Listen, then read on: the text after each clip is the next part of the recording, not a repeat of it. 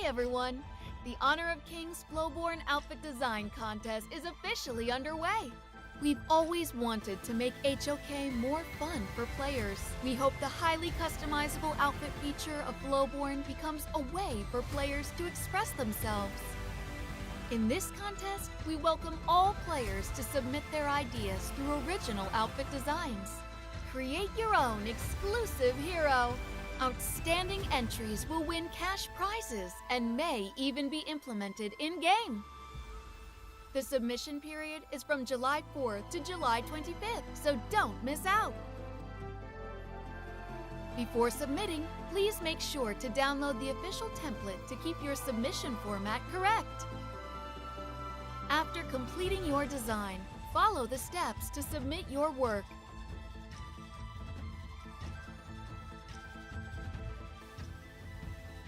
Please wait patiently for the official review results. What are you waiting for? This time, be your own hero.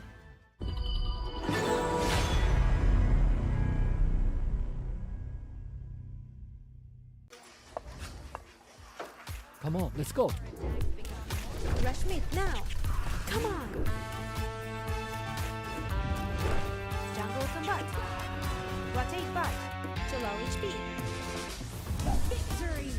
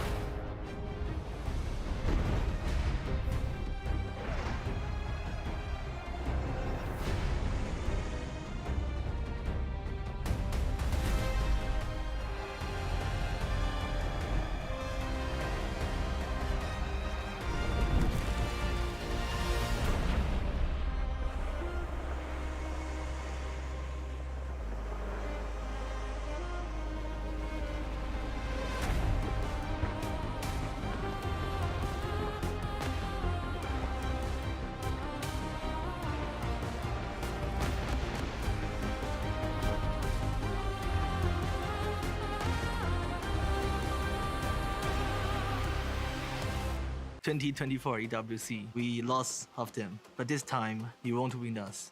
Crystalmine is a very strong team. They got good strategy. Yang pasti Blackshore Esport adalah salah satu tim yang aku nggak ngincer kayak hadiahnya atau slot ke EWC-nya sih. Aku lebih ngincer untuk pride-nya. I think they are so good because they drop through the loser bracket and then win against champion. Noi non abbiamo giocato mai contro di loro nel torneo, però noi abbiamo confidenza di vincere. 한 번쯤은 붙어보고 싶은 생각이 있었는데 이번에 긴장하면서 잘 상대해 보도록 하겠습니다. I think we can beat them 2-0. ก็รู้สึกตื่นเต้นครับเพราะเขาเป็นทีมที่แข็งแกร่งพอตัวเลยครับเราก็จะทำให้เต็มที่ที่จะช่วยที่จะชนะเขาครับ The arena is ours to dominate. No fear, only fight. This match will define our legacy. No retreat, no surrender. Day 2 is here and the energy in Riyadh is just getting started. The Esports World Cup continues and the pressure is building in the Honor of Kings Arena. I am Isaac Peña and welcome to the KWC 2025 Day 2. With me, Holler, Blam, bringing you the action for today. Holler, how are you feeling? I'm feeling great. I mean, especially after yesterday where we saw 3 out of the 4 series go the distance in terms of that game 3, proving that all the teams really wanted. Exactly. We had so many good games yesterday. A lot of people thought that we were going to have a lot more of 2-0s, but it was always 2-1, 2-1, 2-1. Only 1-0 in the whole day.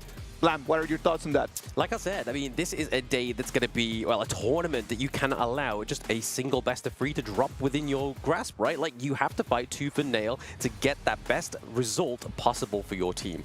And that's for sure, man. Like, the teams already understood that they need to go all in. They have to try their very best if they want to actually move forward. Taking that game 1 is going to be crucial. And yesterday, we saw a lot of teams just taking that game 1, just going all the way until game 3. Yeah, I mean, that's the biggest thing. All of the teams need to win at least 2. That's the magical number. That's what gets them to the next phase. If they lose 2 games, unfortunately for them, they would go home. So again, it's a fight to the finish. You can see it, man. Like, yesterday was amazing. We had so much energy. Alpha 7 first taking a victory against Loops, and then we move forward through all the 4 games, isn't it? Exactly that. I mean, like, we saw great battles yesterday, like you were saying earlier, Isaac. I mean, it's just one of those days that was an amazing way to kick off KWC, and I don't think today is going to be anything less, right? Yeah, exactly, man. You can see it on your screens, right? Like the recap from yesterday. It was full of upsets. Pulse Gaming taking a 2-0 right over there against Blacklist. That was, what do you think? Was it on your cards? I mean, look, we knew Pulse Gaming was going to be very good. They really showed up. That was the most convincing win in terms of that series. I mean, that was an amazing game, and I mean, very quick games at that. Very quick. It was fast, right? On the other hand, like, we saw a lot of fighting. Yes. And I know that people at home, they love when they just started throwing punches, man. Like, it was just a lot of fun just seeing them, like, what strat, man? Like, just put your hands up and just throw some hits. Yeah, I mean, all of the teams are kind of throwing haymakers at one another. I mean, there was no holds bar yesterday. It almost seemed personal at times. I mean, especially when that first series, you had the Brazilians, and then the second one with the Indonesians, and you saw a bit of an upset as Dominated Esports losing to Team Vitality. That was a great series, though. Yeah, 3rd seed losing to 2nd seed. I mean, it was obviously the step up of John Q and San as well. Obviously, his Marco Polo in one of those matches was absolutely phenomenal. Like, it wasn't there to completely sort of run down the enemy team. It did enough to start the fight. It would, like, wipe down like their health, and then the rest of the team could just collapse and just capitalize on that. Do you think that the teams for today, they have learned a lot from what they saw yesterday here in the performances? I think so. I think so. I mean, you're always going to see teams that are kind of, you know, doing a little scouting report, cheating a little bit on their homework, just trying to see what those other teams are there. But of course, we've kind of split things up where each of the groups will play in the single day. So if anything, they need to be watching today's matches and to see what those opponents will be bringing to them. Well, you can hear it, man. Like, it's everyone already, like, the energy is off the roof, man. Like, everyone is just getting ready. Right now, we have everyone just already warming up. But before we start with today's action, we've got prepared for you a VCR explaining everyone how everything is going to work out. So the tournament format right over here, we're going to have 4 groups. We already saw the action from Group A and Group B yesterday, and today we're going to be moving to C and D. Yeah, and I mean, Group D is probably where we're going to be starting off. It's going to be a ACT versus APG, and then OG going up against Nongshim RedForce to kind of just finish it out. Who's going to be in that upper bracket, which is going to be ever so key moving forward. Ever so key moving forward, right? I mean, we saw it yesterday that that's what all the teams were fighting for, was to get to that upper bracket, because then they don't have to do the last chance, which is obviously going to be taking place in a few days' time. That last chance seems like bad news, isn't it? Oh, yes. Oh, yes. I mean, that's going to be like, if you get to the lower part of that one, you are not advancing to the same pool as obviously the KPL teams. You could be the victim of the KPL teams. Yeah, it's actually kind of scary. I mean, just being able to, like, that elimination, backs on the wall, everything on the line, and having to go in, that is stress that I do not want. That is totally true, man.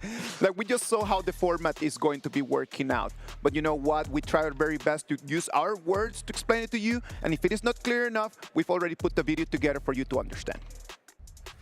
Welcome to the Honor of Kings World Cup 2025. 18 of the best teams from around the world have gathered here to prove that they are the best. The tournament happens over 2 weeks and consists of 4 phases. In week 1, we have groups, group kings, and last chance. And in week 2 is where the playoffs begin.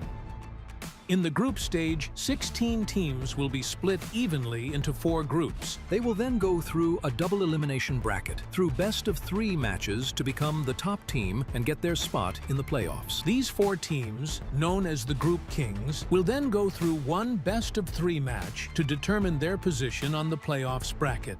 The second-place teams from the group stage will have their shot at redemption in the last chance phase. Here, these 4 teams will go through one best-of-5 match each, and only 2 will win and prove their worthiness for the playoffs. That's all the action to expect in Week 1 of the Honor of Kings World Cup 2025. It's time for victory. Everyone wants to make it to Group Kings.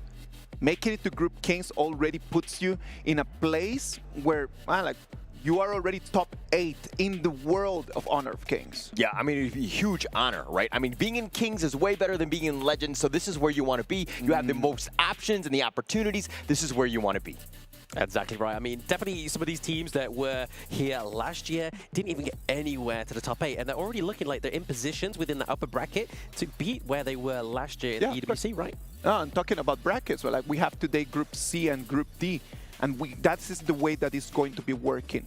Twisted Minds against Nova Esports are going to be clashing it out to see who's going to make it through, and Kagendra against Black Shrew Esports as well. Yeah, I mean, both of those series are going to be bangers. Those are beginning the second half of today. I think that it's going to be super exciting. I'm actually very interested in the Twisted Minds Nova one, but we're going to talk about Group D first. Yes, Group D. I mean, you were just quoting on that same sentiment there. I think every game today is a banger, right? Like APG going to be against ACT, the first game of the day. And then the reason why we're on the broadcast here, Hola, OG Esports, KMW, second place, even though they were the Giants, going against KME Nongshim RedForce, the first place. I mean, this is going to be a battle that we're going to be absolutely loving. I mean, is it even going to be a challenge? I mean, your second place team from KM West, they're not even the first place team, and they're going in on this one. East side, best side. East side is definitely not the best side. I mean, if Season 3 Invitational had this match, Nongshim would have been second place. Oh, please, please. Oh, ladies and gentlemen, this is going to be a day full of this. What you just saw in the last 20 seconds,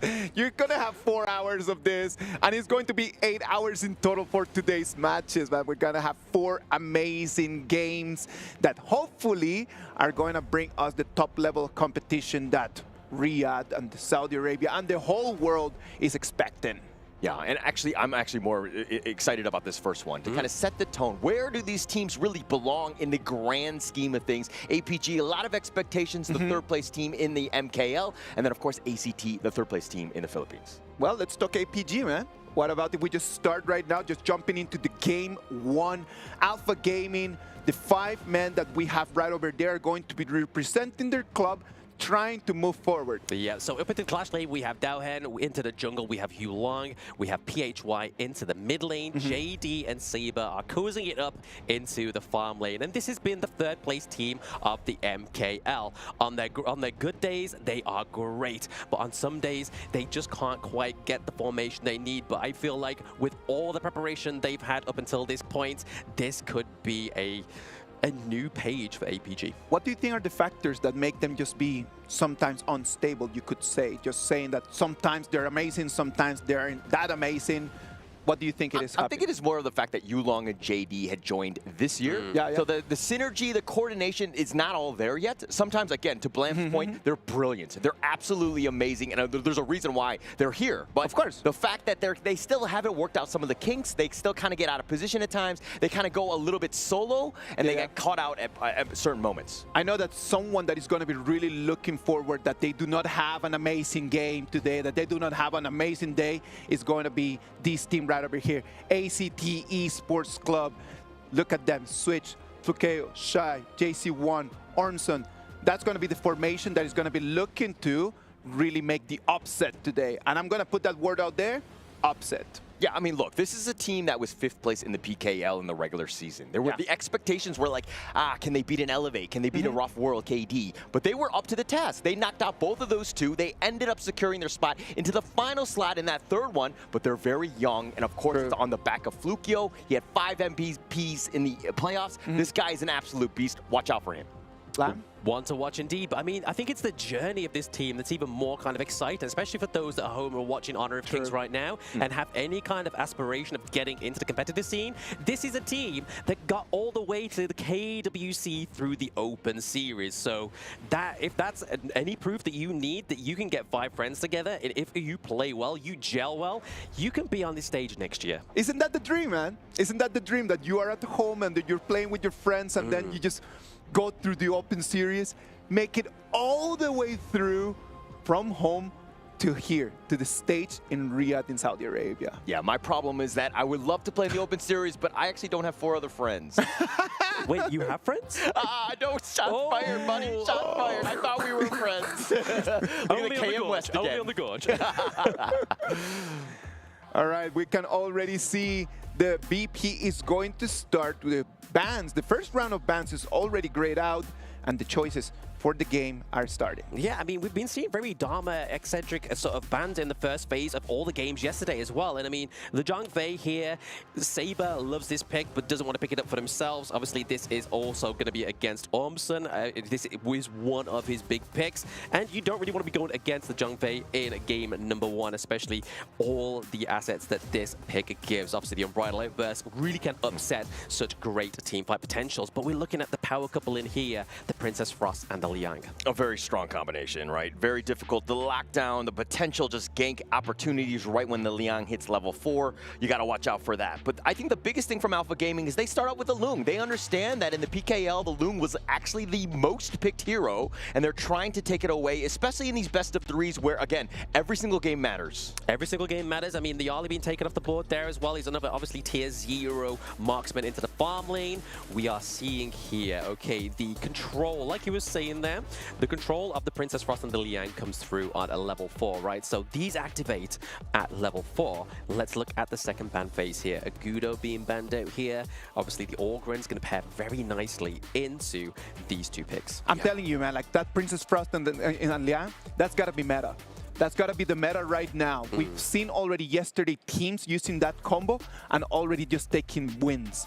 ACT, they did their homework, they watched the game yesterday, and they're trying to prove us today that they can turn the things around. But in the same way, Alpha Gaming, if you're kind of looking at what they do, it's like, yeah, the Liang has that control, but he's very static. He's like a statue, and it makes it very easy for the Nuwa or the Moats with the Cannon Blast to kind of disrupt that. So you have that counter pay, but Alpha Gaming, the issue right now with their draft is that they're very much on the squishier side of things. They are on the squishy side of things, but they still have those last 2 picks, right? I mean, we're looking at the jungle pick, and we're looking at up into the Clash lane, right? I mean, we still have the likes of the Byron up onto the board. Will we see that Pei Byron pick come through? Pei actually being banned up to the top side there. First ban of ACT. So we're probably going to look at something that is going to come through a little bit different here. So Flowborn Marksman coming through for the KWC. We had Tank yesterday. We're getting Marksman today. Yeah, actually, this is, I think, the first time we've seen it on at least the global stage. I mean, again, to your point, we did see the Tank yesterday. So this is going to be very interesting to kind of play out here. What are your thoughts on this hero just overall? I know it's been ruining ranked games throughout, but I mean, to bring it in with the synergy, especially with this, like the Ogren as well. The thing I love the pick, but it's squishy. It's very squishy in the early game, but when the power spikes come through, it's kind of like a Shrew. So it comes on activated around about level 13 as when you got the itemization. The amount of damage that Flowborn can do to your turrets is absolutely nuts. But looking over to Alpha Gaming here, they've got the Sunset and they've got the Jing. So a lot of catch-off potential, a lot of setup, a lot of responsibility onto the back of Saber on the Motsu. My question right now is going to be, is that Flowborn going to be able to survive with so much initiation coming in from Alpha Gaming? Like the positioning of that Flowborn during team fights is going to be critical to be able to see that. Oh, very critical. I mean, that's where a lot of the damage is going to come from. I mean, Orgren can do the damage. He has to get that point into the game first, but he also needs to build items like Eye of the Phoenix, the Burning Cape as well, to actually survive these fights also. But Byron being locked in here is going to be that kind of engage potential for the side of ACT. But like you were saying there, Isaac, is that I feel like they are going to go and pick off the Flowborn down to the bot side of the map, especially especially with picks like Sunset, using that set sail ultimate can get from one side of the gorge to the other with like 0 to 90. What's going to be the critical moment of this fight, Holler? What do you think? Look, it's going to be about APG, Lung, and of course, Yulong's Jing just being able to just pop off, has that mobility. If he gets locked down, then you have the counter initiation. That's where the rest of the Alpha Gaming lineup is going to be about. But it's like, how can they keep those two alive? Because they're going to do so much damage.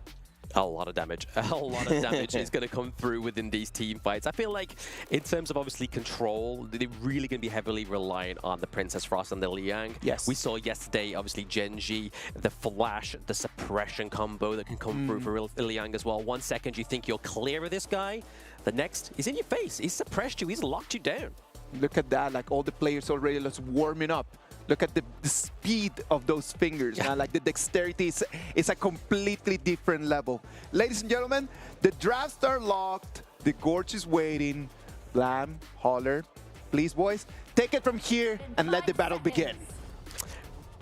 Okay.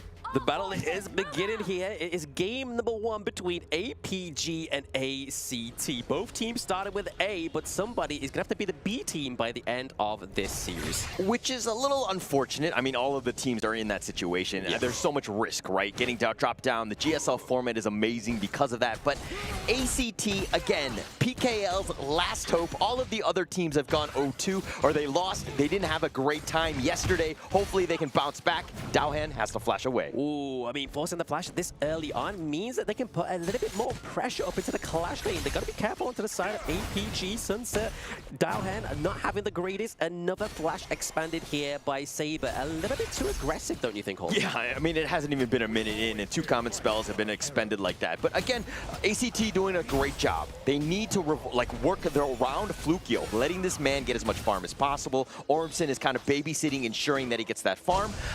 He is your lifeblood. If you win, it's because of him. Exactly that. But I mean, instead of also getting farm, you can get the exclusive frames by watching the KWC, obviously in-game, and also with the CD key fight on, you can get some free Brucey bonuses within game. We're seeing the teleportation here into the bot side of the map on the Princess Frost Shy here. Tried to land the Frigid Prison, didn't quite connect. Yeah, didn't quite connect at that point. But again, we got to look at how Yulong is going to be farming. I mean, is ACT going to be able to take away some of those buffs? Hopefully slowing down Jing's progression, because he's going to be wanting to get going. And if he's left alone, you're going to have a bad time. Left alone. And I mean, speaking about times, I mean, we're already seeing here that Flukio has got the level lead onto Yulong, which is a little bit of a shaky start here for Yulong. We really need that Jing to be fast-paced into the jungle. There's the Ride the Wind. First blood, potentially. Ooh, just barely surviving on the annihilation, just barely missing JC1. He was just like, oh man, I'm going to step and not cross this busy street. Yeah, I mean, it was kind of like a blindfold moment, right? They put the blindfold on, they just thought, let's just put the praise to B and put down the annihilation. It didn't quite connect.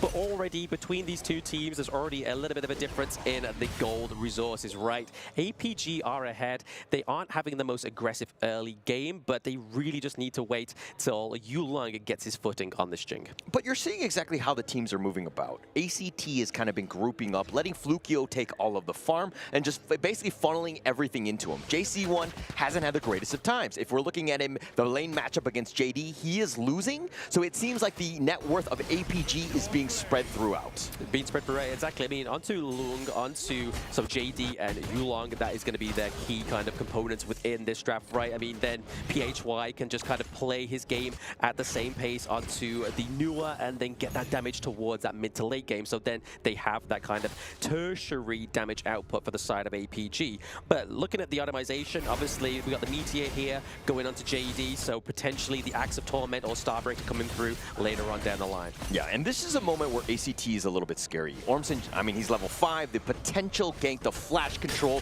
could be there. So APG need to ensure that, hey, if we're going to move out, we got to be careful that, you know, that potential ambush from any sort of brush is going to be covered for. Yeah, I mean, we could already see here, obviously, the priority down to the bottom side of the map as well, looking to just make a little bit more of an ease into that neutral objective. At 18 seconds, now slowly counting down, Tyrant could be the thing that could change the whole pace of this early game. Yeah, and I mean, Flukio doing a great job.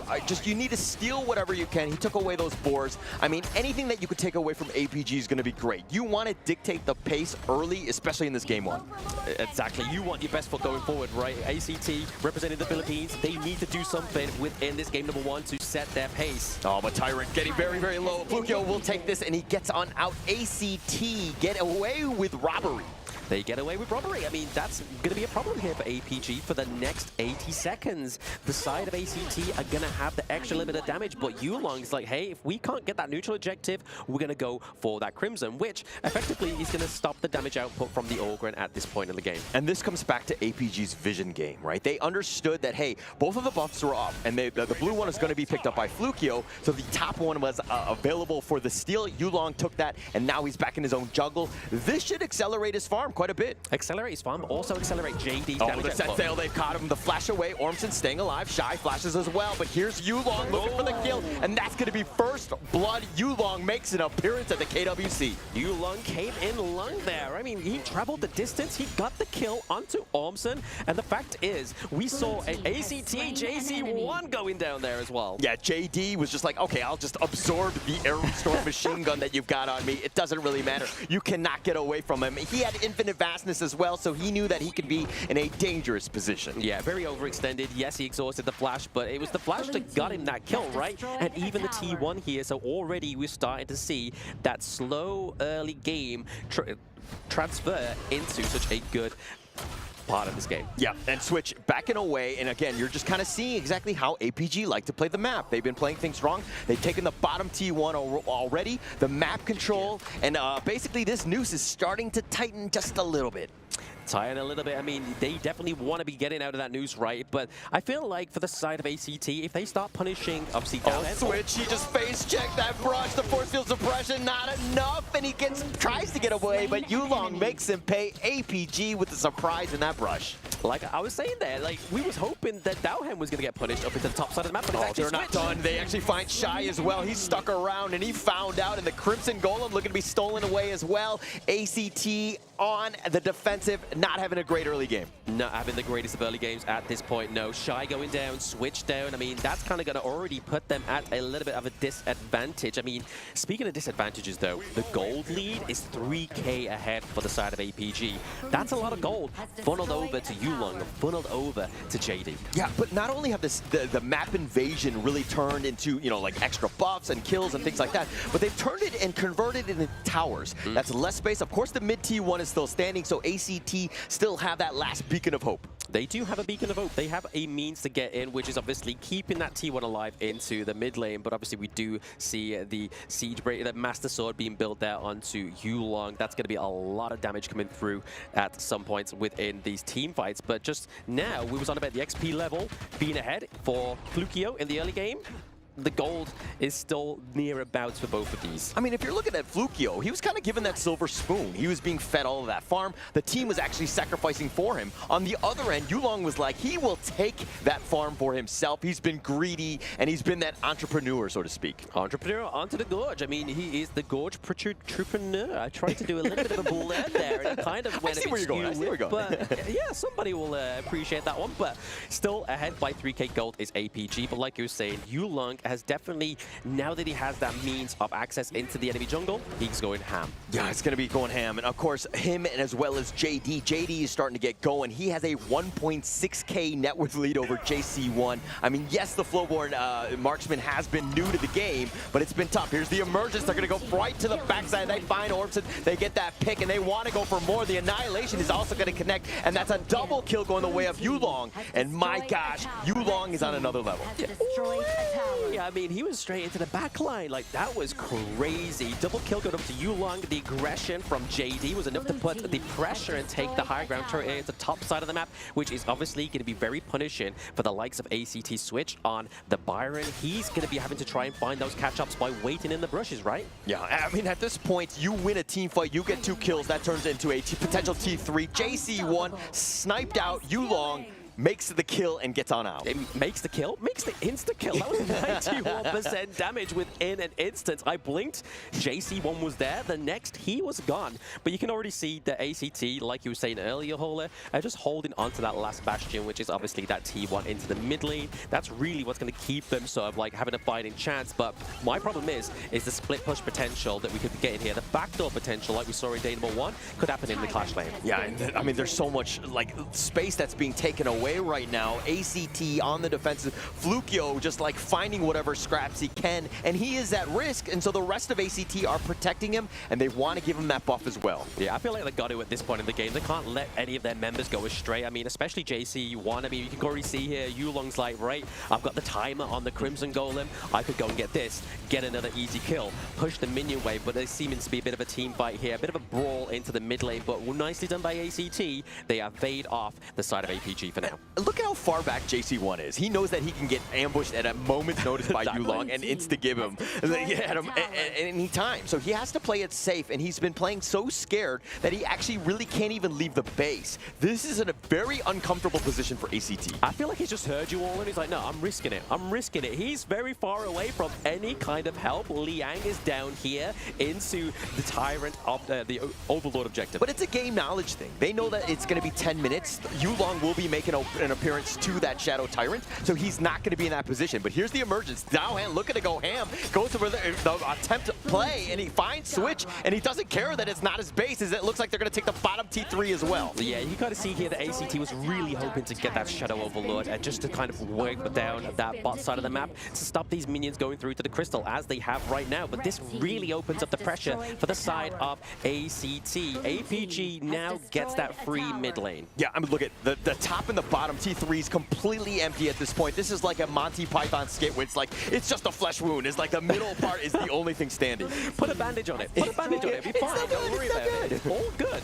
But no, they've literally got one turret last alive. ACT, yes, they're able to kind of keep themselves afloat into the early game, but now we're getting into that mid to late game, right? Like 11 minutes in, we see that APG went for the Tyrant. They're already ahead. They're not looking at that Shadow Overlord, right? They just want the extra damage. They want the extra movement speed so they can wrap up this game. Yeah, but look at how they're playing as well. They're so aggressive, and they're just like, again, ACT, they have to huddle around that mid T3, just whatever they can. Yes, the Vanguards will push, provide a little bit of space, but that's pretty much as far as they can go. They really can't get into the heart of the APG lineup.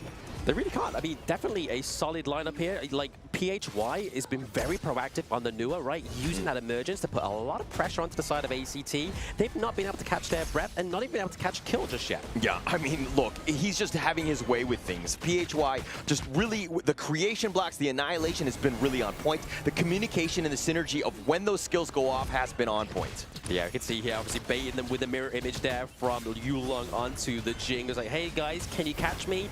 No, you can't. You haven't catch me yet, and it looks like you're not going to catch me just yet. It just seems like they're constantly putting pressure onto this mid lane just to open up the base of ACT once again. But look at that goal difference. It's night and day. Yeah, really rough at this point. I mean, 8 kills to nothing. ACT not even finding a single one. APG playing a perfect game at this moment. But here's the set sail. He's trying to wind it up. No, he's going to go the long way around. Switch with the force field suppression. He thought he was going to get jumped on, and this mid T3 is under siege. They're looking to go. Ormson has to go golden, but he flashes away, tries to stay alive, but he gets knocked down. JC1 with the first kill onto Yulong, finds it, and the Aerostorm is starting to do some work. Daohan has been killed. He's been seer-stated for his troubles, and Flukio is angry, looking to go, and there's 3 members of APG, but he's going to let him go. He's going to let him go. I mean, that annihilation could have probably been just enough to give the aid over to the rest of APG to get the kill, but it wasn't quite enough. So again, already trying to stop and punish the overstepping here of APG is ACT right now. Finally getting 2 kills onto the board, but that set sail into the backline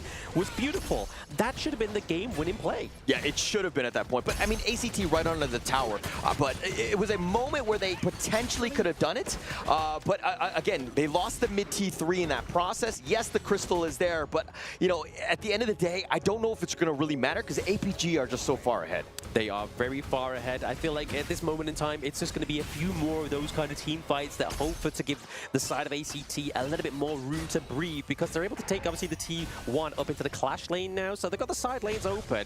This could be a very long game if they're careful. Oh, they found Saber. He was just on a scouting report. He just got killed here, but that's an initial attempt. But now JC1 gets sniped out. Yulong finds him, and they want more. The Flaming Palm snipes out Shy, finds him out, and Yulong, here's the emergence. PHY looking for that flank, looking to go. JD finds Armson, and now Flukio, he snipes it down, 2 members down, and that's a double, and he wants PHY. He knows that he's strong at this point. It took him some time, but now PHY gets executed. Flukio went brrrr and took them down. That was a triple kill. That was just like drive-by there for ACT. That really put them in a safe spot here. I mean, it's only Dowhen alive, but he can still put the pressure on by feeding these waves into ACT's base, but it does mean 3 neutral objectives. So it's at that point, I mean, we're the 14-minute mark where you like, yeah, you have that damage, but you're still squishy at the end of the day. Flukio has gotten to the point where, hey, if you're not going to focus me, I'm actually tanky enough. I have that damage to kind of just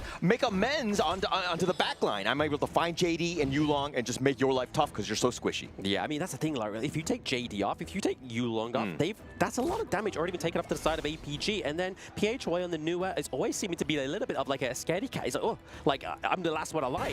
Yep. Don't come for me. And that's when Flukio just capitalized on that. But right now, looking to push this mid lane is ACT, and they've managed to bring back that goal lead. Oh, the control. They found him on the boat, and then Dowhead is looking to get killed here. Oh, he was just sailing through the river, found out, but Shy, it gets picked off by JD. He's going to infinite fastness on back, but it's still 4-on-4, and Flukio still wants more. He tries to go for Yulong, the Mirror Domain staying alive. The Conductor of Souls kind of whiffed on that one, though. Kind of whiffed. It could have been huge. We saw the potential with this within the player observation, but look at this now. JC1 on the global marksman doing a lot of damage, but still not enough. JD with a takedown. Yeah, the Flaming Palm, just way too much damage. Unfortunately, support lives are, you know, very squishy lives. And Orson going down on that one. JD found him out, gets him back to safety with that dragon. But APG right now, this is the attempt. They want to find it. They go for Saber. That's a squishy one for their own. But now Yulong trying to find JC1, not able to draw a beat on him. He's trying to mirror domain, trying to zig and zag, but JD gets picked off. Flukio finds him. Switch right there. It's kind of like a cartoon where you see the birds just flying around his head. Like, Jing had him dazed. Luckily for the side of APG, Yulong stayed alive. But right now, that gold lead is getting pretty much neck and neck. Could we be seeing a Tempest Dragon game, first game of the day? I mean, not only that, look, it could potentially be their ACT has clawed their way back. Things were looking very rough. Again, they don't have a single tower to their name other than the Crystal, right? So at the end of the day, they've somehow survived. They need to be careful about where the creeps are at a moment's notice, but they have a potential to come back. It's the PH team's fighting spirits, right? I mean, we saw this in Season 3. Elevate, not a single turret was standing, but they still came back and took the fight to Gen G. ACT still looking very strong. I think it's funny that you're like, hey, the fighting spirit of the Philippines from Season 3. We saw 2 Philippine teams play yesterday. There was a fighting spirit then. This is their last hope. They've got a lot of weight to bear on their shoulders, so yeah. I'm giving it to ACT right now, but 6-slotted is going to be Flukio on the Orgrun. He has the Ominous Premonition, which is going to make it very difficult for the likes of Yulong, the likes of JD, to get out of those team fights. I mean, look, he's 8-1-0, Flukio, right? Yeah. Just an absolute beast. He is that raid boss. How did they deal with him? APG lineups kind of on the squishier side. Yeah, they have a lot of high damage, but they don't really have the sustain to fight a long, drawn-out fight. Yeah, and I think this pressure of obviously the T3's been taken down is already showing onto the side of APG. They need somebody to go back to base and tend the farm, because that's exactly what's happening right now. Byron, we see Switch having to go there just to keep that crystal not taking any damage. Yeah, and I love the fact that Flukio is just like, hey, I got you, bros. Like, like, I don't care how many towers we have at the end of the day. I'm going to find ways to get back in this game and carry it. He has been so strong, and APG are scared because they don't have an answer to Flukio. Yeah, they've got to be careful of how they manage these team fights, right? I mean, we saw there the emergence being used to try and fluke out the Flukio, but it wasn't quite enough. He used the second skill of Augur in there just to try and get him out. Yeah, I think the biggest thing right now is for APG to not really take a 5-man deathball fight, but to kind of split push. But use the waves to your advantage. They're going to be constantly pushing, so it's going to be a lot of pressure on the outside lanes. You have a potential to just end the game if ACT get out of position. But this Overlord picked up by Yulong here. Yes, Yulong goes along, it gets the Overlord, but is this going to be it? Into the backline, set sail. Oh, the set sail, he dodged it. He did a stutter step, and he actually got it off. He has to go golden shy, that is. Here's the Infinite Basilisk. The box not actually connecting. Flukio still up in front. He's kind of being a little isolated. JC1 trying to fight it out, but he looks like he's going to go down. Ormson is going to go first and switch now with that force field suppression, trying to turn it off, but JC1 already down. You don't know damage. You have 3 members down. APG looking to end the game now. Yeah, the mini wave down to the bot side of the map here. Flukio shy, looking to take those down, and they're able to keep themselves alive with the crystal for now, but their vanguards are coming through. Just a little bit of a pause, a break in the action, so to speak. Wait for those vanguards to be here. Dowhan has got that set sail, but Flukio is still alive. Do they avoid him? They're going to take Shy, and they're going to take the crystal, but they want to go for Flukio. They want to send a message more than anything else going into game 2 as they take this first one.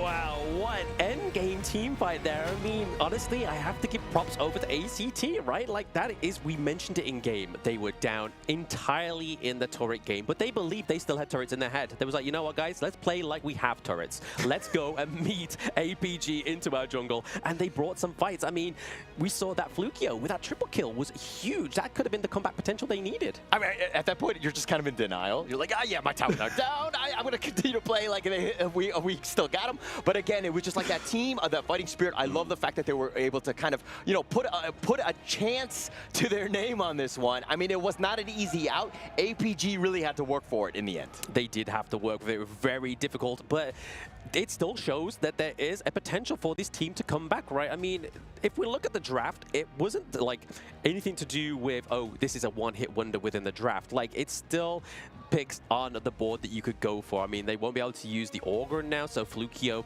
is probably going to have to look for another tank alternative. But I feel like APG, we know that Dowhen loves that sunset, right? Like, that was one of the greatest pressures, one of the greatest counters to that kind of power couple, which was the control of the Princess Frost and the Liang.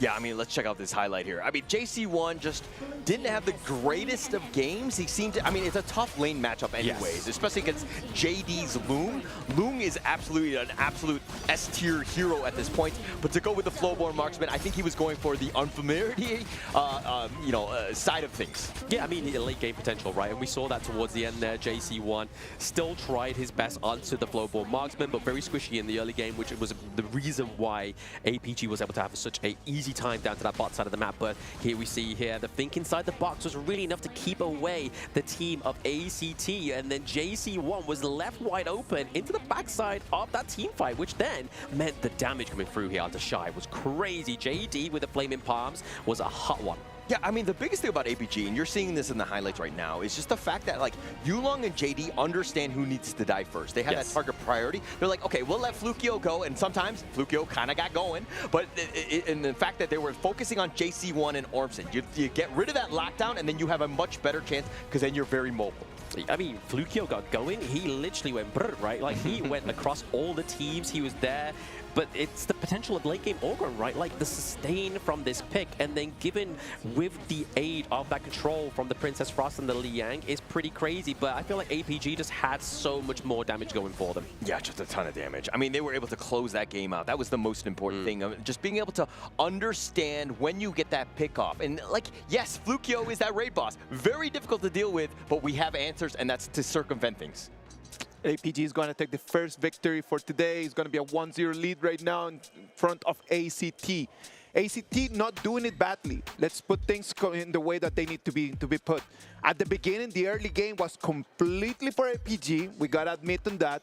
But then after that, Fluke stood up on business and tried to keep the hopes for ACT going for a little bit longer. Yeah, and when you saw that comeback, you could actually hear them. Like, they were getting a little boisterous. They were kind of getting into it. I mean, this is a time where I wish they had that, like, you know, that activity earlier, right? Let themselves get going. I mean, you need to be hyped up and you need to be confident going up against the juggernaut that is APG. You think that it was a little bit of the nerves of just coming into this big of a stage and then just saying like, okay, this is what we worked for. Can we actually get it going? Can we make it? Yeah, I think so. I think so, absolutely. Definitely. I mean, to put it into perspective, I mean, ACT is the 3rd seed team of the Philippines League, going up against the MKL, which has obviously been regarded as one of the bigger, better leagues.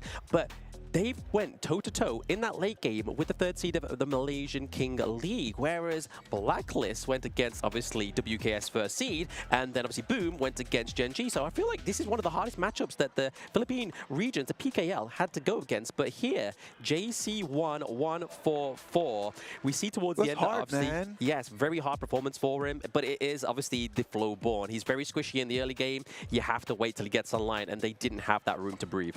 I mean, this is one of those games where, like, if you're Flukio, you just like, oh, look at the performance I had, and look at the heavyweights on my team that I have to carry to give ourselves. I mean, he had an amazing opponent. He was 8-2-0. I mean, I know KDA doesn't matter, but it really showed up, and there's a reason why Flukio is as good as he is. I'm telling you, like, JC won a very difficult pick. I would have gone with something different, that's for sure. But Flukio over there just kind of like trying to level the field. That was something really nice to see. Yeah, I mean, you can just see here, obviously, the peak of the game for, obviously, APG was towards after that 10-minute mark, where we really thought that it was dire straits for the side of ACT, right? But then, obviously, they were able to bring it to the neutralize, bring it a little bit back down to safety here around about that 17-18-minute mark. So to go that long in a game, but still have the fighting spirit to bring it back into your core is very commendable. I'm telling you, like, at the early game from APG was so good. Like, I have here in my notes, after 3 minutes, already 1K gold. At 5 minutes, 2K gold. At 8 minutes, 5K gold. And it was not even a matter that they were just fighting. No, they were just silently doing the things that you need to be doing. Getting the resources, farming, denying gold to your opponent. Because at the end of the day, it's not even a matter of how much gold I can get. It's just how much gold I can deny in the laning stage to happen. Yeah, and you're kind of seeing exactly how that one played out, right? The fact that APG were like, they had that lead and they thought they were fine, but then they were actually making some sort of mistakes. They were getting caught out, letting kind of, you know, Flukio get going. And they're going to look at this game later and they're going to be like, oh, okay, this was not an easy one. We actually might have lost this one if we didn't win that last team fight. That 13 minutes fight, man. It was a 13 minutes fight right over there. The defense of the Crystal, that it ends up in a 3-1 trade for ACT. And it was in that moment that Flukio completely turned on and just completely put the whole alpha game in kind of like at the edge of their seats. Yeah, they were staggered, right? And you could see it within their gameplay that they just didn't know how to kind of take those team fights anymore. They were just kind of like, right, okay, we can still try and find if JC1 is anywhere near close by. But it was also trying to check out where Dohan was going to land those set sails, because there was multiple times that really stopped that power couple that is the Princess Frost and Liang, the control from there. If those two like components stayed together, I feel like the team fights for APG would have been a lot harder. Let's talk about that, because that Sun Ce just coming in, it was every single time soaking in all the control abilities. And after all the control abilities were just deployed, there was nothing for the people to do.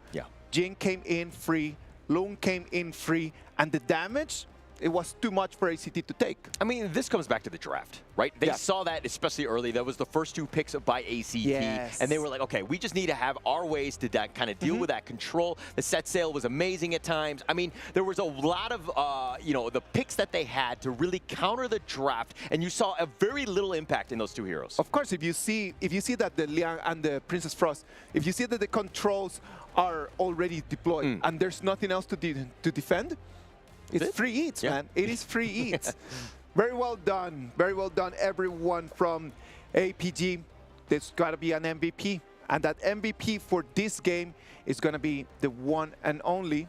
Who do you think it's going to be? I think it's going to be Oolong, no? It's got to be, man. It's got to be JD. Okay, all right. That's how you want to be. So Holler was wrong on the MVP, so I think he's going to be wrong about the next series of the day. So, hey, it's looking good for KMW. But let's focus in on JD here. 5-2-4 in the KDA. The damage dealt is 30% damage dealt and only 18% taken. He was using those infinite vastnesses. He was using his flash at the optimal moments to mitigate that damage that he could have been taken. You know what? I would be with Holler on that one. I like Yulen's performance a lot more. Yeah. I would say that it was more of a defining force at the early game. True. But at the end of the day, JD in the last fights, the amount of damage that he dealt, it was part of the reason why they were able to stop the whole Ogron beast. Yeah. I mean, that was the biggest thing, right? Yulong, his presence was always felt. He was like, oh, is he around that corner? Is he around that corner? Like, where is the guy, right? And so JC1 was very uncomfortable, couldn't really farm at all, and so that's why he had a beginning to end impact. Yeah, it's kind of like me when I see trying to look for Kin when we have 2-0 series on the broadcast desk where I'm like, where is he? Like, is he up there? Where is he? Oh no, he's nowhere. So let's see if we get a 2-0 without Kin here. But no, honestly, ACT, especially towards that late game, definitely brought the flavor. And I'm starting to sort of like doubt my predictions of it personally. I don't want to bring them onto the table here, but ACT could come back fighting in this game number 2. Actually, that was what I was most impressed about, right? Yeah. The fact that ACT were like, never say die, let's continue on. And you kind of saw where Flukio was really not getting caught out. He only died once in that early game, and he really got going. And that's the biggest thing. And this is why KDA is important to me, because if you're not dying, you're farming, you're getting bigger and stronger. The fighting spirit, right? Exactly. Like, never actually just let the game go. There's always a way to come back. I've seen comebacks that they're insane. No high ground turrets, Overlord on your crystal, everything. And it's just a matter of one fight. And then after that, the decisions, the synergy with your teammates, just being able to communicate and push out of there. Now, the synergy and the decisions is something that ACT needs to work on. Let's go back to the 10-minute mark when there's the first Overlord coming out. First Overlord comes out, they decide we want this Overlord, but they pay with one high ground turret. Is that a good trade? I do not know. A 10-minute Overlord for a high ground turret? What do you think, Blam? Well, the high ground turret taken down is constant pressure, where the Overlord is only the matter of what, like 80 seconds? You get 2 waves of Vanguards. I would take the constant pressure, knowing that that access is always there for my team over the Overlord. Because unless you are going to convert and actually make a play with dropping down the Shadow Vanguard, you basically got to keep an eye on that, whether it's top side, bot side, or even in mid. You've got to have somebody tending the farm. They lose the turret, so it means that they're going to be having super minions coming in through their bottom lane all the time. Is that a good trade? I don't know, man. Like, that's something that hopefully the coaches are going to go back and talk to the boys and be able to say, like, okay, the decision's got to be a little bit more pristine. Yeah, I mean, it's about the short-term gratification of just having a couple Vanguards pushing versus the long-term ramifications of having your base just literally being run through with those super minions. So I don't think it's a good deal. I think that you need to kind of, this is a strategy that they need to work out because they can't make these sorts of mistakes. I think they left a gaping hole in their base far too early. All right, so it's a best of 3. We need to move into game 2. What is going to be the strategy? ACT already saw that they can bring the fight. They know that they've got the players, they know they have the mechanics to actually be able to compete. In terms of strategy, knowing that it's a best of 3 and there's no tomorrow if they lose this game, what do they need to go for?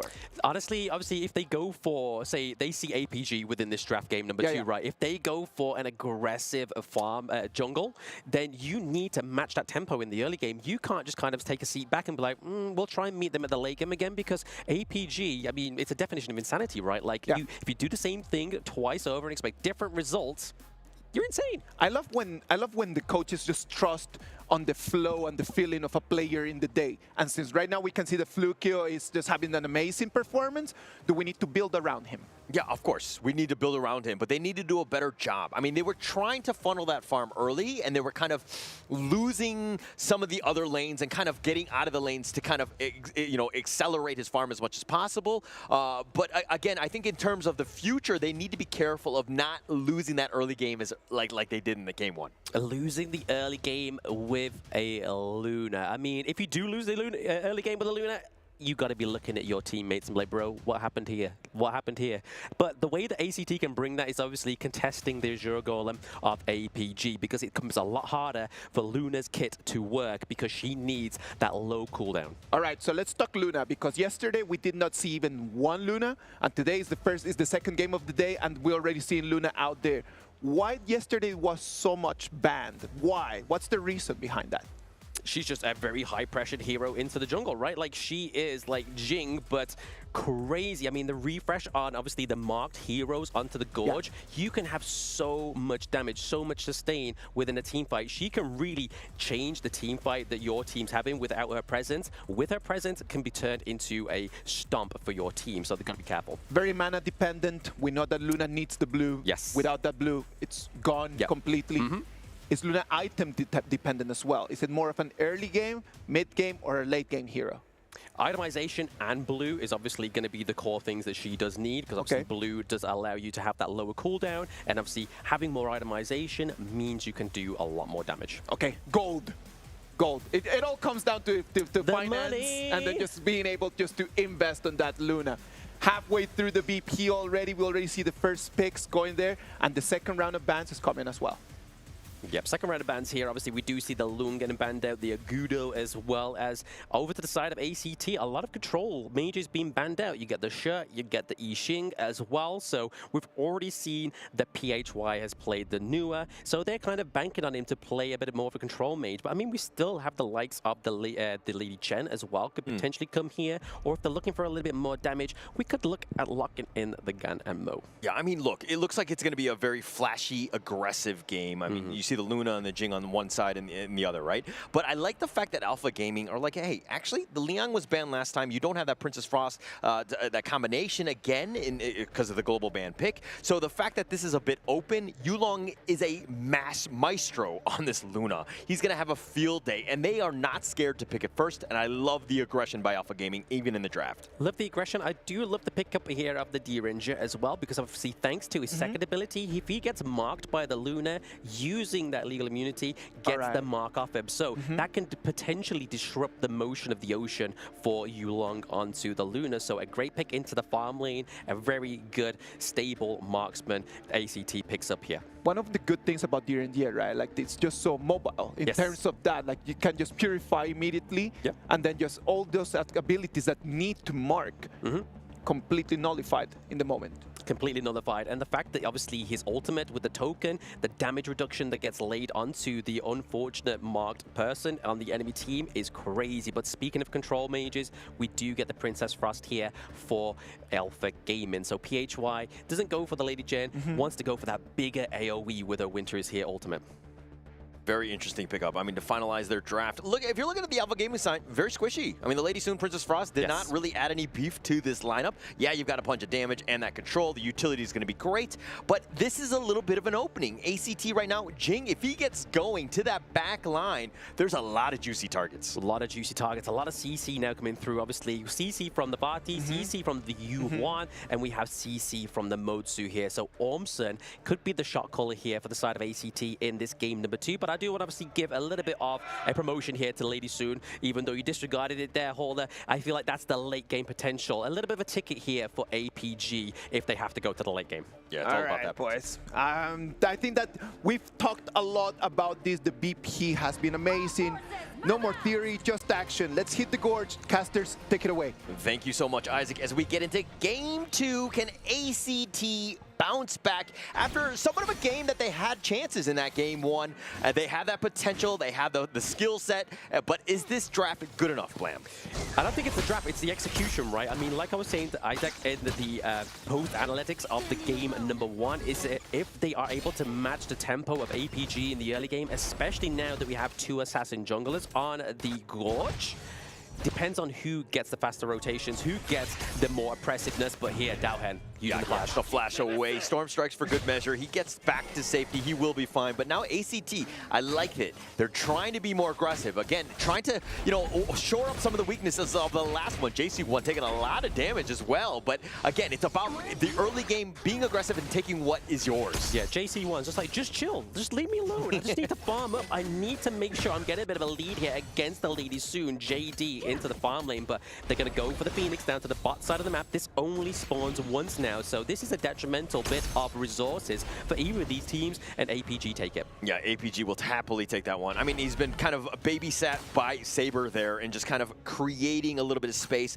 JC1 didn't have the greatest of games in the last one, if I'm going to be completely frank, and he needs to be a little bit better. I mean, if he's that stable guy and to really help support Flukio's, you know, high-flying Jing in this game, they might really have a chance. You might really have a chance. We saw 2 being catched there by Yulong onto the Luna. He's kind of sat alone in this mid lane. Has to be careful, but he's going to clear it out. He's just getting those resources over to himself to ensure the lead over the side of Flukio, but they are limited neck and neck. Just taking the lead here is Yulong for now. Yeah, and they're putting a lot of pressure on the JC1. They know that, hey, if we lean on him, he will crumble, especially what happened in game 1. I think ACT need to do a better job of just kind of, you know, getting a couple kills. Let JC1 really get into the groove so he can kind of shine.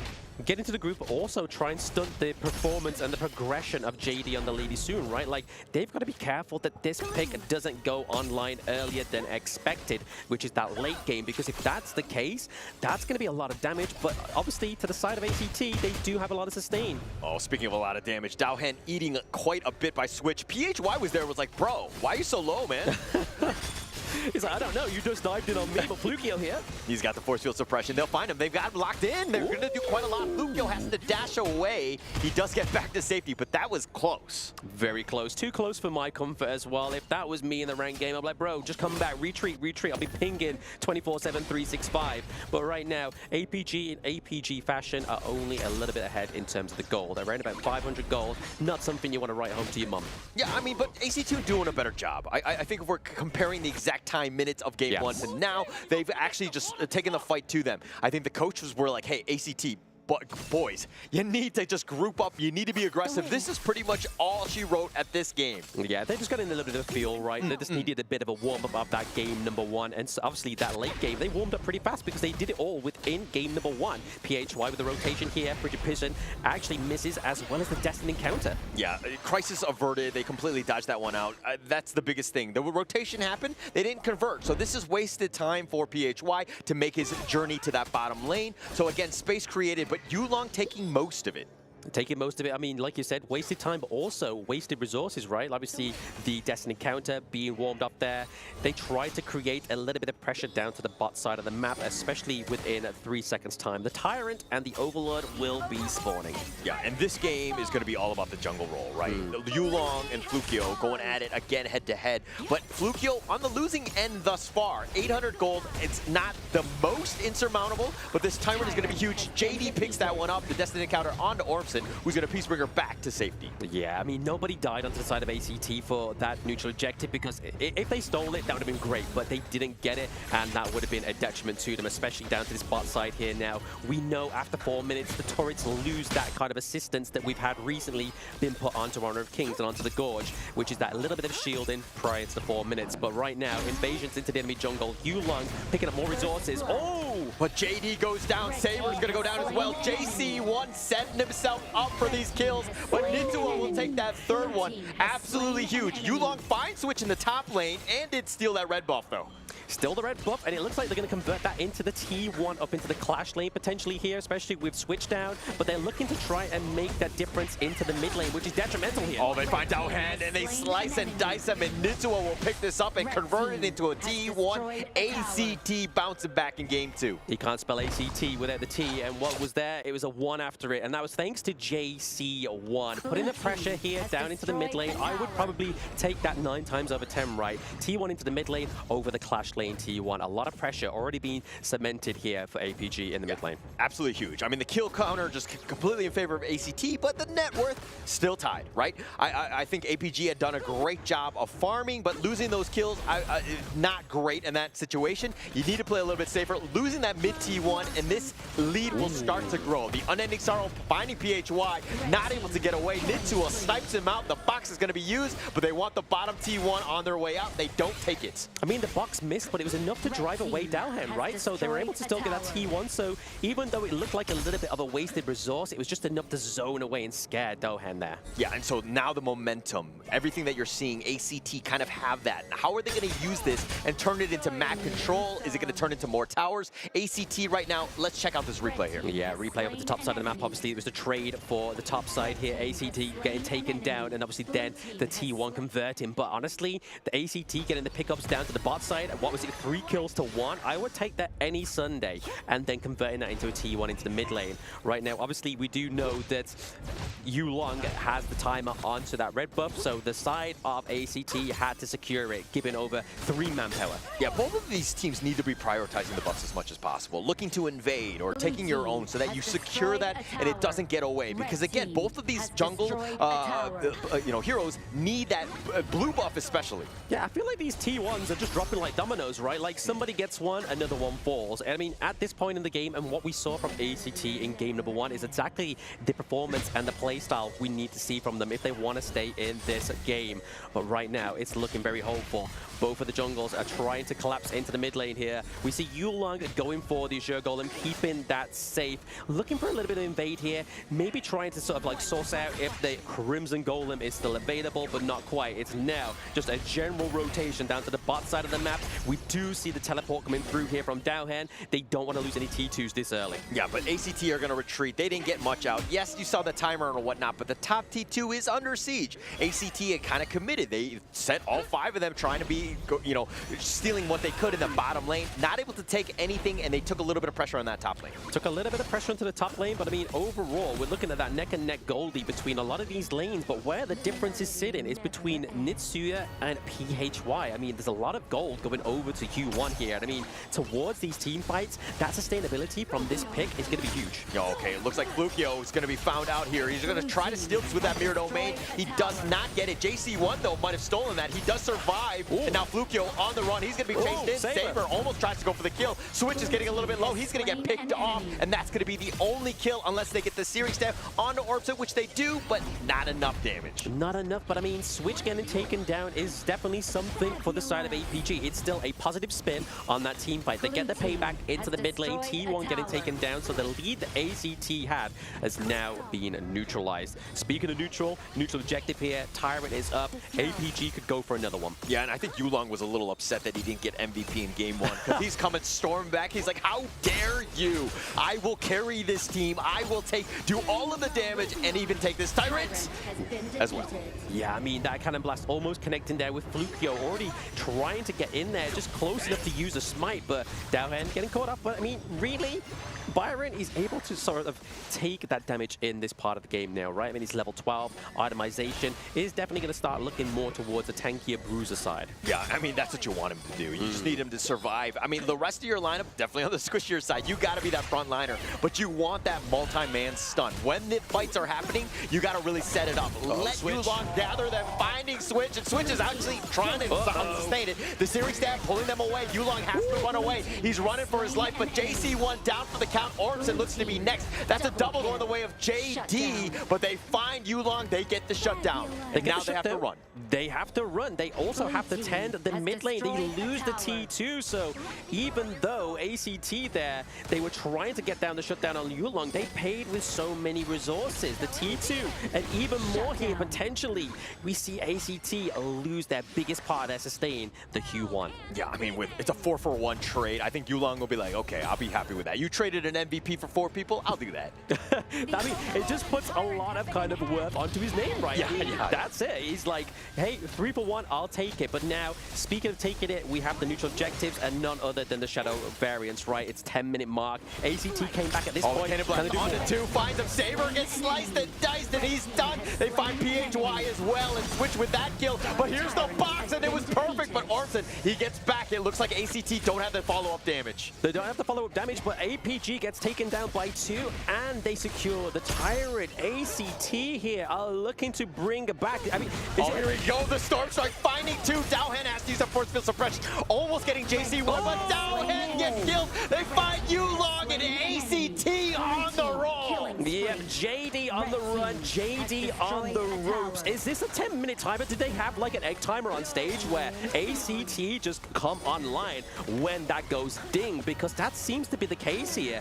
They had great movement, great momentum in that pit of the Tyrant, and now looking to take the second neutral objective, which is going to be that Shadow Overlord, because if it's there for the taking, why not at this point? Yeah, why not? I mean, yeah, you have that debuff, but it really doesn't matter. The rest of APG aren't even up. There's really no chance for a steal here. So a very smart play by ACT, putting even more pressure onto APG. So much pressure. I mean, that's going to like be a great pressure, or even a great opening here down to the bot side of the map, or even try and reflect the same thing into the clash lane, right? Taking down that T2 would mean that side lanes are definitely going to be a pain in the side for APG. But right now, if we look at obviously the goal difference in the jungle, it's still, even though Yulong has taken 2 lives recently, he's still ahead, even though with all that time down.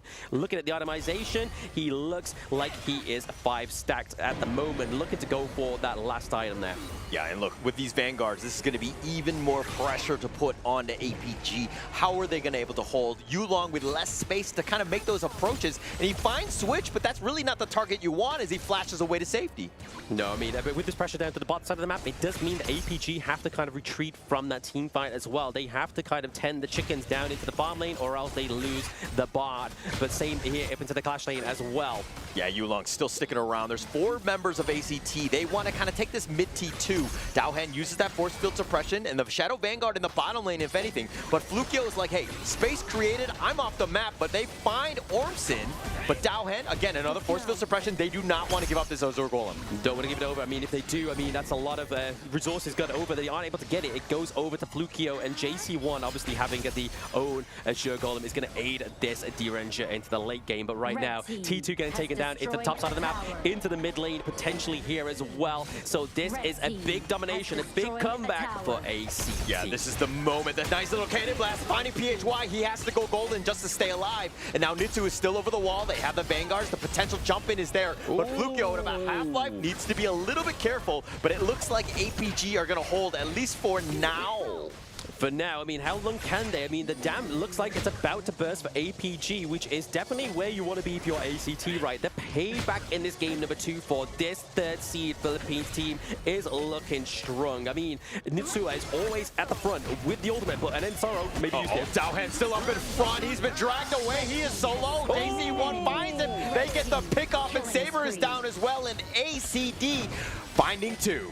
Finding 2, I mean, could they get any more? Probably not. I mean, we have a very low PHY. Yulong and JD really reliant on that ultimate from PHY. We have a countdown here onto the Shadow Tyrant. It's going to be a lot of damage. This is a prime time for ACT to retreat, get the damage, come back. I mean, they have the numbers advantage. You want to continue with the approach. Yes, you have the winners here. It will deal with the minions, but is it enough damage to take that mid E3? They're going to take the top one instead. Yeah, Vati with that extreme attack speed and damage coming to that top side of the map is going to put the pressure on, which now obviously gives the setup here for that Shadow Tyrant, because going into this, if Yulong is able to steal this, it could be a lifeline. Yeah, Yulong doesn't have smite though. Flukio will smite it, and they have the box. They lock him down. But now Yulong on the run. He's going to get cannon blasted, and it looks like APG did what they could. They tried to go for the steal, but again, they didn't have the resources to do so. No resources, no cash in the bank, so they could not check it in either. So ACT looking pretty strong here. Look at the gold resources. We have the Succubus Cloak coming through. Obviously, a lot of magic resistance for the likes of the Princess Frost, like the Diadea, like the Luna. I mean, look at what's going on in terms of just like the lane matchups. Every single one, aside from the JD and JC1, has been in favor of ACT. They've been able to kind of use that early game lead to kind of springboard them into a winning position. I mean, it's what they needed, right? I mean, they definitely weren't playing the best in game number 1. Game number 2, however, is definitely a different kind of gravy we're seeing right now for ACT. But almost taken down at that T3. Flukio getting so low. Oh, he's almost going to get gone on, but Yulong, he gets killed instead. Switch finds him out. He baits him out, and I think Switch is going to be happy with his sacrifice. But now they've got them locked in. Orbson, though, he's going to use the box. JD gets picked off. They find him, and Flukio is back in the fight. PHY is a little bit low. Flukio looking for the angle. It wants to go for Dowhead. JC1 staying alive. Dodges the Storm Strike, but the force field suppression just a little bit longer. And Flukio will drain, but it's an ace going the way of ACT, and they will take game 2. Woo! ACT with the comeback of game number 2. They are not wanting to be a 2-0 wonder in this group stage of the KWC. Like I said, they had a big weight to bear for the Philippine region, and they are bearing it like the cross they wear. You know, I'm actually wondering, I'm in like deep reflection mode right now because the King Curse has always been every series going the distance, but he's not here right now, and we're going the distance, and I'm very confused as to what's going on. He's under the table. He's under the table. Is he there? Okay, I thought I could smell something. Is he in the crowd? There's no red air, so no, he's nowhere near, but he's definitely backstage, so we can still give him jip for that. But no, what a game number 2. What a comeback here for ACT. I mean, JC1, they weren't putting the pressure on, and like we were saying in the draft, the DRNG is such a great marksman pick into the farm lane, such a strong, you build him tankier towards the late game like we saw with the Blood Rage, like we saw with the Succubus Cloak. At that point in the game, he's pretty untouchable, and JC1 with the quick fingers, who was able to get the Sage's Sanctuary as well. I mean, that's pretty much all you wanted, right? ACT kind of building off of that momentum in game 2, and they're like, actually, we just shore up a couple of these weaknesses, and we're gonna be fine, and we're gonna be able to take this game to them. I mean, they did such a great job. I'm telling you, man, right now, ACT is on. They came in, they analyzed exactly what they needed to do. They saw the Luna pick, and they did not mind them. They did not mind. I mean, you can't spell activate without ACT, right? So activate is exactly what they did into the late game of game number 1. Game number 2 was their complete activation. They've just got to keep on going, right? I mean, in terms of draft, we know that Flukio can play the tanks. He can play the likes of the Jing. So really, there's not a lot that this man can't do. Dude, I'm telling you, man, look at that.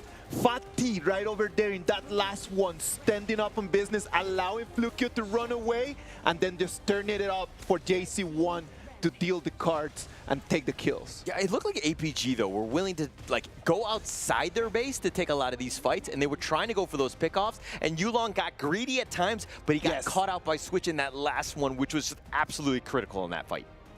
Very critical in that last fight. I mean, if you're going to expand anybody, it's going to be the Switch on the party, right? Because, I mean, in terms of the damage, in terms of the pressure that you can build with the rest of that team, if you dropped any one of those single dominoes, it could have been a different story here for ACT. But no, like you were saying there, Holler, APG kind of got a little bit lost in the sauce. They kind of missed the direction. Satnav went... What's going on? Yeah, I think they were a little lost. Maybe the GPS, no reception in that area. They were kind of struggling. They kind of didn't know what they were doing at moments, which is, again, why we were talking about how APG, yes, they're amazing, but they're a little inconsistent at times. They are. I mean, that's what I was saying, right? Like, on their good days, they're great, but then sometimes like this, they misjudge their opponent, and this is the direct consequence. I'm telling you, man, like, when you analyze the data and when you start seeing, like, the numbers, you start thinking, like, was it that APG didn't play well, or that ACT actually came up with a game plan that allowed them to put APG in a little bit of a corner? What do you think? Was it APG's mistake, or was it ACT's advantage? All right, first off, nobody puts baby in a corner, which is ACT. But this is the thing where Flukio has a never say die attitude. This team right now, they had very low expectations in PKL to make it here into KWC. They had upset after upset into the playoffs to secure them a spot here, and they're continuing to prove everyone wrong.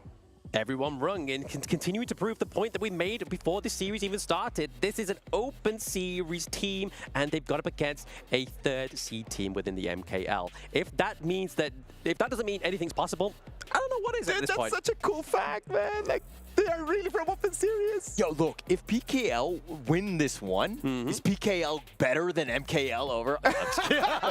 Where's Sagi? Sagi, where are you? We need you by us. I think his blood pressure is rising at this moment. He's like, how dare you insult the MKL? I'm loving it, man. I'm loving how right now we're just trying to start fights just out of nothing. Hey, why not? I mean, we can't have a fight on broadcast there, so we may as well try and create a brawl. But no, look at obviously the post-game analytics picks here, you can see that obviously red side is ACT. There was a bit of a struggle towards the first part of the game, but then coming to mid-game, that's where we start to see the flow. But then a little bit of a switch up there towards that 10-minute mark, but it was only that point where ACT was like, okay, we made a mistake, but we're going to fix it ASAP, and that's exactly what they did. May I just toss out there just a conversation topic? Absolutely. Blam during the cast just said the 10-minute timer is on for ACT. Is it that at 10 minutes, just ACT just turns into a completely different team? I think it helps, of course. I mean, understanding just, like, even in game one, right? From that mid-game to, like, late game, they were like, okay, actually, we turning this on. This is kind of our flow, you know? It takes a little bit to get there, and they shored up the weaknesses of the early game to have a better mid-game because it set themselves up for success, and that's kind of where ACT are kind of proving to be very strong. Exactly. Let's park that conversation there for a second because I'm hearing that Flukio is going to take the MVP for this game. Flukio with a 5-1 and 6 KDA on that Jing. It was providential, it was critical in those last fights. But I mean, just look at the stats itself, right? Damage dealt only 16.9%. So really just using the Jing as a momentum to just be trying to bait, trying to zone, trying to fluke the enemy team, lack their better words, that fluky is in his name, but also taking only very little damage as well, which is 17.1%, which is obviously down to the fact of the reflection from Jing's kit. All right, let's go back to the 10-minute timer topic. 10 minutes, ACT. What was different from this game to the previous one?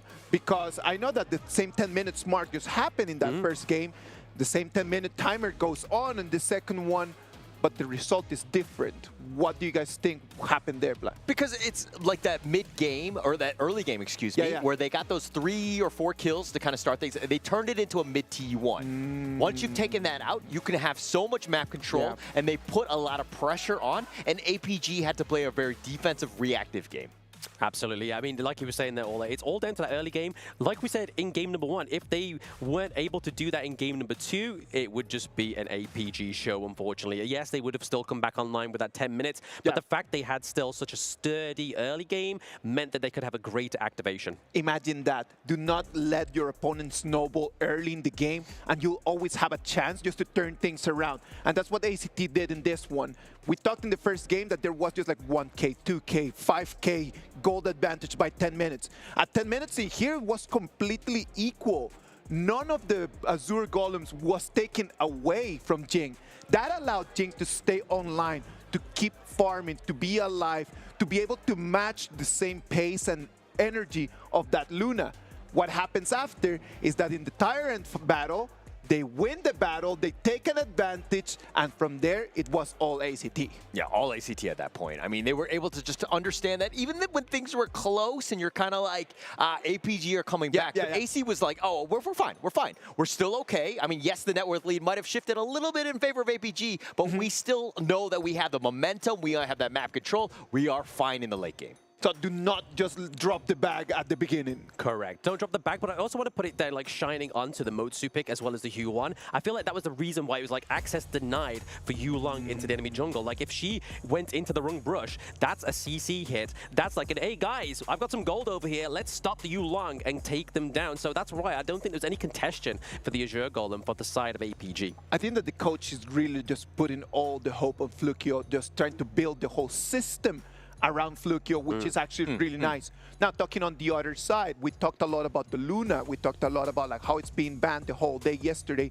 is being allowed today. It does not give the result that we were expecting. Let's talk a little bit about that Luna in terms of like really fast. The problem for me was the Succubus Cloak comes in at 14 minutes. And after 14 minutes, that Luna is not dealing no more damage. And that was the issue, that Luna never had an advantage, and since that advantage never happened, when it comes to 14 minutes, there's no actual damage to be dealt. It comes back to the draft. They first picked that one, right? Yes. And they were like, okay, we're going to go very ballsy in that sense. We're going to be aggressive, and we're going to just like see how the other team is going to deal with it. And it looks like they had an answer. ACT were well prepared here.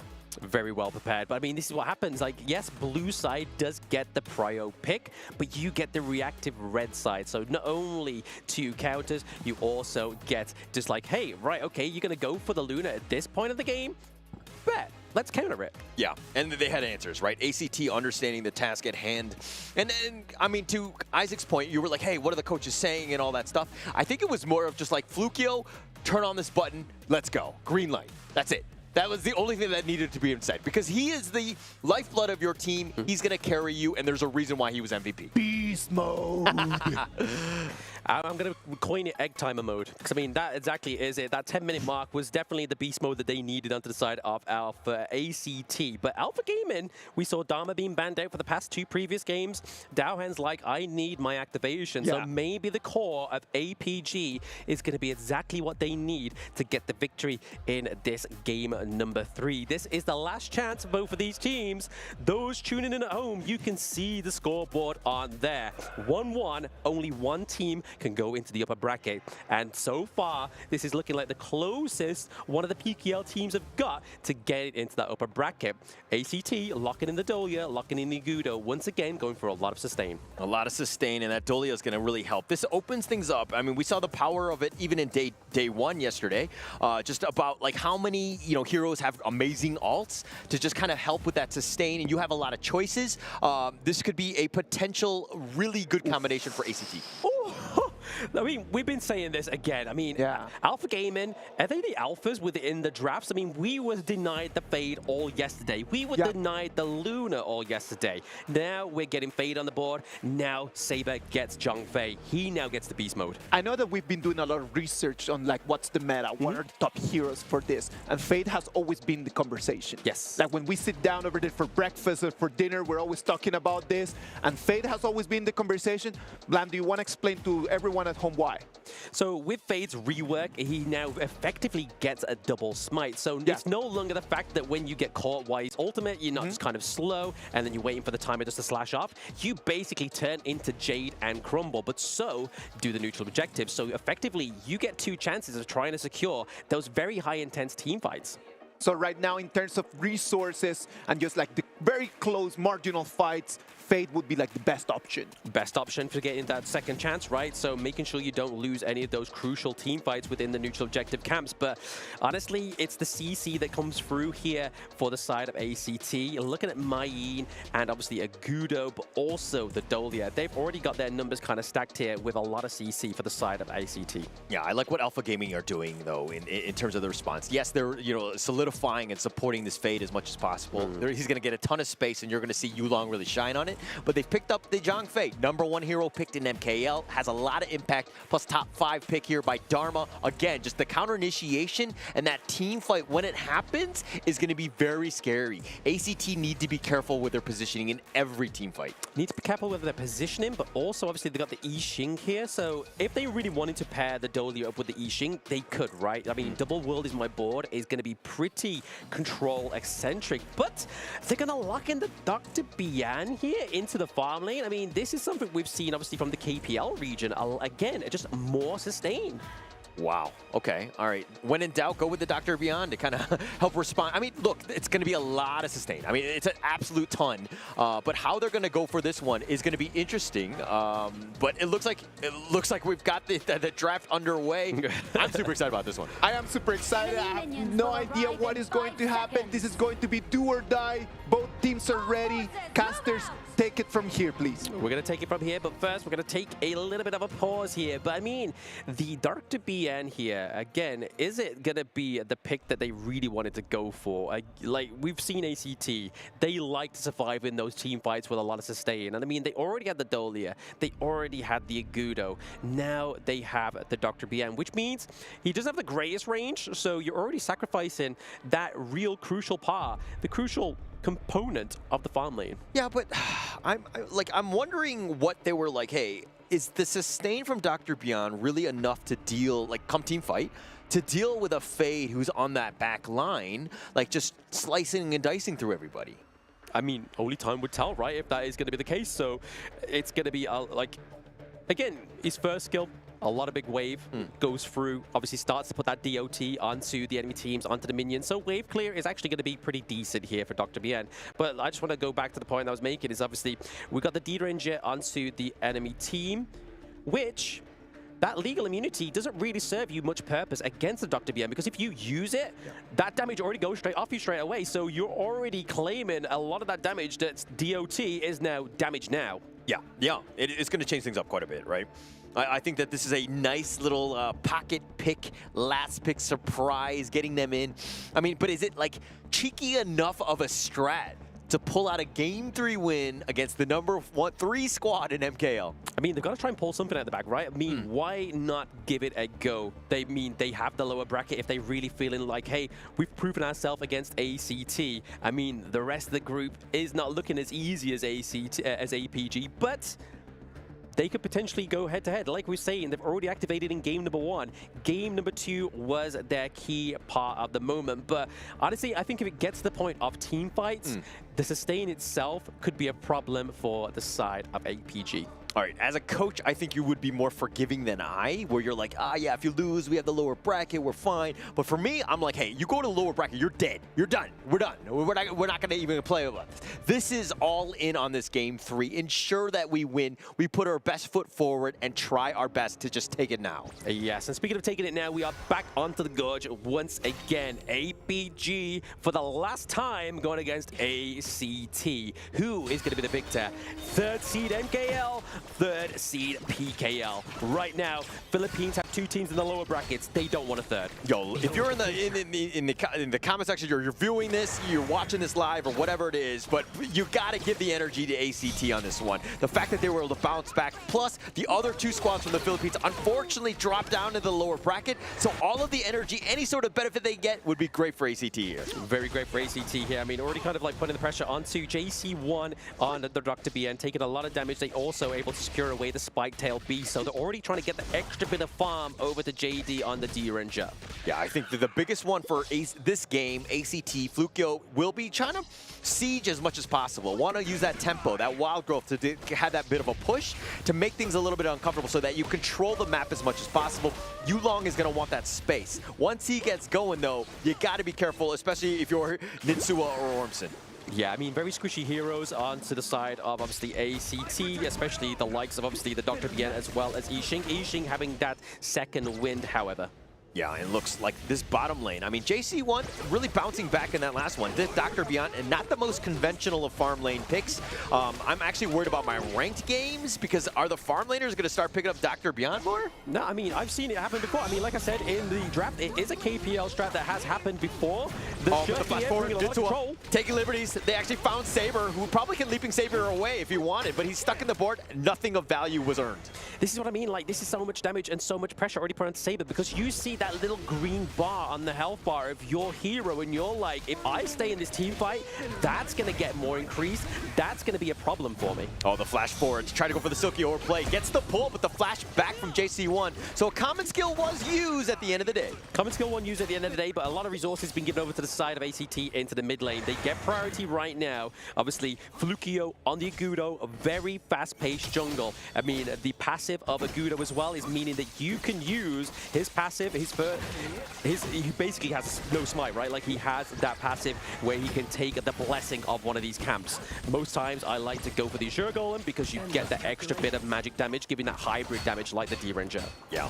And I mean, look, it looks like APG are going to be just focusing that and funneling the farm into Yulong as much as possible. I mean, I think that after that last game, you're kind of like, oh man, is he going to get outclassed by Flukio? And he did.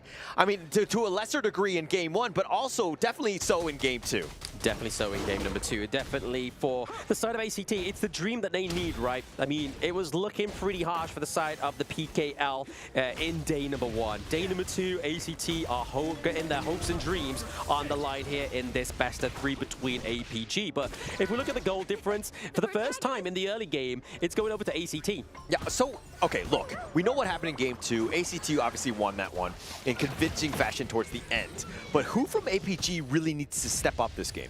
I mean, obviously, Dowhen onto the Dharma is going to be crucial at setting up those team fights, right? Obviously, the truth mantras, you want to be catching 1 to 3 members of the side of ACT. If not, get really lucky and get more. But Shrew here with a pull. Yeah, could be got the first the pull and no real chance. I mean, that was just, you know, like amazing in the way that they did it. PHY with that Silky Orb. Finding it out and setting it up for JD to get the kill, though. Set it for JD to get the kill. He's able to build the Spark Forge Dagger as well, which means that his wave clear is going to be a little bit more better than it was moments ago. But it also means the priority for this Tyrant is going to be free pickings for APG. I mean, that's one thing that you just got to understand game sense, right? It was close to that 4-minute mark. That Tyrant, people are going to be congregating there, right? Yep. The pick-off, they're going to be looking for something. So you cannot get out of position. You got to be super careful because you knew that they're going to find it. Dowhen a little on the low side, just barely gets out of the board. Saber is stuck in, but I think he will be fine in the end. He's under tower, but it doesn't really look like they're going to go for more. Yes, they will. The Unbridled Outburst pushing him back, and now here's the board,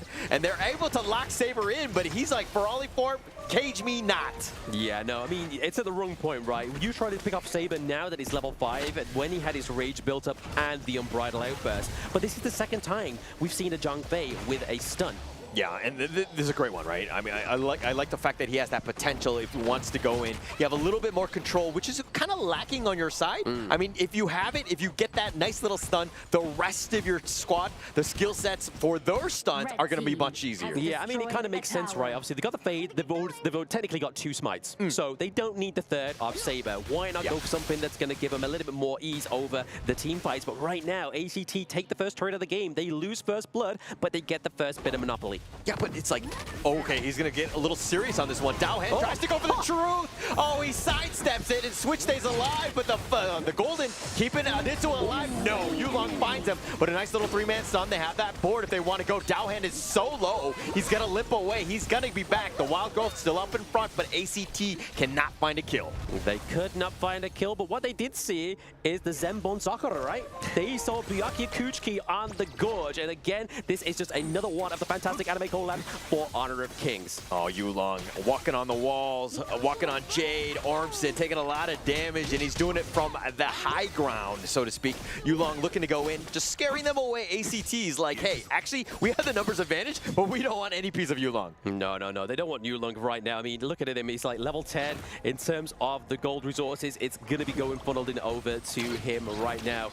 They've just got to be careful, right? APG, we've already seen that Switch on the Mayin played that very well, right? He was able to completely negate the playmaker potential of Dowhen on the Dharma. Yeah, the sidestepping was huge at that point. I mean, just being able to do it out. But Dowhen again, oh, there they find him. They get the orb. They find JC1 yet again. An absolute misstep by JC1 there. Yeah, definitely misstep. Definitely not used to doing the tango, right? Because it takes 2 to tango. And unfortunately, when you got 2 left feet, it doesn't work out the way you want it to. And again, JC1 getting caught out there. I mean, it was at the cost of the top side T1 as well, so they are opening up the side lanes for the side of ACT. They're playing a little bit more of the bigger picture. Oh, the Umbrella Outburst, the Stampede, they want to go in. Yulong all the way in the flank. Nitsu is down. Yulong running now, trying to just stay alive. They've gotten what they wanted, which is that kill. He dashes over the wall. No. They find Ormson. JD gets that pick off, and it looks like they're going to take the Crimson, and no, Flukio will smite that for good measure. Smite it for good measure, but obviously we saw earlier that PHY built the Venomous Staff, right? So that is the anti-heal item that you need. Like, if they've got so much sustain over to the side of ACT, anti-heal is your go-to. Venomous Staff, Blazing Cape, or Mortal Punisher. Yeah, let's talk about PHY, right? I mean, she, generally speaking, something. Oh, but he goes in for the truth. He finds him. JC1 tries to flash away, and he gets picked off. And Dowhen with that initiation. What a play, and they've gotten more with the orb. They find Nitsuo, PHY, so much control. So much control, but it's all thanks to Furball, the pseudo tank onto the side of ACT right now, just keeping them away from that T3 in the mid lane. I mean, right there. APG looked very strong. They've opened up the mid lane entirely. The last thing standing is that high ground turret, which after that point is going to be a lot of pressure over to the side of ACT. I mean, you still have the outer ones. That's a silver lining at the end of the day. So I mean, yes, the mid lane is the most important one, but you can kind of converge on it. The potential for flanking is there, but APG have been playing a flawless game. We saw this in game 1, where again that early game very strong, taking things out, and but ACT were able to bounce back. back in this one, or that one, are they able to do it in this one? I mean, it's on a 10-minute timer, right? Like you said, no 10 minutes has been on the board, but does APG know that? Have they got their own egg timer? When that goes ding, are they at the base? If not, let's go and run. But right now, it's looking very scary for the side of ACT, but they have been in this situation before. 0 kills, whilst the enemy team has got the amount. But if you look at this, Yulong and Flukio are definitely not neck and neck where they should be within the gold, right? Yulong is definitely taking the lead here, whereas JD is almost 2k ahead of a JC1. I've experienced a game like this at the 9-minute mark with 0 kills, but it looks like they're going to look to go. The board has been set. Armstead just rolling away. The furball is a potential catch there. No, the Umbrella Outburst keeping him alive. Switch is looking to go for this, but he gets caught out. JD makes him pay for going aggressive, and they find him, and now Flukio. Yulong try to go in. Flukio gets picked off. He gets sniped down by Yulong. Oh no, it's even more going on right now. Can they catch JC1? They get him. JD is getting some more kills, and it's only Nitsuya alive. Yeah, JD trades his life away, but he wants to go for those kills. 4 members down, Nitsua the only man standing. APG looking to close this game out. They have the minion waves. How does Nitsua hold? He's going to get back into his fountain. They're going to take the crystal, and APG will take game 3 and the series. Yeah, 10-minute who? Is the narrative there for APG. There was like, no.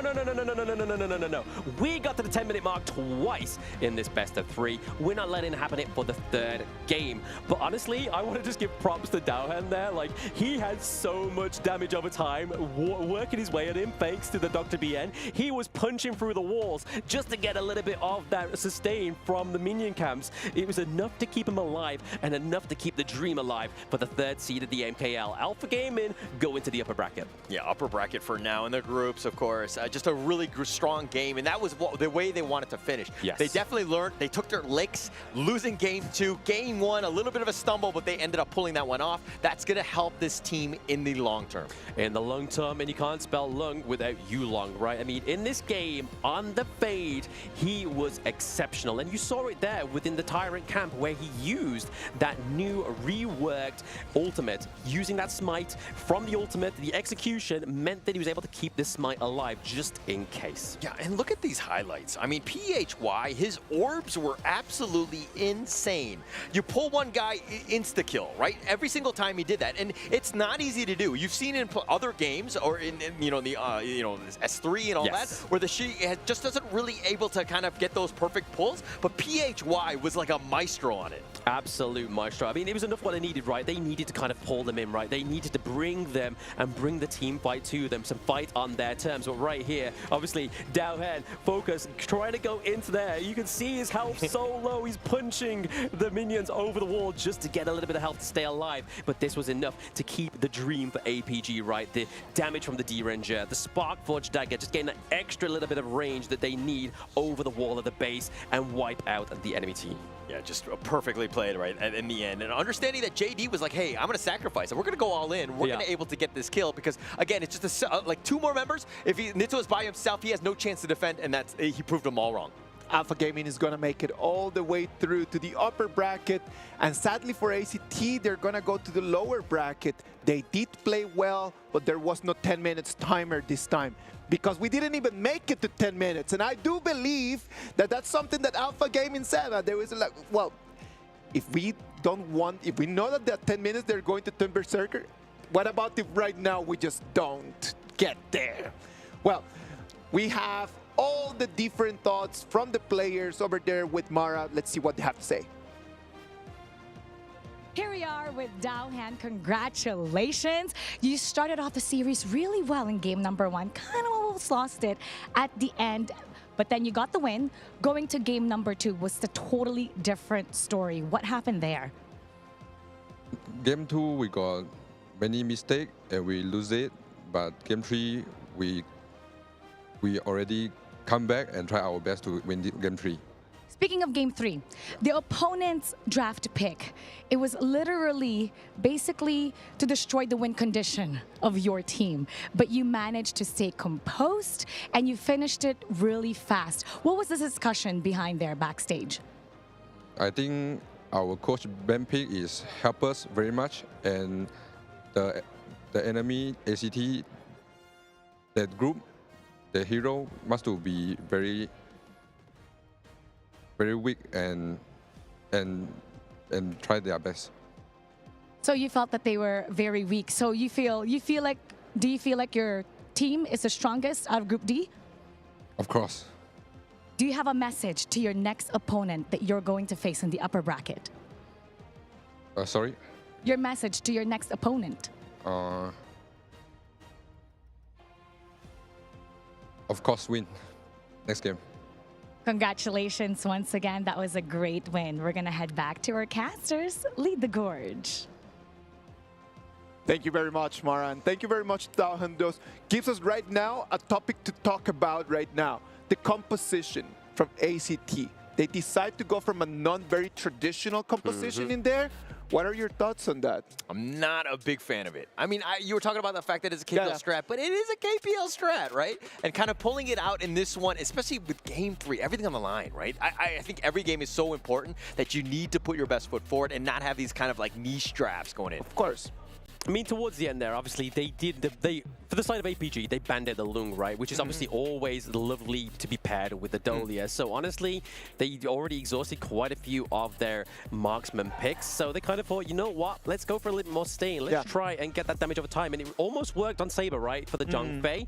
But in the end, it just wasn't enough. And as you can see here, 0-4 KDA for JC1, 0-4 KDA for Nitsuya as well. The problem is that your farm lane cannot just be a 0-4-1. Man. No. And in the moment that you do not have a marksman right over in that composition, where's the damage coming in from? Is it the damage only gonna be Flukio, the one that is gonna have to destroy the whole 5 members from the other team, having a Dharma, having a Tramfei on the other side? Like, I understand why they would do this draft. It is definitely something that they had set up. They understood how, you know, it was gonna, like, you had the Agudo up front, you had that Wild Growth, and you're slow sieging, you have the Dr. Beyond to kind of just keep everything, you know, the sustain and just being this, like, snowball. But that snowball really never got going. It was like a baby one at best. Never got going, but obviously, in terms of your question, Isaac, in terms of the damage, we were really hoping it to come from Nitsuya. Obviously, we know Yixing can do a lot of damage. His passive is all about getting those stacks, and you really need to try and get into the late game to get that to come through for you. But at the end of the day, when you're playing on the terms of APG, you can't just be allowed to farm and stack up that passive. There's a lot of magical damage coming in from ACT. So in Alpha Gaming, the itemization plan was very clear. Very, very clear. It was basically build magic resistance, build anti-health as well, right? So there's a lot of sustain. We saw that PHY was able to pick up the Venomous Staff, which was enough to take those team fights into their favor. And this looks like a little bit of a flat line. I mean, ACT, they had life, but right now, this gold graph looks a bit like a flat line. I mean, just at a certain point, Alpha Gaming was just able to close the game out. It's because ACT really couldn't get going. I think that if you're looking at the heroes that you're picking, the drafts, you need to work around Flukio as more of like the assassin style, just that focal point. Not the Agudo slow pushing like tank style, but it's more of just like a let the man flourish. Let him flourish. For JC1 was a very difficult game. Like the whole series, like the whole 3 games were pretty tough on JC1 because, you know what, like it was cut all the way. He was roaming around, cut. Checking the brush, cut. Every single time.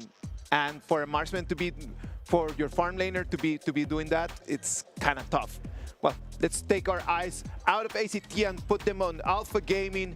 The MVP for this amazing game is going to be brought to you right now over there on your screens. It's going to be PHY. Like I said, the Shrew here just gave a lot of obviously influence within the Gorge, right? I mean, you saw from the early game those rotations that was... They didn't need to put that pressure onto the farm lane, right? JC1 onto the Dr. BN didn't really need to be contested that much, but they thought, you know what, hey, let's not let it get that moment to shine. Let's not give it its 8-mile moment, that one shot, one opportunity. He was just like, we need to rotate down, we need to put the pressure down. I mean, look, even though Control Mage, damage dealt, 25.7% of it dealt by Shrew. Yeah, actually a very interesting MVP because you're looking at KDA alone and like Yulong was like 5-0 and 5. And you're thinking that he's getting all the pickoffs, everything was going to happen, but it really got set up by Shi and PHY just on those orbs, right? So a well-deserved MVP by PHY here. The setting up is what gave him that MVP, isn't it? Just the initiation coming in from Shrew. It's not a difficult hero to learn. It's a very difficult hero to master. Yes. It is just a matter of the timing. How do you use your your herbs to initiate, to pull someone in. Who are you pulling in, right? Like, it's all right when you're pulling in a farm laner. It's not all right when you're pulling in a support or you're pulling in a tank. Yeah.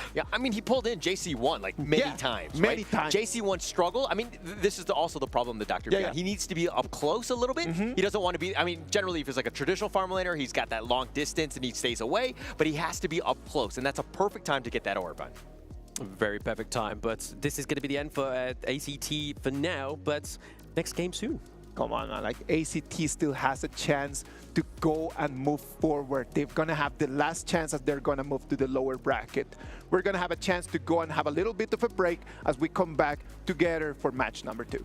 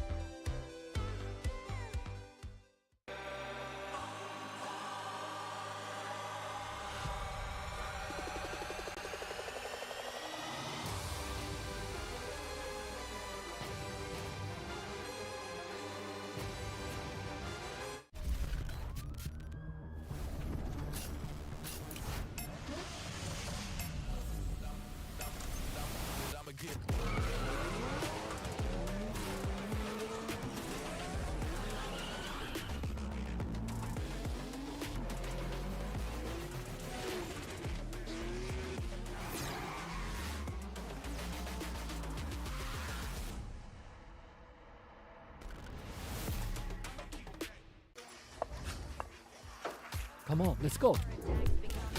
Rush mid now. Come on. Jungle combat. Rotate bot to low HP. Victory!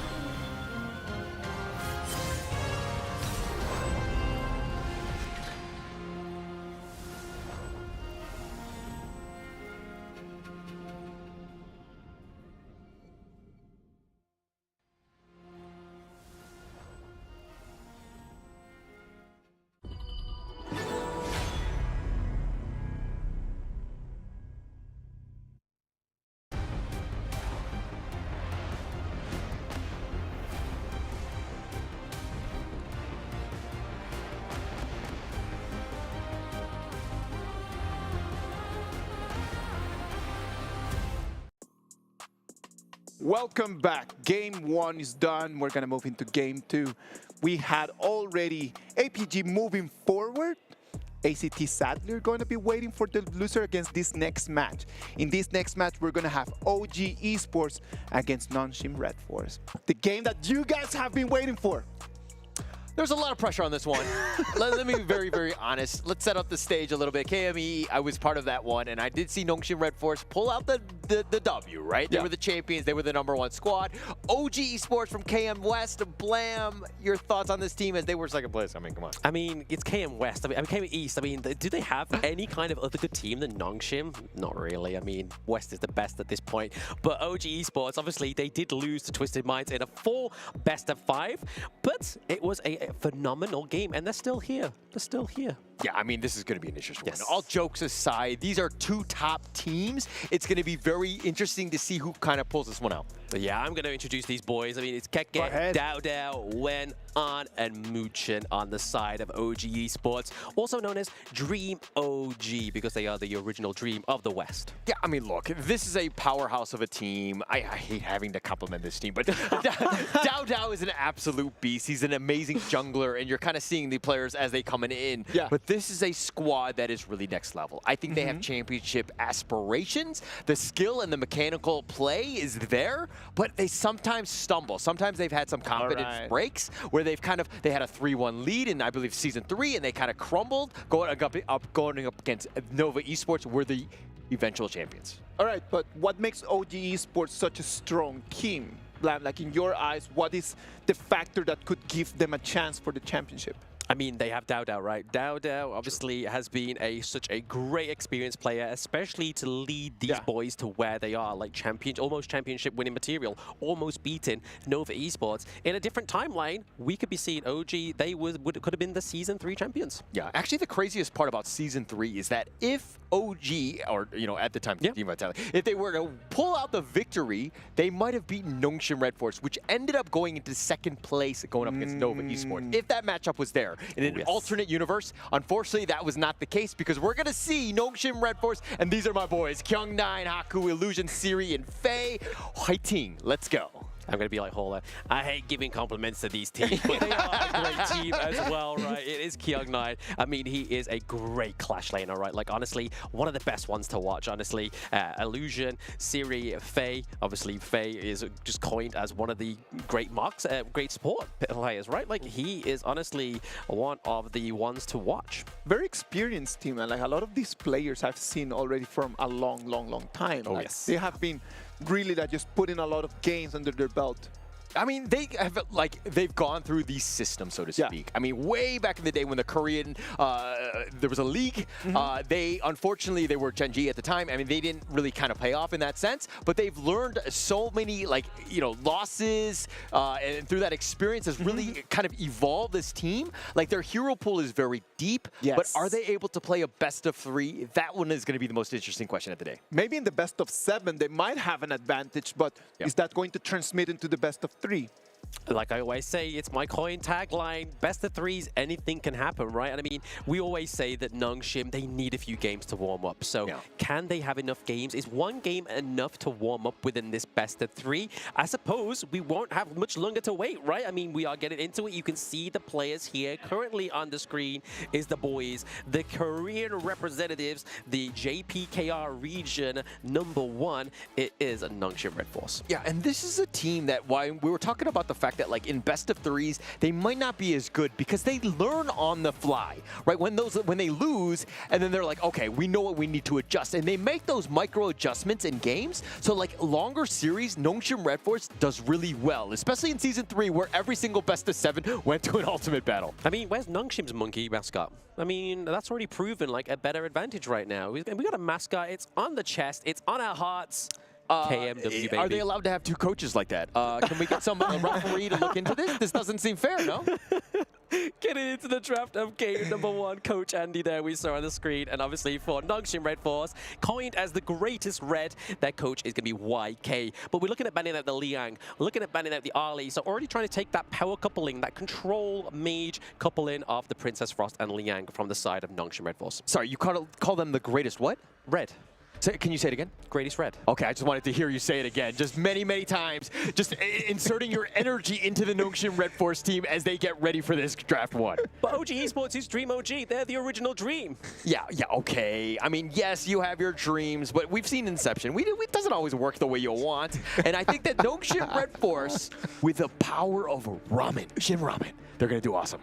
I mean, we can dream. Dreamers. We're all dreamers at the end of the day, right? So OG Esports taking it there for me. But no, we're looking at the draft here for Nongshim RedForce. Already a lot of control. Already quite a bit of sustain here for the Hue-1. And we always praise this one, right? Where it's second pick, flex pick Hue-1. We don't know where it's going. Yes. But right now, with the Orgrim pick up here, it could only be the mid. It could only be... Actually, no. It's not. They've already thrown their cards off the table. It can only really be the Roam now. Well, a little bit an unconventional pick right over there, but Ogre and Yuhuan Yixing, a really nice combo right over there. That's very nice. 3. Nothing. There's a lot of other options that they could have to take for the second round of picks as well. Absolutely. I mean, a little bit of a strange ban here is going to be the whole Yi. Obviously, a great counter to the Lung, as we know. Can obviously sustain those Flaming Palms in the early game, thanks to its tankiness. So obviously, banning out the whole Yi is going to be a good call for the side of OG Esports. Also, the D-Ranger we've seen shine in the previous series. I feel like it's gone like, what, 100% win rate today, D-Ranger? Yeah, it's a great hero. I mean, the potential for, just a very solid farm laner, very important as they go into the second phase. They need somebody, right? But I like the way Nongshim RedForce are drafting thus far. They're putting their best foot forward. Ogren Haku. They're synonymous with one another, right? He is one of the best Ogren players on the global platform. So this is a guy that, again, knows how to play it. Plus, they're going to set this up with Kyung9 getting his signature hero in Sunsu. Yeah, the Sunsu here on Kyung9 is going to put a lot of pressure. Obviously, he wasn't able to give it over his Dharma, which we know is obviously one of his other favorite picks. He loves this one. But another little bit of fun fact here. Kyung9, I believe in the KME ranking week, only really played like 4 heroes, whereas other teams were just going crazy with their hero pool. But speaking of crazy, we are going to get one of the power couple ins, but it is going to be the aggressive, the big engage, the Byron and the Pei being set up here with obviously Lady Chen. Great counter to the Orgren. Yeah, I want to talk about the fact that they were like, oh, Nongshim only plays 4 heroes or whatever, and they're not very good because they don't have that flexibility. It was more the fact that they were stomping teams with literally 2 drafts, and the enemy team did not have an option, and they just 2-0'd everybody, so you play the minimum number of games. Hey, that's a deflection, right? I said no context of that being negative. If anything, I was impressed. So I want you to say that you are reflecting your negativity onto Nongshim RedForce here, but the consort you, the great counter here for Lung. Look, anytime you talk about Nongshim U or Nongshim RedForce, I'm just like, no, you're insulting them. You're being overly aggressive, not giving them a chance. Not cool, bro. I'm gonna have to talk to your parents about that, please. Don't get my parents involved. Please, I want this to stop right now, and we need to stop it because you know what? Both teams are ready. The coaches are gonna go out and they're gonna shake hands because you know what? It's a matter of being nice to each other, right? I think we should shake hands, right, Holler? Oh, we both knew what we was doing. We went with a switch up there, chat. We went with a switch up. Neither of us shook hands. Why would we? KMW, KME, going up against this one in this best of 3. Is it going to be Nongshim? Is it going to be Dream OG Esports? Getting onto the gorge almost for game number 1. Yeah, actually, I'm scared for you because if Nongshim RedForce 2-0s them, you will never hear the end of this. Never, ever. Reverse. Never, ever. If there was cake, I'm going to find some cake, and it's going to be in your face. You know what, boys? 2 teams and 1 plan each. It's time to see whose draft is going to come alive in the gorge. Lamb, Holler, be nice to each other, but take it from here. Let's go. Yes, exactly. We're going to get out to the gorge for this game number 1. I mean, we've already had bangers today, right? I mean, ACT, APG, they did deliver. Honestly, better than expectations of many people. But this one is going to be the start of something new, something that could be carried on for generations between the KME and KMW. But in terms of the draft, I mean, I know you're going to say Nongshim anyway, because I mean, there's no point asking you. But in terms of the draft, what are we thinking? Honestly, okay, a lot of the signature heroes on the Nongshim side have been picked, right? I mean, you see Illusion on the Yixing, Haku on the Ogren, Kyung9 on the Sun. So you have that lot of play. The Kanto Yui is a little not great for me, but on the other end, if we're looking at OG, and yes, they got the Byron Pei combination. This is an ultimate early game destroyer. Very scary because they can invade your jungle from minute 1. I mean, it wasn't enough. I'm getting labeled the bully here. It wasn't enough for you to insult OG Esports. You're insulting one of my mains, the Consort U. I mean, the second skill, the protective winds, is going to be so nicely timed, hopefully for Nongshim RedForce, to detect and just detract from those flaming palms. And obviously, if you time it correctly, you can activate the Blessing of the Dyrad, right? So you can get away from that CC that other side of OG Esports could land onto you. I didn't know you main Consort Yui, and now I hate the hero more. Whoa! So, yeah, hello, is this Holler's parents? Yeah, he's being mean right now. Apparently our dad is right next to us, by the way. But okay, I mean, just starting off this game, I think it's going to be key, right? Nongshim do a great job of just like funneling that farm into Haku because they know that his Ogren is really next level. I mean, they have to. I mean, Ogren needs to get online a little bit earlier, right? He needs the itemization. He needs the Light of the Blazing Cape, the Eye of the Phoenix as well to really sustain into these team fights. But I mean, to the props of Nongshim RedForce, Hugh1 here is going to give over that sustain in the early game that he lacks so far. Yeah, and look, I mean, if we're looking at the top lane, Faye is already being super aggressive. Oh, super aggressive, but speaking of that, when has the flash out? Kyung9 gets first blood. That hurt for me to say, but another kill going over to Nongshim RedForce. My heart bleeds blue, but this is not coming through here. This is only early game. Not 1, but 2 kills to start off the game. That's a perfect start for Nongshim. It couldn't have been any better, and getting those 2 just to kind of set up the stage. Again, once they have a lead, Nongshim are very strong because they hoard wealth like no other team. They hoard wealth. I mean, it definitely paid off into the top side of the map, right? I mean, able to get out both Wen and Kage there is going to be very interesting for these 2 teams, but they're already looking very solid into the bot side of the map. We see the Arn is chunking those oak bolts as well. He's got to be careful. Yeah, he does need to be careful indeed. I mean, he's just going to be by himself. An and Muchen, you know, they'll just like kind of push him away, but it's all about everyone else. Right now, it's about Haku, and they're waiting in the wings. Who's going to step out? Yeah, I mean, that looks scary, right? You've got like 3 in one side, and then you had Kyung9 on the other. It's kind of like, do they just come in like a mosh pit just to take down Wen? I mean, did it take 4 people to take down 1 OG? It seems that way. So OG already looking strong. Already, it seems like Nongshim is paying that respect to OG Esports. Yeah, I mean, look, this is why Kyung9 is so good on the Sun Tzu. The fact that, like, he might not be the greatest laner, and definitely, you know, one-on-one with the Byron, he's going to struggle. But getting that combination, once they start to group, Kyung9 is really next level with his boats. Yeah, I mean, set sail just gives you great pressure across the gorge, right? Like, I mean, that's definitely something you really want if you are Nongshim RedForce. I mean, you really heavily reliant on that teleport for Keke on the side of OG, so they've got to be careful. Yeah, definitely. So, I mean, look, Siri all by himself at this point. I mean, just kind of on, just he'll deal with this one. I think that he will struggle. Consort Yui doesn't have the greatest time against Loong in that in the laning phase. Yeah, I mean, for now, she's definitely obviously putting the pressure onto Arn into the bot side of the map, which is obviously 1v1 here. We might get a payback. Obviously, we do see the protective winds come through. Faye is here to bring some help, but it's not enough. We see Arn get the takedown onto Siri. Pow! All right, okay. First off, the pow, that's not what dragon sounds make. He killed him with the infinite vastness of all things, but they find Dao Dao. They find Dao Dao looking pretty low. He's running into the Runga T1 there. I mean, he has to kind of try and bounce off this wall. He's able to. Haku does use this path of passing to try and close that gap between these 2. And this is why Dao Dao is so scary on the Faye. Oh, Illusion. Illusion looking pretty low. They get the passive off of Illusion. Faye gets knocked up into the air, takes a little bit of the damage, doesn't yet have his passive ultimate, but down goes Muchen, unfortunately. Siri goes pow and knocks out Muchen, huh? That's the way it's supposed to be. Bolts don't sound like Touche, my friend. Touche.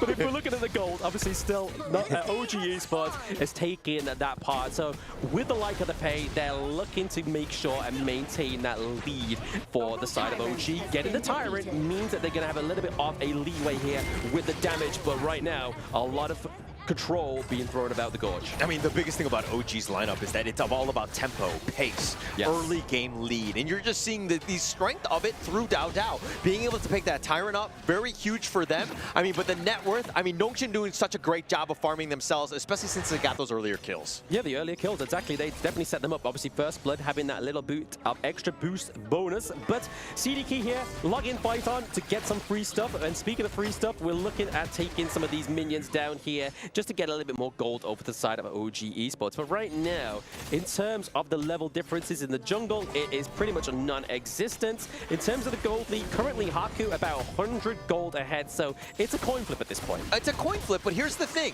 Pay will fall off. You know, Ogren will strive in that late game. Assuming that this continues on, this is in favor of Nongshim RedForce, especially in the late game. We're talking about late game. We've got on the Lung. That is a late game ticket that we've already seen once today. So those Flaming Palms are only going to get a little bit hotter as they come through. And 600 gold into the farm lane is definitely something they want to keep an eye on if you are Nongshim RedForce. Yeah, absolutely true. I mean, that is definitely a problem. And Dao not able to stop the boat that is Kyung9. He definitely maneuvers around, stays alive. Yeah, that just reminds me of like a dog chasing a car, right? Like, what's it doing? Like, why are you doing that? It's like, Dao, just chill, bro. Just focus. Let's get this dub onto the board for the side of OG Esports. But right now, obviously, kills are going over to the favor of Nongshim right now. Haku, Faye here into the mid lane. Right, the wind being used here. We do see the Conductor Souls being committed. We do actually get the takedown of the Overlord for the side of OG Esports. Oh, Haku going aggressive. Tried to go for the pickoff, but Muchen barely out.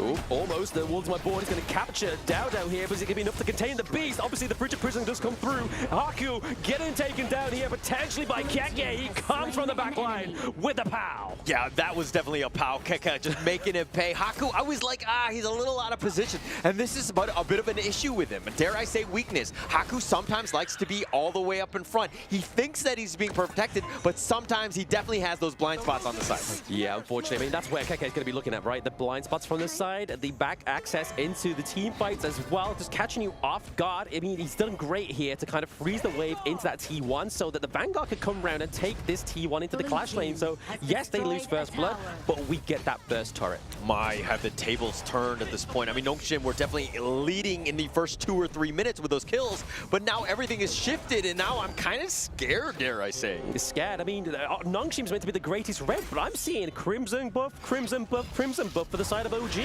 Okay. You know, like, I don't know why you need 3. I think you're just being greedy at this point. Greed, I mean, that's what Honor of Kings, the game resources is all about. You need to be greedy. You need to have those resources in your favor. But right now, obviously, getting the better foot in, putting the pressure onto Kyung9 up into the clash lane was the right call here for OG Esports. Yeah, but Haku, look at isolated. Yeah, look at isolated right now. He just used to commit the pass it, and he does get the takedown thanks to the execution there for the side of Nongshim RedForce. Infinite fastness into the sky, repositioning into the back line here. We do see Kyung9 being taken down as well. Keke taking those ults on the face and still gets out alive. Yeah, just Haku just sticking around a little bit too long. Kyung9 was a sacrifice. Sometimes as the clash laner, you get that stun, you go in, but OG just way too tanky at that point. Haku was still sticking around. He is not that critical massive raid boss right now. He needs to farm more than anything else. Wait, you said that support lives matters, but clash lane lanes matters though? Clash lane lives don't matter. Okay. I don't play Clash Lane, but you know, for all the Clash Laners that I played with my ranked games, this is all for you. Your lives don't matter. Wow, I mean, taken personal there by Keke. And you look at Keke, he does have obviously the level advantage for now as well. He's level 11 ahead of Kyung9. Kyung9 catching a few strays, unfortunately, but OG able to actually neutralize that kill lead there with a 4-4. Looking to take this T1 into the mid lane. It's looking hard for Nongshim, but Nongshim, we know, like to do a bit of a comeback towards the late game. Yeah, I mean, look, you got to slow the pace down. I think the biggest thing right now, Nongshim are just being a little over-eager to fight. You don't really have the items. You got to be thinking about just like mitigating what OG's bringing, which is again that early game pressure, just repelling that as much as possible. Get yourself the farm and to survive to the mid to late game where you will strive. Yeah, I mean, I like the position that obviously OG's put Nongshim in, right? They are prioritizing the Crimson Golem over the Tyrant, right? Adao was completely uncontested there, but now he's got the backup of Keke. Muchin coming in here. Kyung Knight cannot escape. Destiny counter into the backline. We're seeing that Illusion is having to get out there with very little help. The passive not being proc just yet. Just not there in time. I mean, the idea was great for Kyung Knight to make that teleport and to go with that bolt, but then once he hit, there was nobody there to help you out, and the rest of the team was just like way too slow to kind of help support with this one, so Kyung Knight really got caught out. These are moments where you're like, hey, you should not be making these mistakes. Not making these mistakes as well. I mean, T2's potentially being taken down here into the farm lane. We saw that Arn has just built the Starbreaker as well, right? So Haku has got to be careful. I mean, even Faye, right? Faye is more than likely going to be building quite defensive here on the Huan. Oh, but they got to catch. Oh, potential catch here onto Wen. He is the scapegoat for the side of OG Esports, but Beyond 9 gets taken down by Arn. Haku back in with the Conductor of Souls, but it isn't enough. The Starbreaker comes through. I mean, they thought they had the numbers advantage. Kyung Knight, again, he's just, like, look, this is why Sansa is not the greatest of heroes at times. Yeah, you have that nice little poke, but Illusion taking a lot of damage. A lot of damage from Illusion. It's forced them away from that T3. OG looking for that almost over 10-minute victory there. They are putting their print on game number 1. I don't like the fact that they're trying to take so many team fights. Nongshim needs to just, again, hold the fort, hold the line, keep those T3s alive more than anything else. Yes, you're going to be losing a lot of time, but you need the time to farm yourself. You are so far behind to take any sort of fight. Yeah, I mean, you're hearing them on stage shouting. It is creating such an atmosphere between these two teams. OG, I mean, the shouts to themselves gives dividends over the side of Nongshim, right? They are keeping very strong, very vocal between the teams because they know Nongshim is not somebody that you cannot take lightly. Yeah, for sure. I mean, look, OG are definitely passionate. They are ready to go and good, you know, they're looking to bear down onto Nongshim and shut them down. They have a huge lead in terms of net worth. Yes, the kills speak a different story, but Nongshim right now on the defensive, they need to hold on. They do need to hold on, definitely. I mean, this is where we've seen teams come back, right? I mean, even though the high ground turrets do get taken down, there is still a chance here for Nongshim RedForce, but coming in thick, coming in hot is OG for now. Flaming Palm onto the backline. Illusion almost losing his life, but the protected wins as well, keeping Siri alive, and enough to keep away those minions into that T3, but it's not going to stop them. Flaming Palms are connecting, a great asset when it comes to turret takedowns. Right on that one. Illusion was so low that it's taken years off of my life, right? I was like, oh my god, so close, but they're going so close again. Illusion playing the close, but it is going to be the little bit of damage from the Muchin on the Didia that gets the kill. Haku still into the thick of it. There is a team fight on two fronts. Kyung 9 goes down. OG just need that minion to come through. The cannon minion with very low health. Faye, is he going to be enough to get that kill onto the minion? No! Game number 1 goes to OG, baby. Well played, OG. Good job. I mean, all right. I mean, well done. Yeah.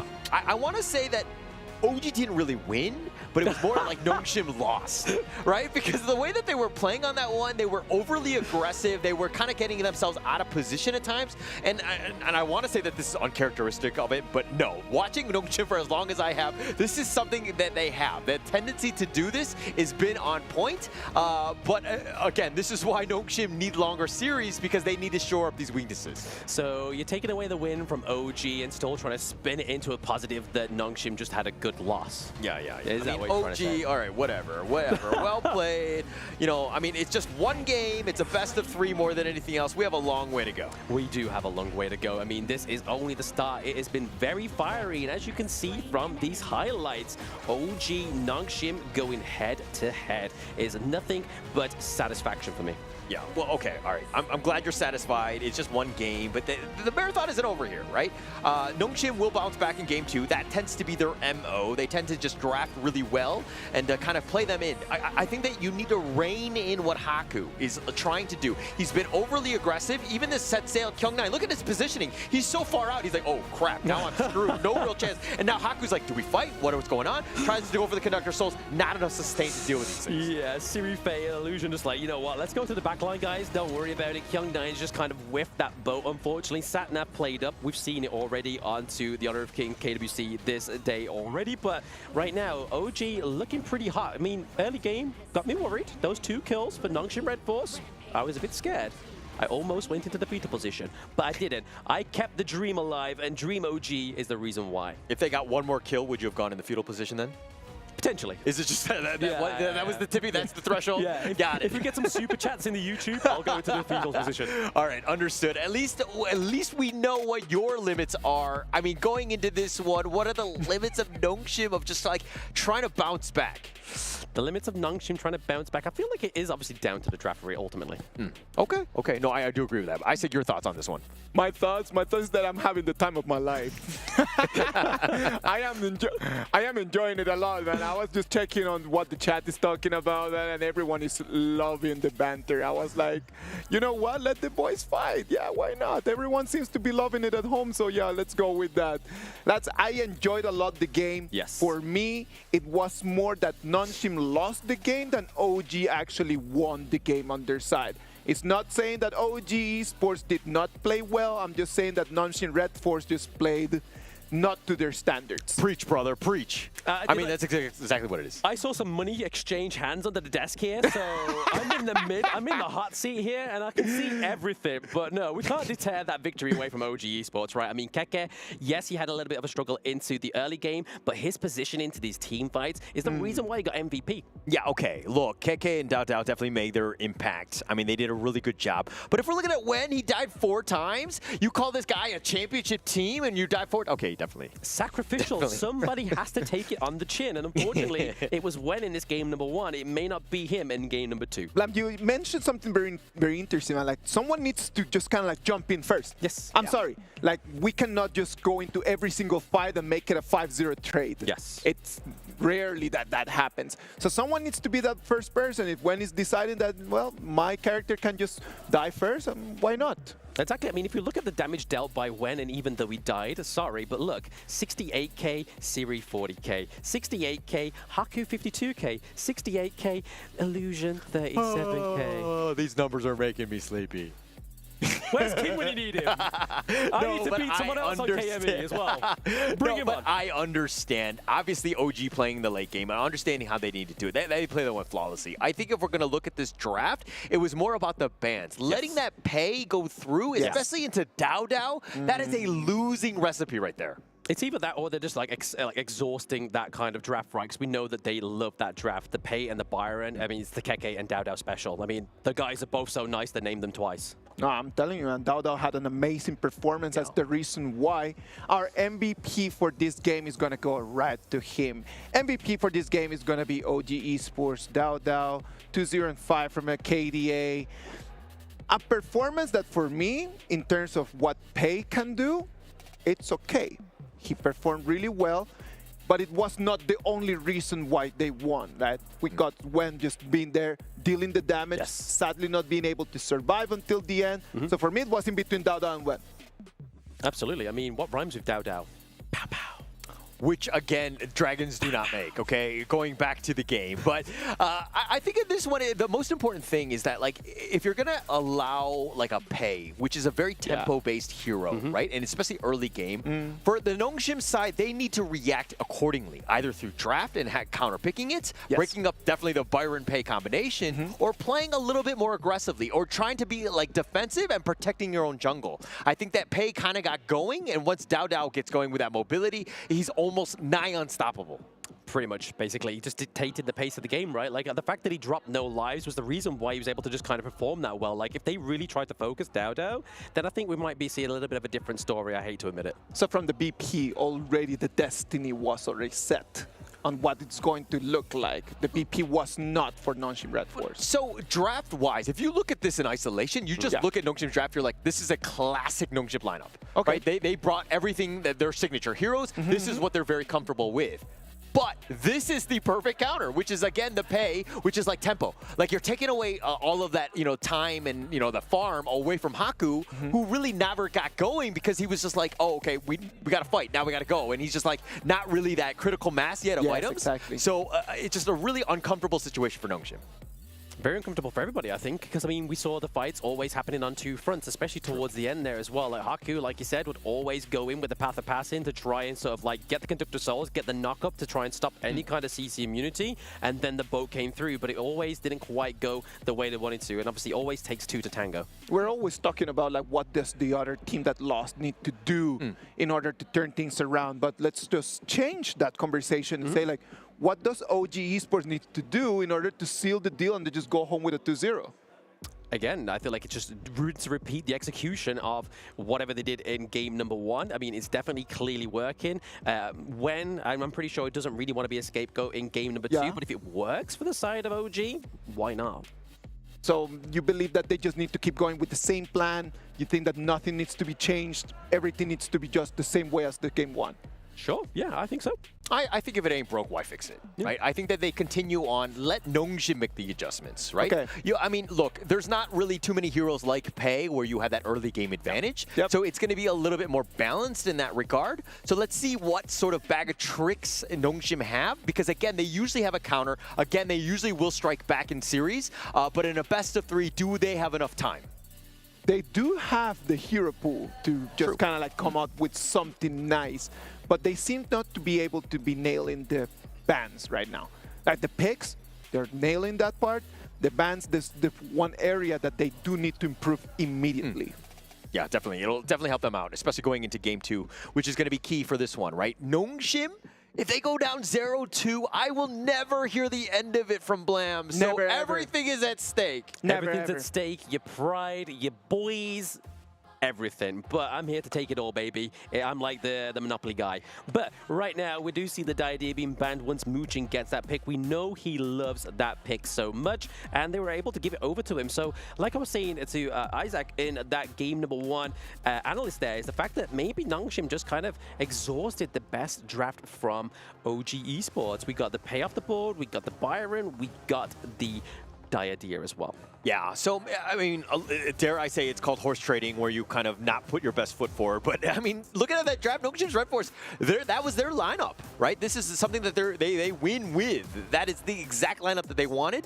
But going into this one, I mean, Nongshim RedForce, the Mai is open. Illusion plays an absolute beast of a Mai. So, but the Arlie...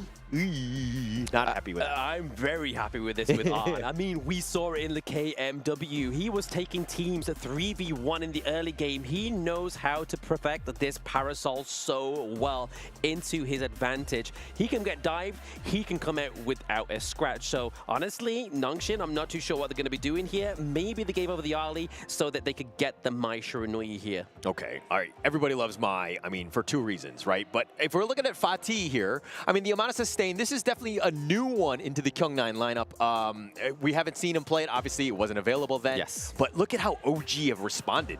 Yeah, a lot of control. They've gone for Dao onto the Orgrin. He's kind of like, hey, Haku, I'm going to show you how to play this boy. But we know that Orgrin is one of Dao's big picks. If he can't get the pay, he likes to go for this pick, because once again, yes, he's a tank. Yes, you're kind of making that the enemy team have to try and pounce on you, try and run you down in the other game, so you aren't able to kind of build those defensive items that the Orgrin needs. But to counter, obviously, in terms of fast-pacedness and in terms of farming, in terms of turret takedowns, we're getting the Yagudo here as well. Yeah, this is the Haku special for him. I mean, they've been looking at this as a Orgrin counter pick. Yes.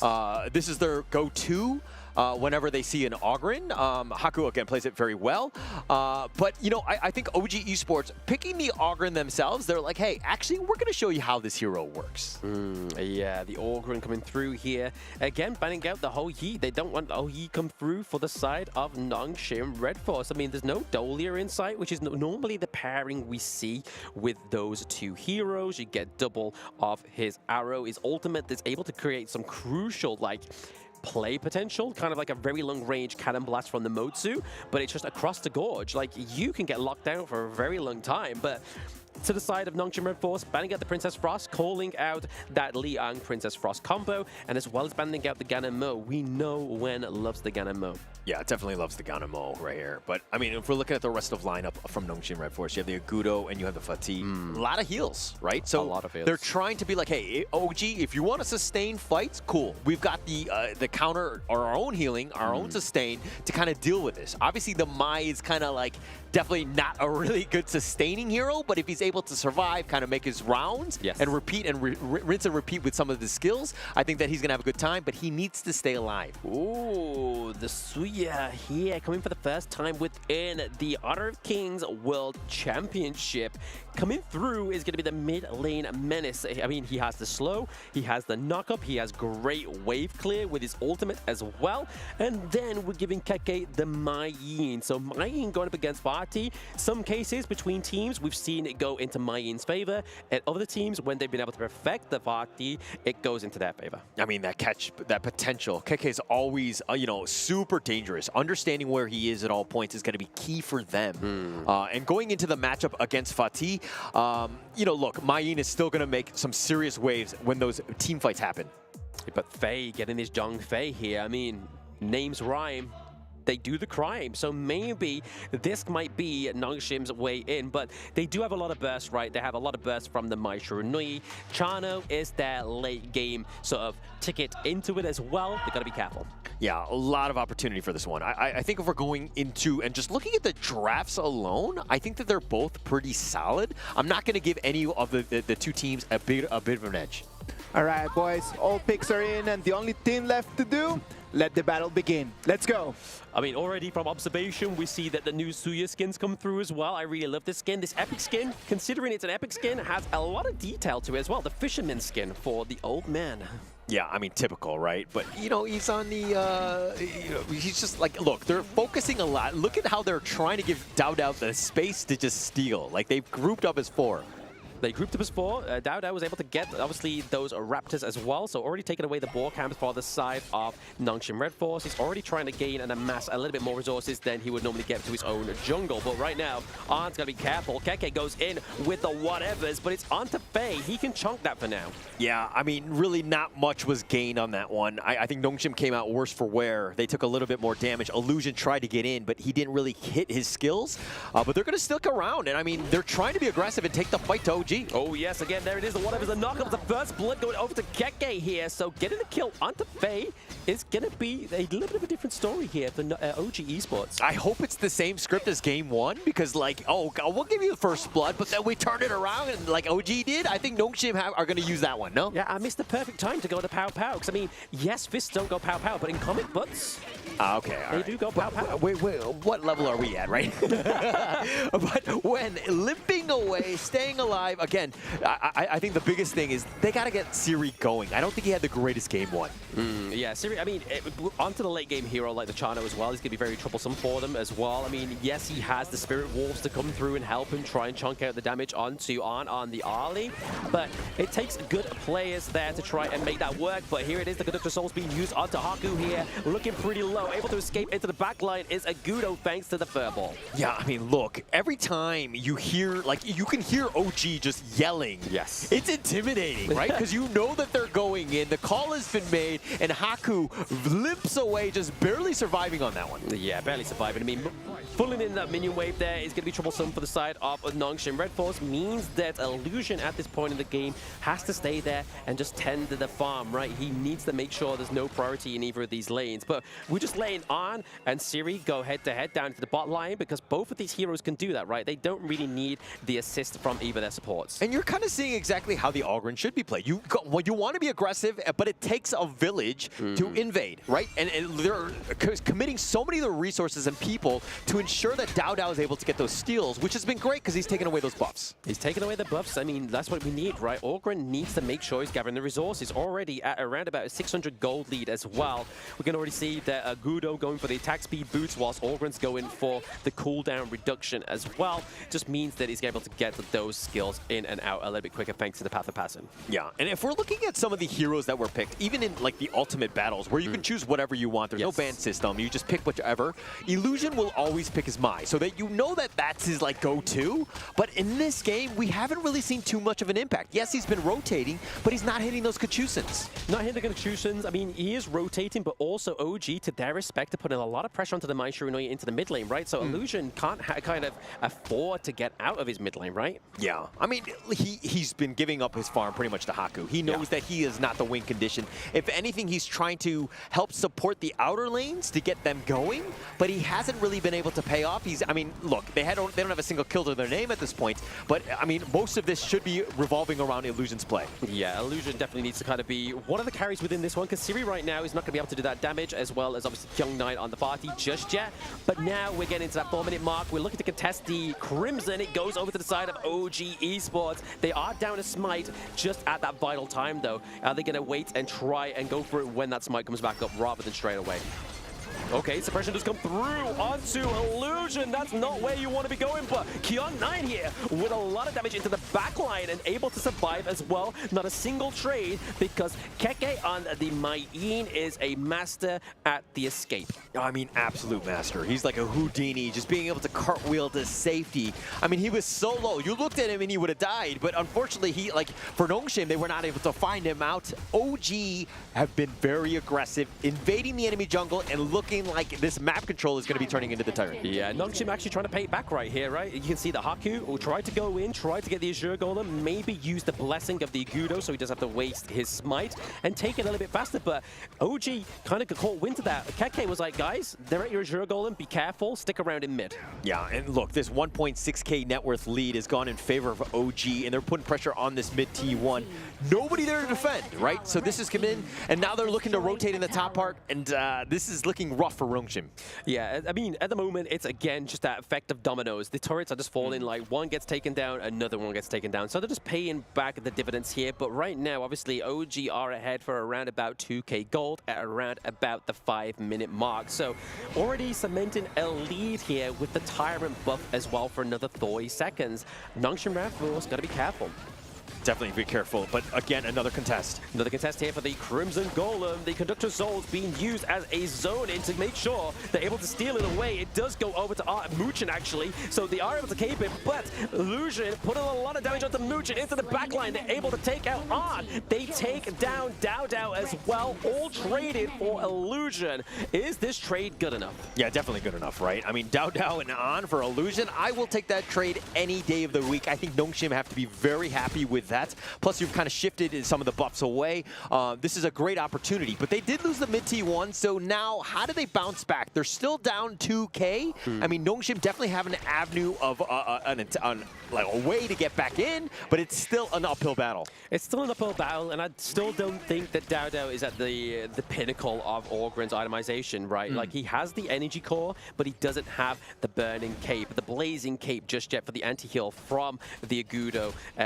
So they kind of need to get that going, right, to even put a stomp into Kyung9 within these team fights, but waiting in this bush is Faye.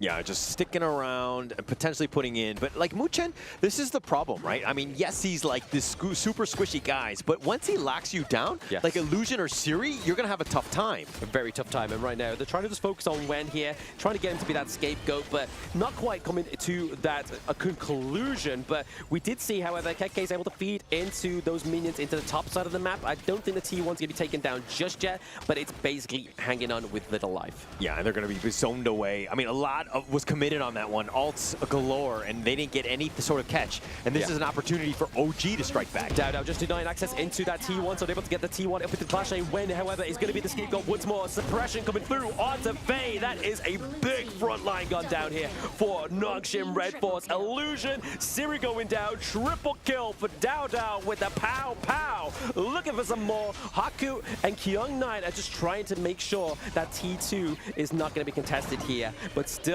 Keke is still into this team fight, looking to push them away, but it is going to be thanks to the furball. Can they get the shutdown here? Yeah, they can, and they make him pay. I mean, he was being very cheeky. I mean, Keke, again, just likes to be aggressive. He likes to force them back a bit, but the rest of OG were not really there to support. If they had one other member, he probably survives, maybe maybe even gets the pick off, but they do make him pay. That was a huge turn of events, especially since, they traded earlier 3-for-1 in favor of OG, and losing out KK kind of mitigates that. I mean, we look in retrospect as well, right? So I don't really want to glaze OG, but it was a good play. KK was obviously denying the access into the mid lane, which allowed that T2 to fall as well. True. So he did his job, he took the L, but it's the first shutdown for the side of Nongshim RedForce. Yeah, I mean, space created, but it's not something that you want to be doing all the time. No. You're giving opportunities. Oh, the suppression. I mean, what are you going to do when you're party, right? Like, you cannot get out of the suppression, just like most heroes in this game.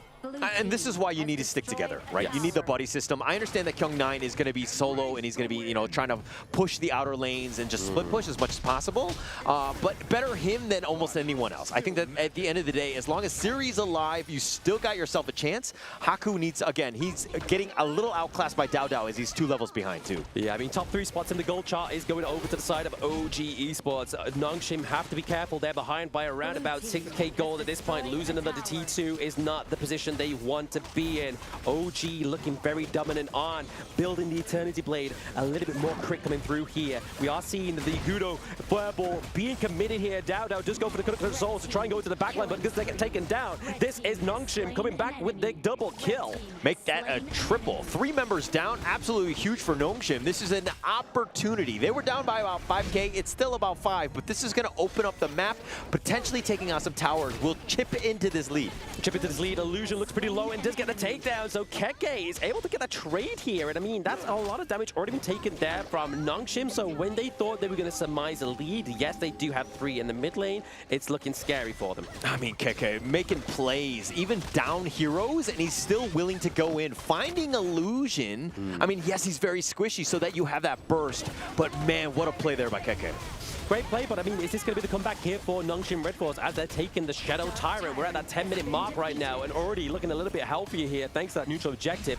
Team fights, Siri can have the extra bit of damage. Illusion now back onto the Gorge. We have Faye here. He does have the Unbridled Outburst. They've got to be careful that they don't tape the beast. Yeah, that was actually very close. I mean, like getting on the control on the Kyung9, probably the tankier of the group. Yeah. I mean, it definitely not, as long as Illusion and Siri are not locked down, I think you're going to be happy with that. And plus he survived, which was enough. And now again, look at this net worth lead. A little bit of a shift in favor of Nongshim. I mean, obviously they're still down 3k, but they're chipping away. They're chipping away. They're trying to bring it back, the ball into their court for now. But I mean, the thing is that Siri is going to be the one that you're really looking out for. The late game potential of the Chano is pretty scary. And right now, we're going to see come into play. We see that Wen gets wiped down by 4 of Nongshim RedForce at this point in the game. Coming into the 11-minute mark, can Nongshim get this T1 into the mid lane? It looks like they're going to try to assert dominance. Keke's pressure is not going to be enough into the back line. We do see that An is trying to thread the needle and get that T2 into the clash. Yeah, but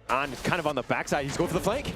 Ooh, Siri gets taken down. That is a lot of damage onto the side of OG. That is pretty careful there, but An does get caught out as well. Haku, careful. Dao Dao, gotta be careful. Kagendra Soul's being caught out here. Also, be now into the team fight. Dao Dao just trying to drag this one out. Yeah, trying to drag it out, but An, I mean, yeah, he got the pick off on the Siri. He does survive, but that was a bit risky. I mean, I think that you want to stay alive more than anything else, but very aggressive play. I'm not sure if it's the best trade considering you died. I mean, marksman for marksman, I mean, it's okay, right? Like, the fact that they're able to get the marksman trade, it's better than, obviously, like, taking down somebody like the Vati in this case, but right now they're looking to try and go for the Overlord here. Shadow Overlord Vati, it's actually Illusion into the backline there in the brush, taking some L's. Faye as well. Death Precipice comes through. Kyung9 looking pretty low, but the damage from Siri into the backline is going to be enough to drive them away. An and Keke are the only ones alive, and it is still no reset onto the Shadow Overlord. Will Nongshim look to take this? No, they're looking for some more kills, but it's going to be An taken down. Haku taken down. Siri, that is a team wipe for OG. I mean, An showed up the perfect time. He had been killed, and that respawn timer just showing up, and Nongshim thought they were aggressive, and Haku literally gets melted. Siri's like, what is happening? Everybody's dying, and then he gets picked off himself. I mean, that's just a terrible spot, but Illusion, like going back to this one, he's been dying way too early, and it's tough tough for him. He has not really had that impact that he wanted in this game too. I mean, I think it's down to the fact of obviously having the Liang, right? Like the suppression coming through here for OG Esports is enough to lock down the Mai Shiranui. Illusion, like you said, not having the kindest of games when you are Mai Shiranui. Yeah, one thing to take note of is that, An is level 17, thanks to the help of Wen Zia right there. We get boosted.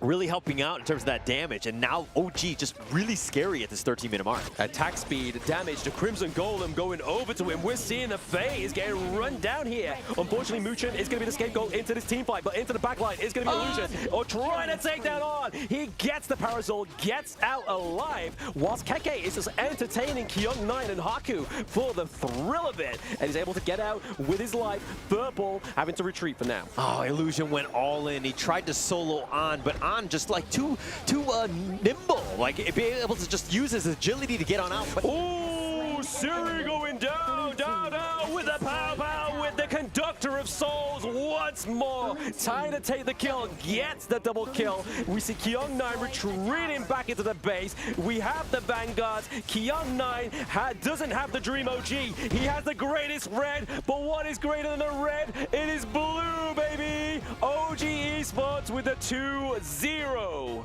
All right, really well played by OG. I mean, not much else can be said about that one. They were just steamrolling. They were fired up, good to go. And I mean, if you're looking at that game, it's tough to watch, right? If you're a Nongshim fan. For myself, part of me died, okay? I'm going to be completely honest on that one. I mean, just the way that the OG were able to dismantle everything that Nongshim was bringing at them, just really well played by OG. Production, I have a call to make. Can we get a cake that is blue so we can feed it to Hauler to change his mind? The KMW is the best. The West proving that they're the best. Yeah, but I mean, this is still the second place team in KM West. They're not even your top dog. Not even a top dog. Exactly, you just proved my point for me. Yeah. Well, let's see how it goes. The end results are the only thing that matters. This is just one match.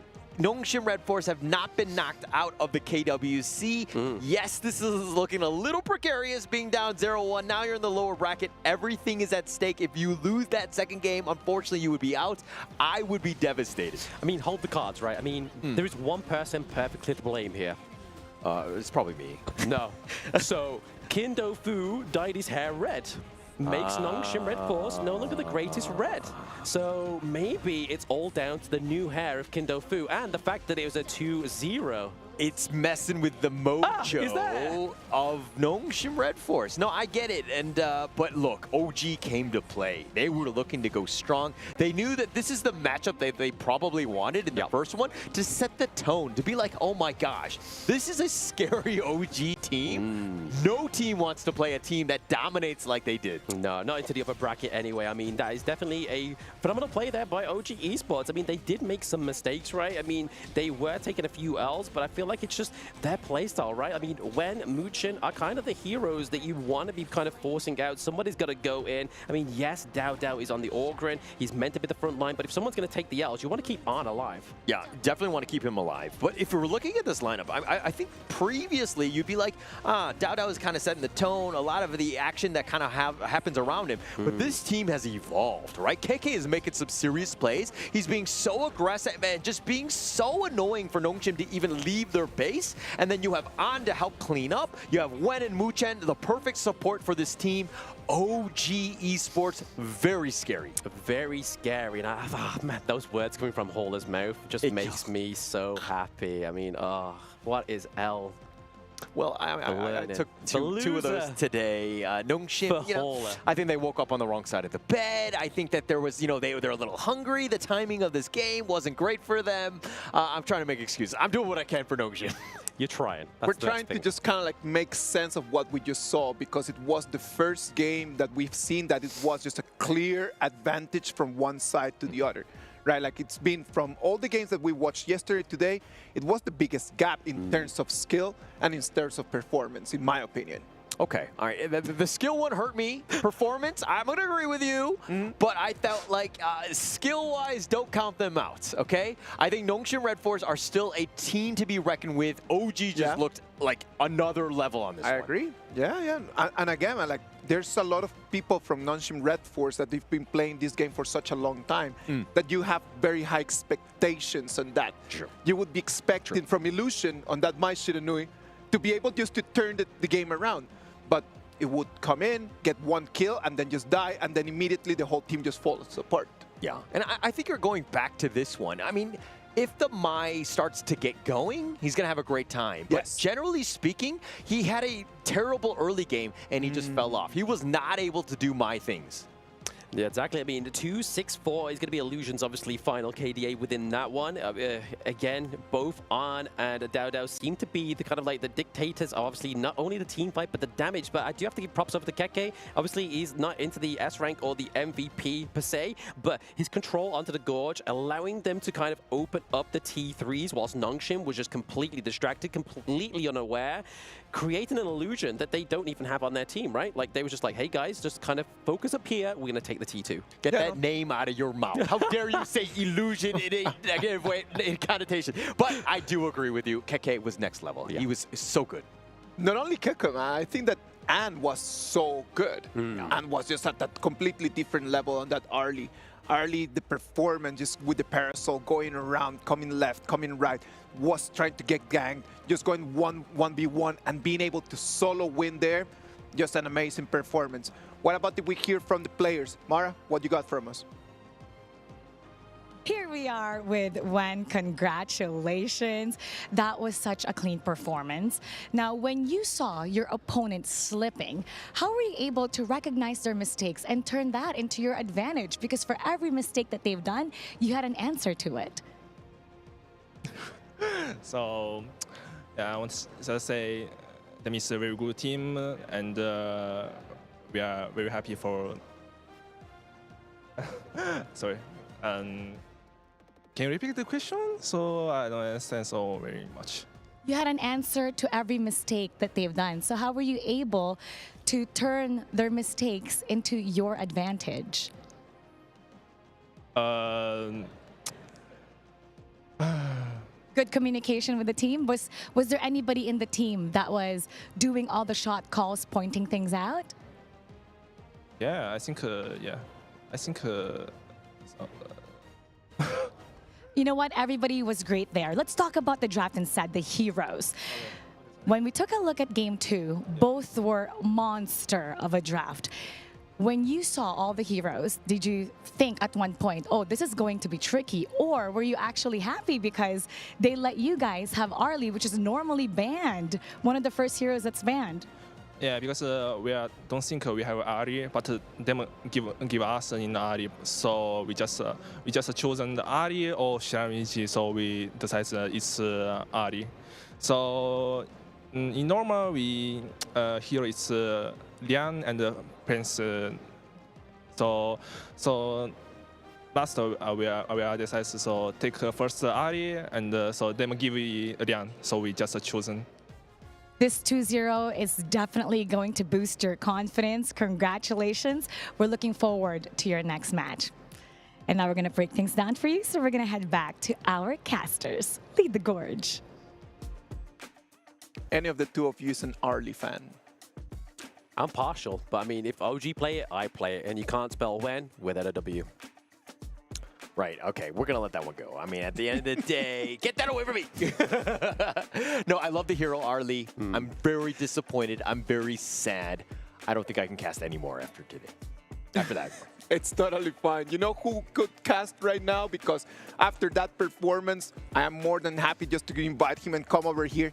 And with that performance, is going to be the MVP for this game. And hopefully one day we can have him right over here to help us teach everyone at home how to play that Arlie. Yeah, actually, it would be amazing, right? I mean, I need all the lessons I can get, especially on a mechanically difficult hero like Arlie. Yes. I feel like I need to be between you guys, because I mean, he has just defeated your greatest team within KMG, so I feel like I would have to be between you two. But I'm okay to be the middleman, but this is the man at the moment is the MVP of On. I mean, it's the greatest red. I have other colors. Greatest, greatest blue, greatest yellow. I have plenty of them.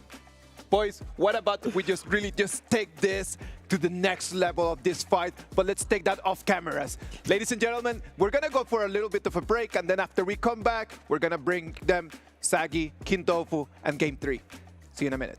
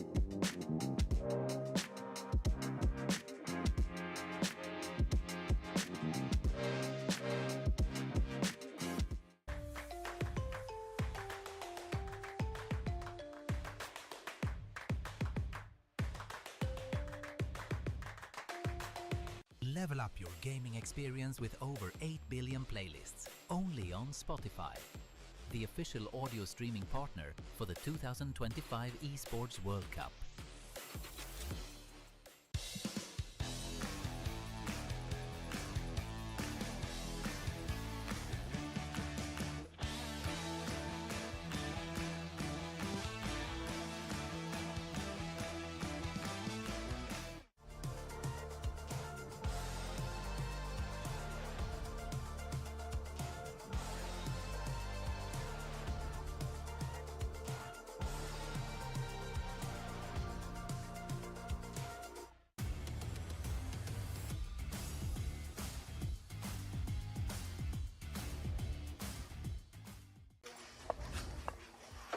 Come on, let's go.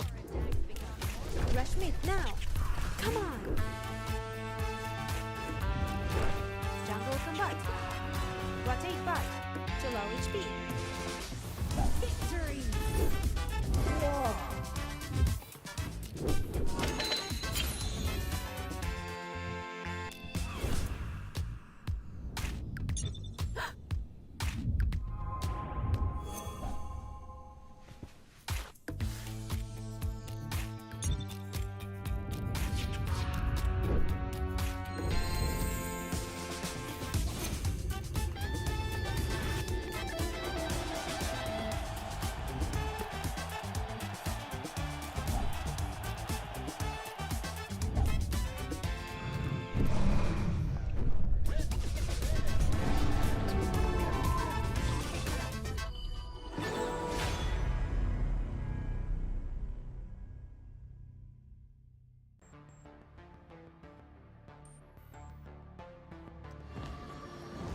Activating warp jump. Destination? The brightest star.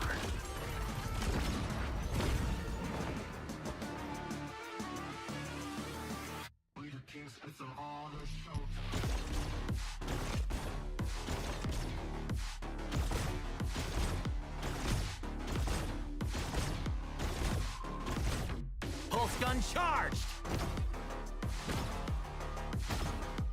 Scope calibrated! It's a quantum party! Ignite the stars! Into the nebula! Cosmic shifts! Supernova pulse!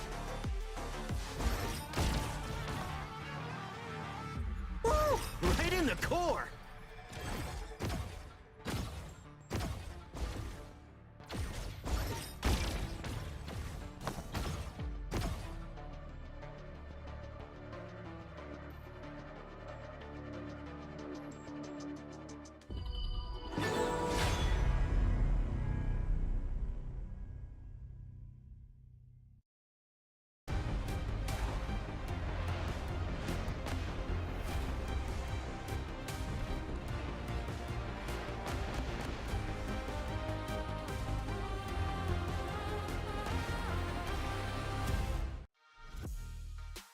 Ladies and gentlemen, welcome back. This is day 2 of the KWC 2025. The best of Honor of Kings right over here. Game 1, Game 2 are already done. And right now we're moving into Kagendra against Black Shrew Esport. I'm your host, Isaac Peña. And with me, Sagi, Kintofu. How are you guys doing today? I'm of course doing exceptionally fine, and I'm always excited for these games, especially MKLC2, Black Shrew Esport is from my homeland, so I'm definitely rooting for them, but of course, we keep it neutral on the casting desk. Of course, and of course, I will be helping you guys understand Kagendra a little bit more. There is quite a bit of story for these two teams over the past few seasons, and of course, once again, back at KWC 2025, there's a lot of action waiting to happen for now. We just watched 2 amazing games today. Did you guys watch the games, Robert, from the green room? Yes, we did. Of course we did. Those games, whew, I gotta say, OG, really the OG coming out on top in those games. Securing that 2-0 against Nongshim RedForce was not an easy feat, but they actually made it happen, Kin. Yeah, they look so strong. So OG fans, you can reach at KWC for the time being, but we'll see. There's other games on hand at this point, and Kagendra against BSC, this one actually might have a surprise for you in the near future. What about if we start from Kagendra? Let's talk a little bit about the Kagendra team. They are champions. They come to us as the first seed of their league. Okay, so let me talk about Kagendra here. We have Ihan, Weero, Senko, Lanfeng, as well as Lu. These 5 members.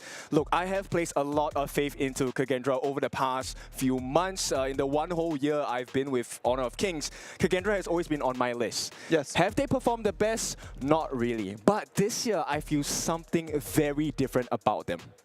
For me, I do agree as well with you, Kin. About Kagendra, when you always count them out in the local scene, they always make a miracle run, and they came back, just like we've seen. They lost in the upper bracket in the IKL Grand Finals. Yep. They went down to the lower bracket, immediately stormed everyone, including the Dominator. Dominator who? They dominated the entire regular season with a clean record. That is Kagendra's magic here. Okay, so that magic, is it strong enough to go up against, of course, the powerhouses, still current powerhouse from your region, MKL, BSE, Black Shrew Esport? I mean, there's too many things we can talk about them.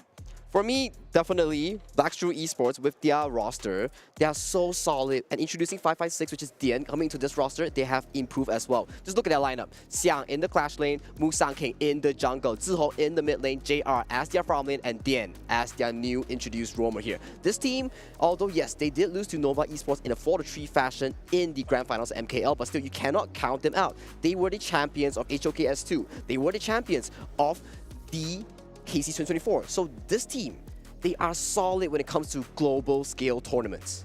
Black Shrew Esports is a team that has players that we've been hearing a lot about in the years, right? Can you introduce some of them?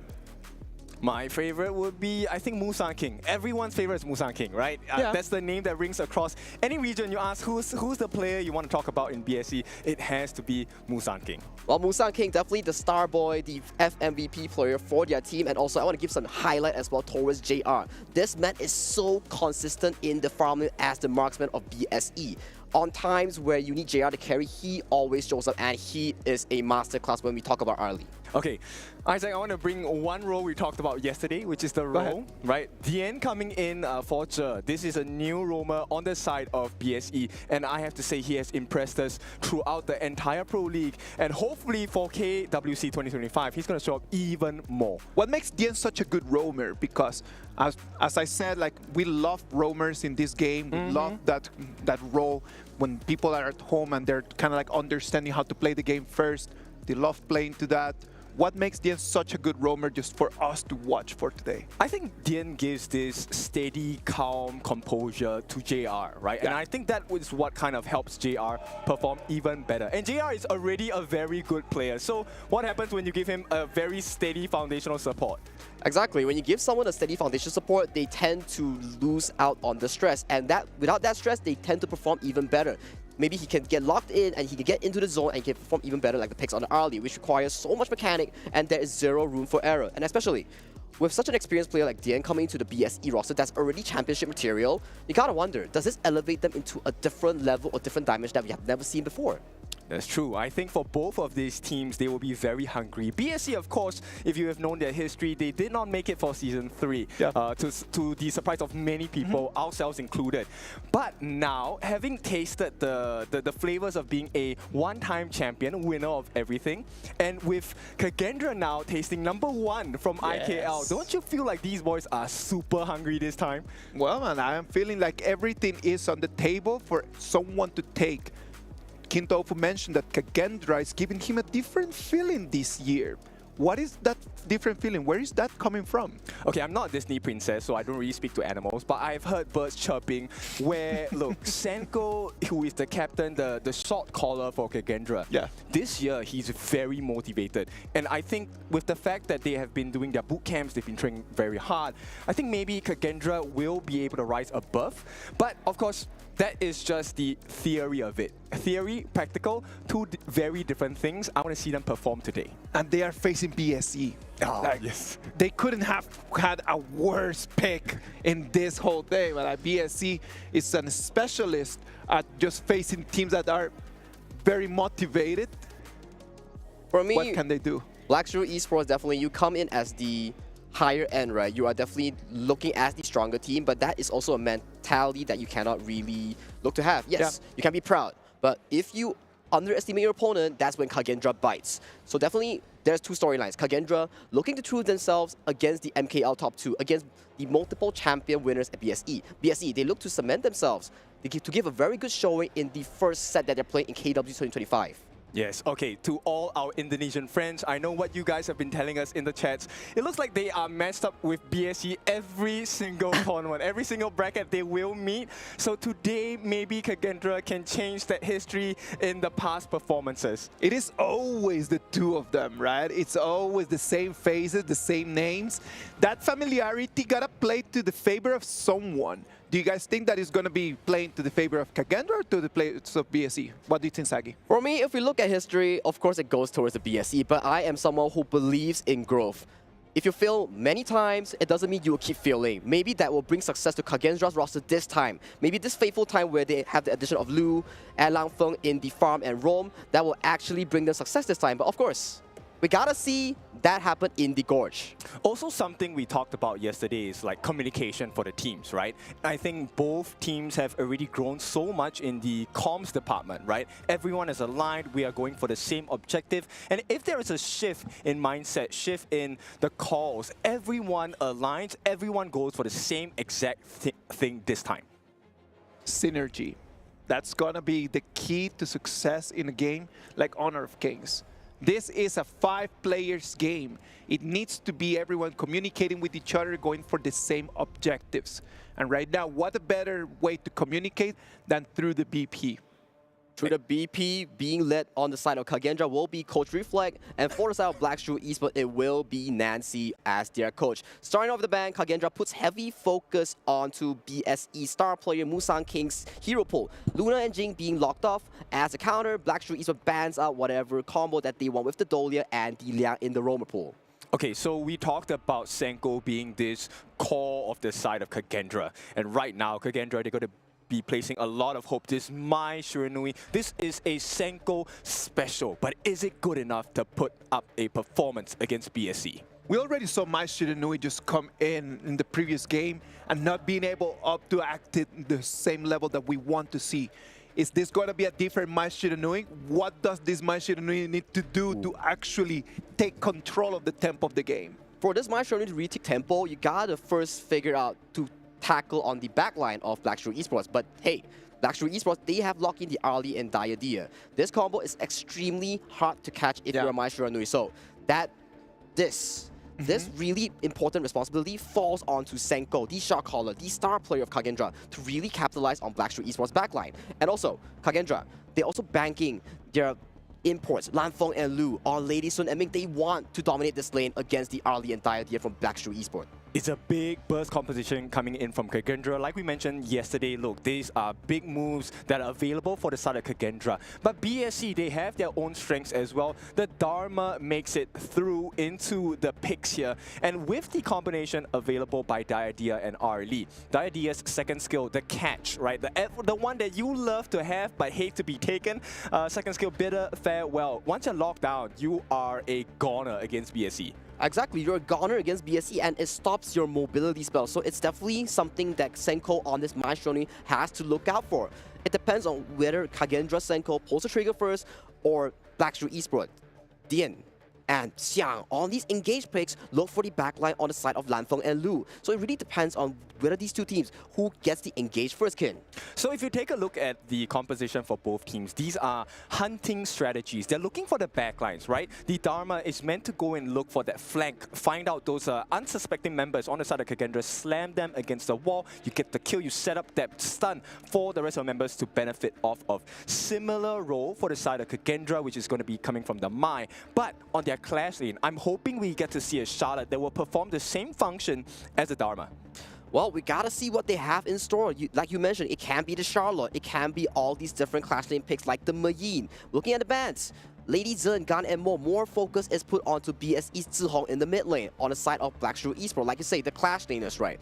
They have banned out the best pick for the Protector President. Team composition, Liu Bang has been removed. Battlefield Command, you know it. It gives the shield, it gives the protection that this Lady Zhen desperately needs against this heavy Dharma engage. Yes, and you have like a super global presence because you can TP from anywhere on the map to land with your Battlefield Command. But this Agudo, I'm very worried for Kagendra here. Is there any answer? Because Agudo, if he goes for the tank build, it's really hard to catch him because he's so slippery, but at the same time, he's able to deal so much damage.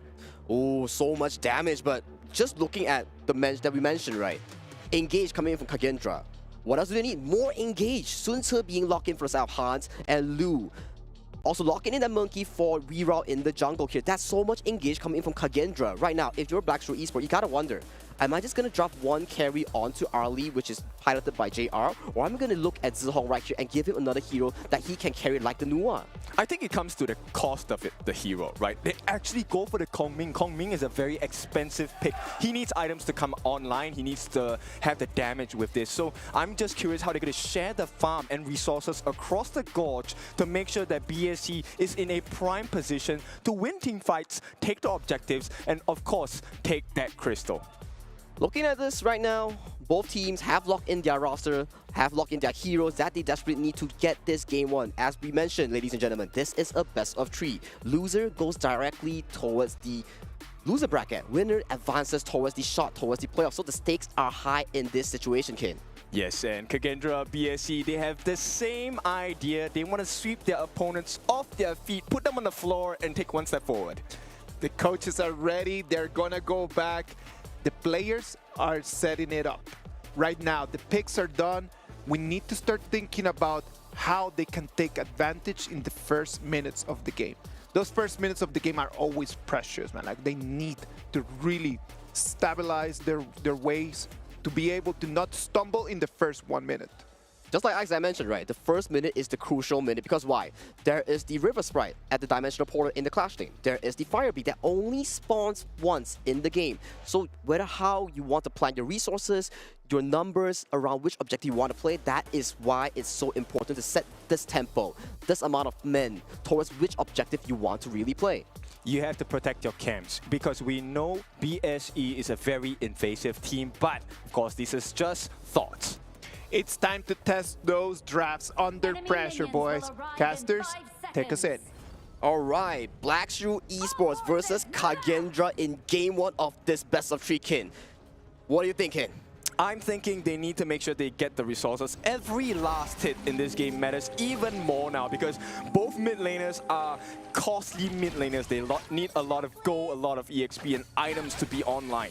For me, I do agree so as well. Eyes definitely has to be on Senko from Kagendra on this My Shonui, and for Black Shrew Esports, you definitely have to look at Xiang on this Dharma. These two players will be the crucial engagers for their team to look for these backline accesses. And it looks like the focus on both teams, once again, it's going to be quite different, right? So there is a lot of focus on making sure that Lanfeng has a good start to the game, but straight away, BSC says, no, Clash Lane, we want to make your life difficult. Yihan's going to have a little bit of trouble as Musang King takes one camp away. One camp away indeed, being stolen away from Kagendra's jungle. So right now, early game is stable for both teams. As you mentioned, they have different priorities here. For the side of Black Shrew Esports, they have secured the Dimensional Portal and they have teleported our player Zihong back towards the mid lane here. So that is definitely great as he needs so much resource on this Ming. Yes, and Yihan's at this point suffering a little bit against Xiang because of that first rotation coming in from Zihong in the mid, right? So Zihong, not only has he successfully put a advantage for the side of Xiang, he also actually manages to get some EXP and growth in the gold for himself. Exactly, and a little bit of poke coming in from Senko's Kachosen spell 2 here, so that is gonna hurt him, but no worries, the NCR heals the whole up to a 4 right now. So priority here being focused onto the mid priority. After this, we're gonna see a big rotation coming in from Black Shrew Esports. Yes, and I'm quite impressed with Kagendra so far. Even though BSC is playing BSC's game, I think Kagendra is keeping pace. And for all our Indonesian fans, or Kagendra fans in totality, look, this is a good sign. Perhaps they could make something different in this first game of the series. I will definitely agree, because one thing's for sure, the Tyrant is the game changer that we'll be seeing, the first tempo point for both these two teams. Right now, it's gonna be a very smooth early game where we see a bit of poke coming in from both sides. But yet again, look at top side though. Xiang is level 5 and is pushing Ihans back towards the tower. Yep, there's also information that the Azure Golem is available for the taking on the side of Kagendra's jungle. Will they make a play? Because that might be a mistake here. And it looks like, look, Musang King, he wants to prioritize safety. We play it safe first. We play safe first. And look at Kagendra's bottom side. They are making sure that this Lady Sun with main combo is punishing JR and Dian into the farm lane here. So definitely both sides playing towards their strong suit right now. For the side of Black Shrew Esports, you play towards Dharma on Xiang. For the side of Kagendra, you play towards Lanfeng and Lu. Yeah, and the rotation so far by BSC is stock standard. They're so fast. And I'm worried that Kagendra, they might not be able to keep up. But for now, yes, he's trailing by a little bit of EXP. But across the board, Kagendra, they're holding on not bad. It's about, what, 400 gold difference? Of course, in advantage to BSC. Well, in advantage to BSE. And looking at the items real quick, the 400 definitely is covered back by Lady Sun in the farm lane with a 400 healthy gold lead over the early onto JR. But of course, ladies and gentlemen, 40 seconds on the clock until Tyrant, where that will be the first combat point for both teams here. Okay, Ultimate committed by Dian to try and slow down this aggression. Itemization-wise for Lanfeng, he's going to have a slight advantage over JR. JR percentage-based damage, he actually forwent the boots, so he's trying to go straight for the Doomsday. Yep, Doomsday being picked up right now, but hold on a minute, Ihans gets engaged on. Yep, they actually push Ihans back, but for now, it's still okay. 12 seconds, nobody wants to take too much of a risk, but Senko, he sees the opening, gets the first blood. We roll a perfect start. Can he get Musang King as well? Indonesia fans, you can start to scream to get this. It's a big win, even if they don't get it. 4 minutes, the first time of the game. Kagendra in the lead. Kagendra's on board right now. With that kill towards the mid lane onto Zihong, they get the bottom tower, they get the Tyrant. They start off huge in this game 1. Yep, they want to go for the punish here. Musang King opens up, he wants the Azure, gets a smite as well. A nice steal, but Xiang, he needs to move away. That deterrence coming in from BSC has managed to push them off. Kagendra, they get the Tyrant, but they have to trade an Azure Golem for it. This Kagendra farm and roam duel is giving so much pressure on the map, creating so much space for the jungler of Kagendra. Yeah, Musang King actually dropped the furball at this point. A little bit of pressure. But if you take a look at what Xiang is doing, he has freedom of space. And I think just overall, BSC have managed to turn that situation around. They are able to equalize the gold, and they don't lose out that much. Exactly, they don't lose out that much, and I'm really wanting to see the first big team fight that we're going to be happening real soon. Because right now, both teams, they're holding on strong, 50-50 in terms of the gold lead. No one is ahead as of this point, Kin. Yeah, Musang King, he actually chooses to walk in the faces of Kagendra. Such confidence from this guy. Drops the furball. They get a catch. 2 members stunned up. Weero gets the first kill. Zihong tries to get away. Will be able to make it out. That ultimate coming in from Dian only manages to catch Weero and Kagendra. This is a new Indonesian #1 squad. This Indonesian #1 squad is coming up huge in this game one. They have secured yet another kill onto the Black Shrew Esport jungle. Right now, they're knocking onto the mid tower. If they secure this, they open up the map immediately. Yeah, we talked about vision control for the side of Kagendra. At the same time, T1 on the top in trouble as Ehans pushes them back. Musang King, you stole it away. This time, Rewar gets revenge, takes it, but Xiang, he comes in, gets the truth mantra, gets taken out, but nobody on the side of Kagendra is going to stop falling just yet. Lanfeng, no. Rewar, the two of them have fallen. This is a perfect situation for BSE. On to Lu, next target. He should be falling really soon. Zihong comes in, finishes up the kill. Will they give it to Musang King? Yes, they will. Take my Crimson, we'll take everything back. Everything that Kagendra has built over this 6 minute, one fight was all in need for Black Shrew Esport and Co. to bring it back to this equal state. Like we mentioned in the DraftKings, you only have one Ali as a carry, no problem. Black Shrew Esports coach Nancy covered it up with a calming pick towards the mid lane. The trust in Zihong. Yes, a major trust. And there might be more problems. The boat drops down Ehans. There is no support. He gets caught off. Zihong gets the kill. What else is Kagendra going to be able to do at this moment? Nothing, because Musang King is in perfect control. The map, all three lanes being pressured by BSE. And while all of this is happening, ladies and gentlemen, look at the clash lane. Arlie, JR is free farming all this time. They invested so little and they got so much back from Black Shrew Esport. Yeah, this is the best offer you can find, right? T1 on the top now going to be taken by the side of JR. This is a big growth and farm for him. Level 9 still matched up by Lanfeng, but if they make a mistake here, Kagendra, they're going to be punished so hard. Ooh, I'm still looking, right? Senko has to be the man to find these key engages on the backline, just like how he did just now. For the side of Black Shrew Esport, it's the same. Xiang got that two-man truth mantra just now. Yes, into the hands of Rewar. They managed to protect that resource, but there is more pressure coming in from BSE. More pressure coming in, and right now Tyrant has spawned once again onto Hero's Gorge at 8th minute mark. Right now we see a small poke coming from Weird Dream won't be expended. Yep, it's a big resource because right now the next Tyrant of the game has spawned, and I don't think Rewar wants to overcommit at this point. They're already losing. It's not good to lose another one. Can they get the steal here? It looks like that option is not going to be explored. Musang King secures it. There is more fighting prowess for Black Shrew Esport. I'm still waiting for the key engage here, kid. We gotta see who is the hero of this game, who gets the crucial engage on the backline. Lanfeng here. Although yes, BSE is winning in terms of gold with healthy 1.6k, you cannot be counting out Lanfeng and Lu. This combo is so powerful. The burst damage is so high. If they're untended, that's gonna be a big issue for Black Shrew Esport. I know, but BSE, you know what they're doing? They keep putting the Mankey in front of the face of Lanfeng, and he can't do anything. Look, he's at the top of the gold chart, 6,500. But he can't get the correct targets. Indeed, he can't get the correct targets here. We gotta see the first fight.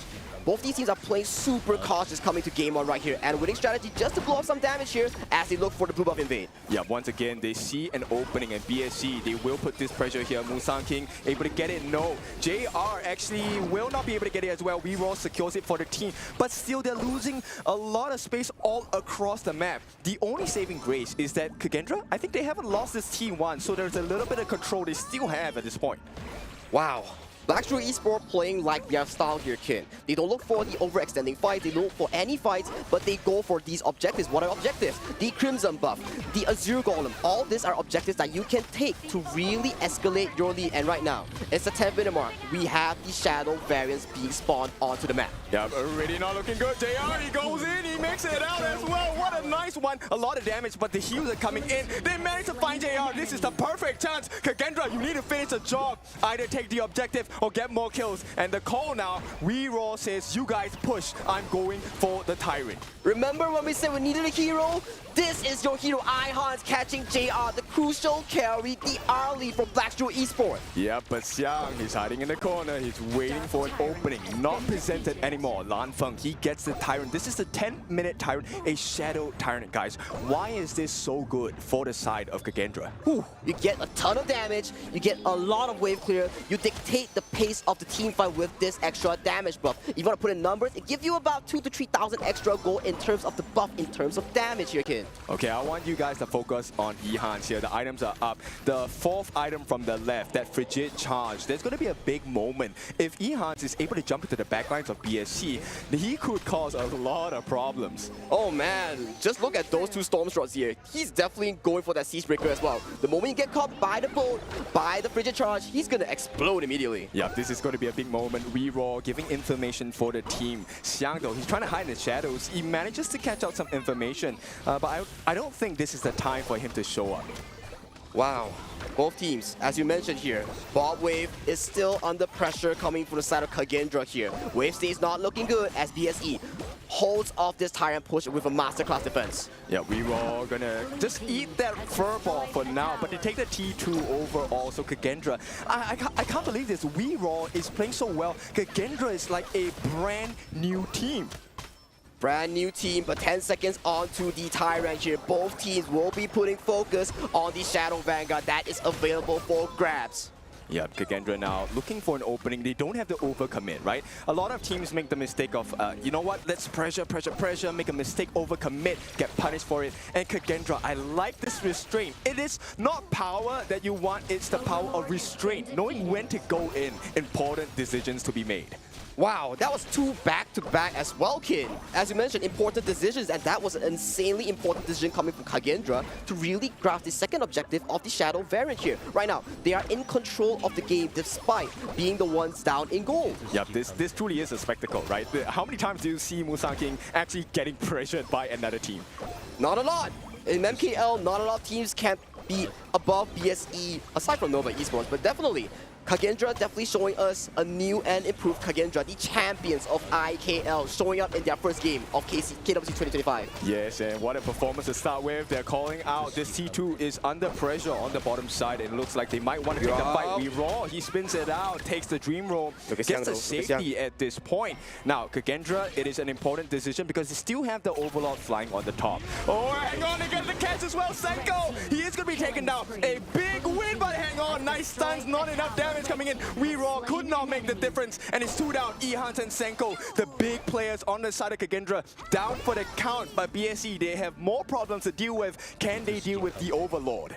Overlord, yep, is being spawned right on the top side, and BSE, like you mentioned, has to attend to it, but thankfully, to Xiang on this Dharma, looking for these crucial engages onto the backline of Senko here. We talked about if Senko doesn't get going, Kagendra does not have a game, and Xiang knows the fact, he shuts it down. Yeah, Raw, he's gonna try and escape the end and falling low. What a nice burst coming in. Can he get more? But Xiang, he's coming in from the back. Does he have his ultimate? He does have it. Will not overcommit at this point. They got Raw down. The tank is gone. All they need to do now is play safe. BSE, they run off with a bunch of scratches, and the chase is on. Kagendra, can they find it? Lanfeng and Lu, the boat is committed as well, but they miss out, and BSE, they make it out safe. They make it out safe, but one thing's for sure, their health bars are not looking healthy to contest for this Shadow Tyrant here. Another Shadow variant going to the hands of Kagendra here. How many do you need to close out this game? Yeah, exactly, right? And I'm really surprised because BSE, we know them as a team that really likes to take control of the map, and this is the first time they're kind of losing control, even though they have the goal lead. Well, I kind of have to argue here, right? You have the goal lead, you are playing the fundamentals better, but you're dropping yourself, you're dropping deaths here left and right during these objectives here. This is not the BSE that we are familiar with here, Kin. Yeah, totally unfamiliar, right? But there is one familiarity that I like, which is Zihong. He's at the top of the damage charts, right? This Kongming, his main role is to be able to melt down the members on the side of Kagendra, and which is why I think, look, the draft makes sense for the side of BSE, but for now, the pressure is coming in from Kagendra once again. Exactly, and if you look at Zihong's item build, he's almost closing out on his final item, be it the Splendor, be it the Tome of Wisdom. He is an artillery mage, and he's going to be banking on so much damage onto the backline of Kagendra. Yep, the lifesteal is going to be quite insane, right? He's going to be able to sustain, just getting the extra damage, and every extra bit counts. As Kagendra, like I said, every bit counts. They take another T2. It is a barren map here in the jungle side of the BSE. And that is the final tier 2 as you mentioned here, and right now, utilizing Lanfeng's spell, they are slowly but surely pushing down another tier 3 off the side of Black Shrew Esports. It's just about a ticking clock. Yeah, I'm so curious about JR's heartbeat at this point. He got bursted down pretty much in the first, 3 seconds of that skirmish itself. And it feels like Kagendra, they're just waiting for that perfect opportunity.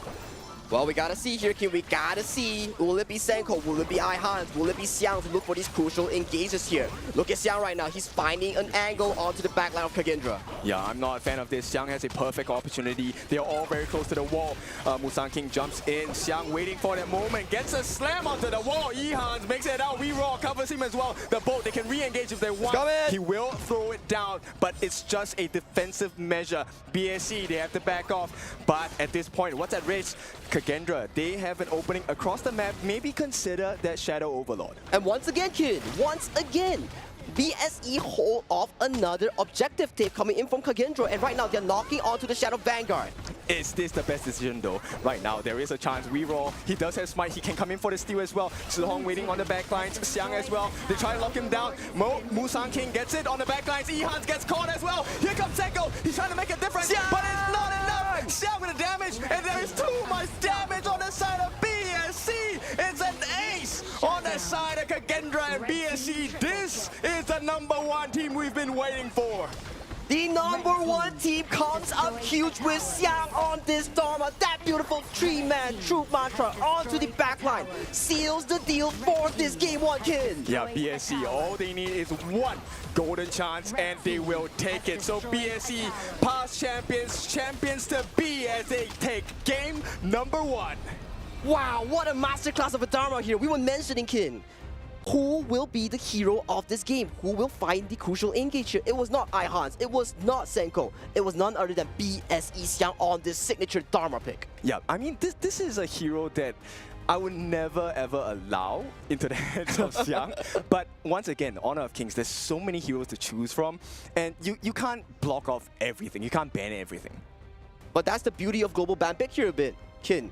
Even though you pick this Dharma, yes, it's so deadly, so strong, but that's global ban pick here. He can never pick this again for the second game. Okay, so let's take a look at this history itself. This time, I think Kagendra have definitely upgraded themselves. They have improved so much, but not yet enough to take BSE to the limit point yet. I do agree. That's the thing about Shrew Esport. They are never the ones to really fall behind even though they were behind. Even though multiple Shadow Tyrant, Shadow Overlord takes coming in from Kagendra, they were always finding ways. They were always finding these crucial team fights to really come back as a team. Yep, I like the confidence from both teams here, right? Zihong on this Kongming, Senko on this Mai. These are very expensive mid laners. They all need gold, which means you have to share it with your team as well. And the fact that both teams show the confidence to be able to pull off such, I wouldn't say, I think greedy is an overkill, but a greedy draft from both sides. And BSC shows that, hey, we are winners for a reason. They are winners for a reason. And just check out this highlight real quick. All these fights, Xiang was always looking to pressure Lanfeng and Lu. Yes, look at this last fight here. Xiang on the sideline here looks for the 3-man engage onto the back line. It was so beautiful. Yeah, but he was so patient, right, with his ultimate, and that's what you want. So what if you have the power? It's knowing when to use it that is so critical in the team fights. And Xiang, he's showing you this guy is on board to be a champion. That's champion mentality right here, right, Isaac? It was an amazing game. BSE comes in. They never looked like they were in control of the game, but they never looked like they were losing. It's just very important to make that very big distinction. They had always a gold advantage, even when Kagendra looked very strong. But BSE never looked like, okay, they're losing this match. Even when Kagendra was pushing on the high ground, it never looked like BSE was not under control. Yes. For me, definitely, if you look at all these top-tier teams, it was never really a one-sided game. It was always Shrew Esport playing the perfect defense against Kagendra's push, be it the Shadow Tyrant, be it the Shadow Overlord. They make it so perfect that they do not lose a single member and they manage to push back whatever Kagendra has to offer. So what do you think? I think I want to talk about JR a little bit as the stats will be showing up later. JR made one mistake in this game. He got caught out by Ihans on the Sun Ce, and he never died once again, right? He didn't die. Okay, he died another time, but that's fine. 4, 2, and 4, JR did a perfect positioning throughout the game. But Musang King, which is the name that everyone has been chanting since the very start of HOK, BSC, Musang King has been the cornerstone, the rocked per se on the side of BSC. I really, as you mentioned, I love BSE's dynamic here. Yes, Musang King, as you mentioned, the star boy, the FMVP of Black Shrew Esports here. But when it comes to the draft, when it comes to who needs to carry, everybody takes a piece of the pie. Everybody takes a bit of the load, and they all carry together to contribute to this deciding win for Black Shrew Esports. Yes, and I think one major item difference for BSC and Kagendra, if you take a look at DN at the bottom of the screen, that yellow staff that looks like a snake, that's called Venomous Staff, is actually an anti-heal item. Now, Kagendra did not build too much anti-heal. We do have one, that orange-looking cape on the side of WeRaw, second on the top. That helps you burn and reduce healing on the side of BSC. But the thing is, if WeRaw dies, then you don't have that anti-heal capabilities. And WeRaw was one of the first few people to die in many fights on the side of Kagendra as well. Exactly, because he is the frontman. He has to soak damage for the side of Kagelu and Lanfeng because they desperately need a frontline. But we gotta give props here. Look at Zihong here, 35% damage when we talk about the draft. Who is gonna be the secondary carry? We're thinking, oh, it might be Nuwa or might be some utility mage, but no. We go in full burst, look at 35% damage. This shows you the confidence, right? Picking up a Kongming is actually a really huge risk because if he falls behind, it's very rare that Kongming comes back into the game unless it hits like that 20-minute mark. And it was actually very interesting to see that Kongming with Trihong never actually had free access to the Azure Golem. It was always just kind of like fighting to try to get the Azure Golem because Kagendra did have control of the map. Kagendra had control of the vision, so they had priority over invasion of the jungle. So it was pretty difficult for him to actually control that. But no, we cannot just be talking about Trihong. We need to be talking about Xiang as well, who's going to be our MVP. Xiang with a 0, 1, and 8, and I will give that on that 8, that Dharma 8 assist, on that last one is a 4 people crowd control. I'm so happy this is the stats because, look, I get to say again, KDA is not important, 0, 1, and 8. Look, Xiang, the way that he was maneuvering around the map, every single truth mantra was on point. And sometimes the truth hurt, but for this one, it was Death's Door. It was Death's Door and 018 KDA. As you mentioned, KDA does not really matter when you were making these decisive engages here. Yes, very good. I mean, that last catch really allowed them to take the win from there. And BSC is a team that you can't give not even half a chance. You see an opening, they will tear it open. It's a brand new hole. This is the new door we're going to walk through, and that's the door to the crystal. So a very impressive performance, not just by Xiang, who's the MVP, but as a whole, BSC. This is why they were champions before. It is important for everyone at home just to understand the reason why BSE is able to win in here. They're able to win because even in the moments where Kagendra was pushing at the high ground, they never lost composure. And composure is super important. You saw that BSC in the moments that they needed to fight, it was 5 people fighting in there. It was never a 2 or 3 people. It was the whole team trying to defend and trying to attack at the same time. And I think this is the beauty of experience, right? When you gather so much experience from all these past international tournaments and achievements, this really brings back to BSE standard. Yes, they are champions, but why are they champions? It's the composure, it's the experience. All these elements form a real championship squad. Okay, so let's address once again our dear Indonesian friends, fans of Kagendra as well. This performance by Kagendra, it's not bad. It's actually a decent performance. They just need to kind of polish their performance a little bit, and maybe this game number 2, we could tie things up. May I add up to that? I sincerely believe at the beginning of the game, Senku had a couple very good openings and got a couple kills for the team. They did not go to him, but they went to the team. I like the way that Kagendra played. We need to be a little bit more decisive in the right moments because there's a couple moments where they need to manage the wave a little bit better so they crash at the high ground at the same time. So then BSE needs to be thinking, do I defend this one or I defend the other one? It's important to understand that the difference between good teams and amazing teams comes down to being able to level up in between. How do I manage the waves in order to jump into high ground and ask the super minions to get in the game? Timing is of the essence, right? This is why we take fights at certain moments in the game. We don't need a fight all the time. You need to fix your waves first.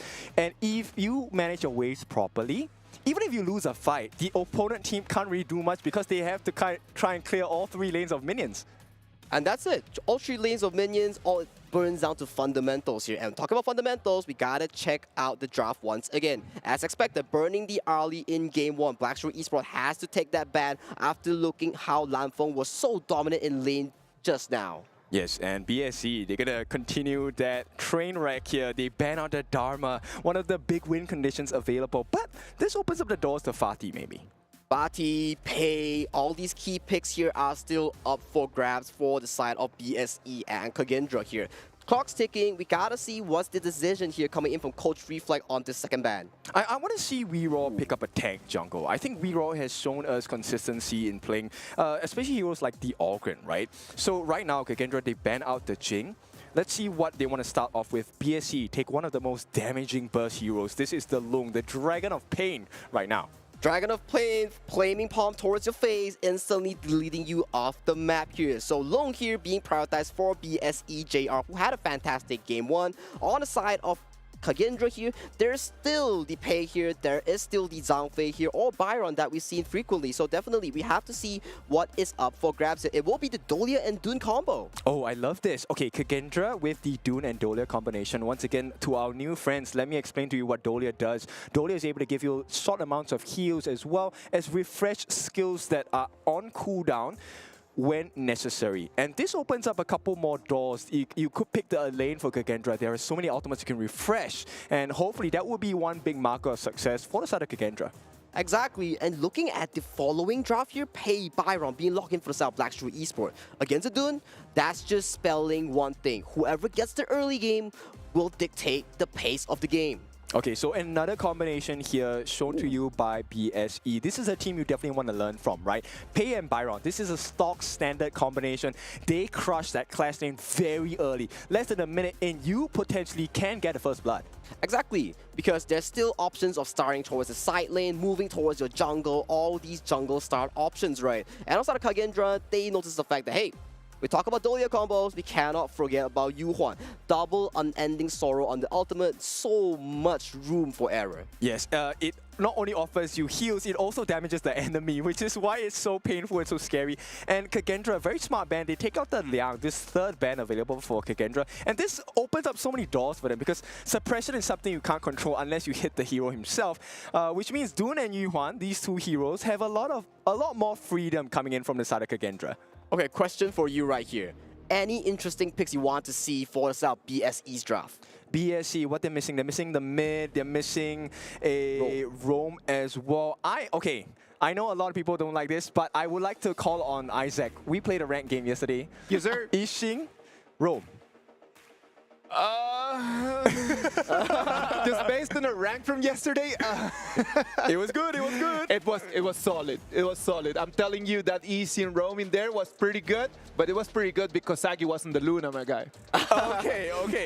Now, I would still take that as a compliment, right? But you should. At the end of the day, right? I like the control because at this point, BSC, their draft offers you a lot of burst potential. I think they just need someone else to bring that crowd control ability besides Xiang on this Byron.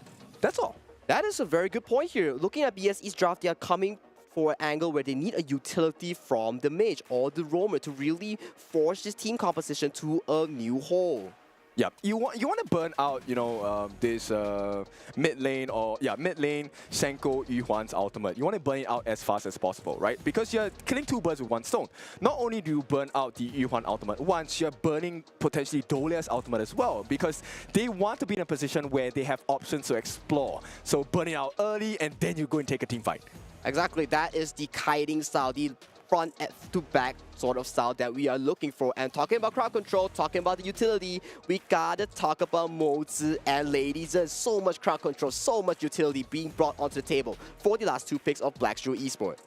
Yeah, it's a lot of control. This is the exact formula that they need to play on, right? BSE, once they have this Mozi Cannon Blast, that is his second skill. Once he gets a stun in, this can be complemented by 2-3 different stuns, the Lung, the Byron, the Lady Chen. Everything is set up a perfect team fight for the side of BSE.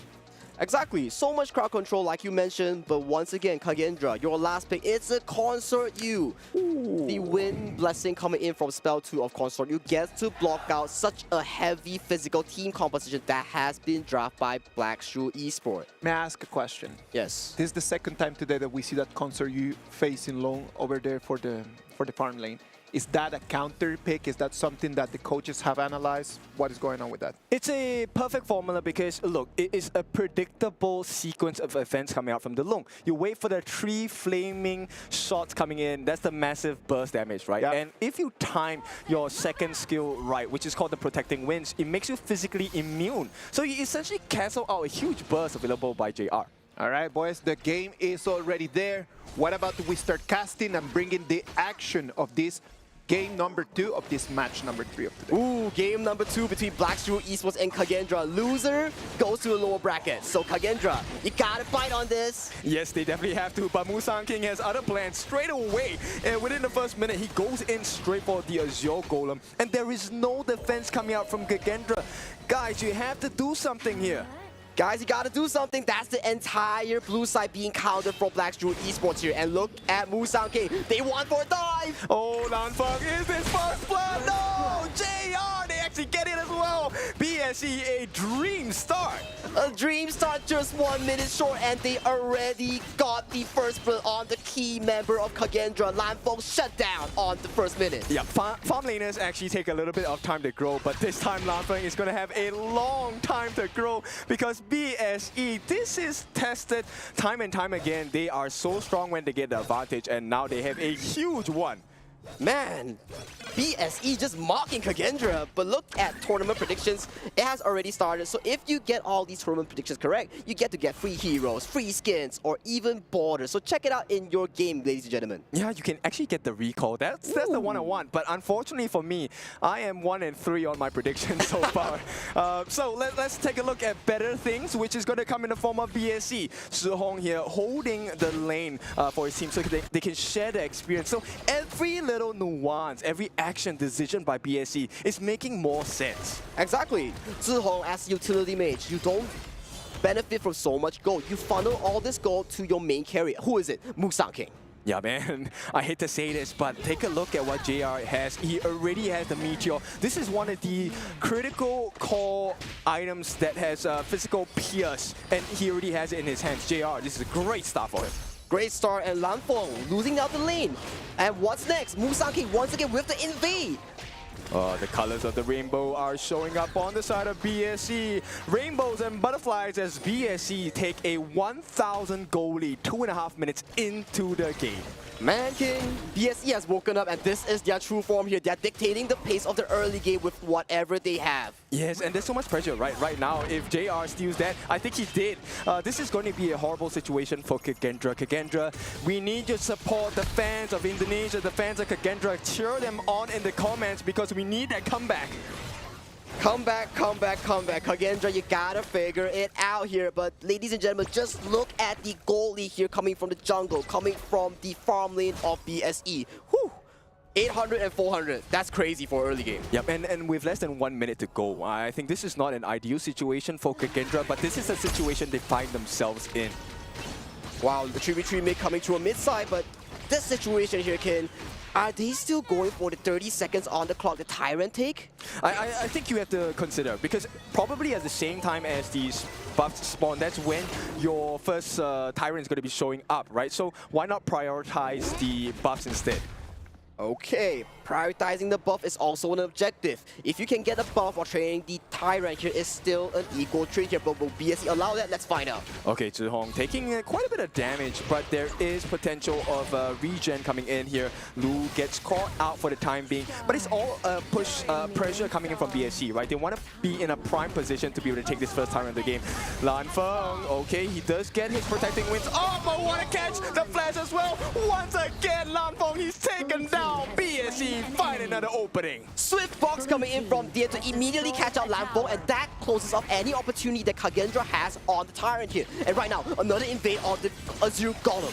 Oh, greedy is good this time. Weeraw gets caught out. The stun comes in from Xiang, and it's not enough to put any pressure back in the hands of BSE. They force out the ultimate from Senko as well. Ehans once again finds himself in the middle of 4 members, and there is nothing that BSE is afraid of at this point. They don't even go for that first Tyrant of the game. They are just setting out tempo so well. 4 minutes in, 3,000 gold lead already here. BSE coming up with a statement match showing that Kagendra, if you want to go to the Giants, if you want to go to the playoffs, you got to go through us first. Look, they took less than 15 seconds to take that first Tyrant of the game. This is a strong showing of how far ahead BSE are at. Look at the gold chart here again. Musang King rocking the 4.4k goal against the jungle. Only 2.8k coming from Kagendra here. Yeah, Musang King is the tax collector at this point, right? Pay me my money, because he is way ahead. 4.6 thousand gold. He is close to almost double of Weeraw's net worth at this point. Man, masterclass for Musang King here. The team is definitely playing towards Musang King's tempo here. Every little decision, every rotation here is following Musang King to further push up the lead here. Right now, 3.5k gold lead in the hands of Shrew Esports. Yep, and they're pulling them apart, right? Because right now, you have Musang King who's able to take turrets, T1s, T2s on his own. In the meantime, you also have to stop the pressure from the rest of the team, and they're just flying all across the map, because until that 10-minute mark, the space dimensional portal is open. And it provides so much mobility. And talking about mobility, they're once again coming for this Azure Golem. Oh, this pressure is immense. BSE, this is the team that we know about. It goes into the hands of Musang King. They committed. The physically immune Lanfeng is available for the taking. But hey, we don't need to fight. We take the T3. And Musang King, the true king, has shown himself. Oh, this is not a good situation for Kagendra at all. 6 minutes in, we have a T3 potentially being taken down. This is BSE style. They don't need kills. They play the map to a perfection here. If you look at the Azure Golem too much, you're gonna be burning your side tower here. And right now, they're once again looking to attack the middle lane tower. Yeah, look, there was a hint of confidence coming in for Kagendra in game number 1, but game number 2, absolute silence. They have put Weeraw to the back ends of the room. There's nothing much they can do here. T1 is going to be gifted to the side of BSE. And right now here, though, Musang King looks for a bombing on the eye hands. Can he run away? No, Ehans, you have to run. The backup comes in. Musang King still gets the kill, and he will back up. Do they want to look for more? Senko gets caught out by the knockup at this point. But with 18,000 in the bank, 4,000 behind BSE, I don't think they want to take these fights. There's no fights that they can take at this point. And look at Musang King, he's just backdooring the tier 3 onto the bottom lane of Kagendra here. But the cavalry is here. Can he run away? Oh, what a save. A beautiful cannon blast from Dien. He points them in the right direction. Hey, you want to punish my jungler? Nah, no way. not today. No way. Yeah, and this is a beautiful performance by BSE. And talking about Honor of Kings, this is the beauty of it. You don't need kills. You just play the map to a perfection, and this is what it rewards you with. 3 kills on the board, no problem. But you have 5 towers amounting to a 5,000 gold lead for the side of Shrew Esport. And if you take a look at Xiang, he was taking quite a bit of damage, but it doesn't really matter to him at this point. He does have access to his ultimate soon, and there we go. Force field suppression available. He pushes Weeraw away. They don't even have to fight. They're just pushing them back off from the T2. And once again, T2 secured by the side of BSE. The map gets even smaller for Kagendra. Man, the room is smaller and smaller. There's lesser farming space. Another tower goes down toward the mid lane. Right now, they're rotating towards the top side. What do you get? You get the Crimson Golem. You get the tower here. Right now, BSE is looking to formulate this until the end of the game. Okay, so do you see what I see? I see something purple, and that's open for the side of BSE to take soon. Well, that's definitely their formation here right now. Get the top tower, get the Crimson Golem. We did back, get the Vanguard as well. Yeah, the Overlord is going to be pretty important at this point, but we haven't hit that 10-minute mark yet, so it might not be of maximum priority for the side of BSE. Right now, the top prio is one of these remaining T3s that get the stun onto Lanfeng at this point. They have managed to stifle a little bit of that pressure, alleviate it for now, but it's kind of like a bad headache, right? You want to relieve that pressure, but it's so hard to do so. If you're Kagendra, the headache is definitely on you, because BSE just biting on you, making sure that if you don't react, you're gonna suffer more and more and more. Yup, they try for the last one. Reroll, overcommits. There is too much damage. Can he get the save at this point? Will manage to get out, but his stun stops him for now. A little bit of pressure. Nobody dies just yet. But I think Kagendra, they're shaking at their boots because they can't find an opening. Even though they laid down so much damage, Xiang and JR are the only ones taking damage, and they're not even dead. And that's the beauty of it. Damage, just look at the damage though. Zihong on this control mage, 51,000 damage on the Lady Zen. Yep. You know what? Revenge is a dish best of cold, and unfortunately, revenge is not on the menu for the side of Kagendra. BSC, they're here for the revenge. They want to get into the playoffs of KWC 2025. And it's definitely looking like the case, right? Because just look at the pay here. 9 minutes, 40 seconds. 9.3k gold on this carry jungle here. Guys, that means GPM gold per minute, he's at 1,000. That's a lot. He's a rich guy. He's rich, he's bathing in money right now, and Xiang goes in for the engage. He gets a stun onto Senko. Senko forced to use his ultimate. The refresh comes in.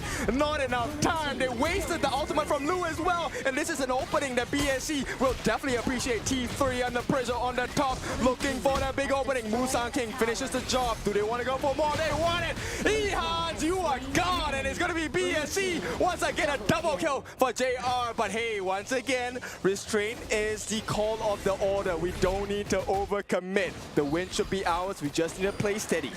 Steady is the game. They go towards the bottom wave right now. The Super minions are slowly marching towards the crystal. Here can Kagendra defend. They are going to give it a try, but it's not going to be enough. Hang on, there could be a chance here. Senko tries to win it for the team, but it's not enough. BSC, they take it clean, 2-0.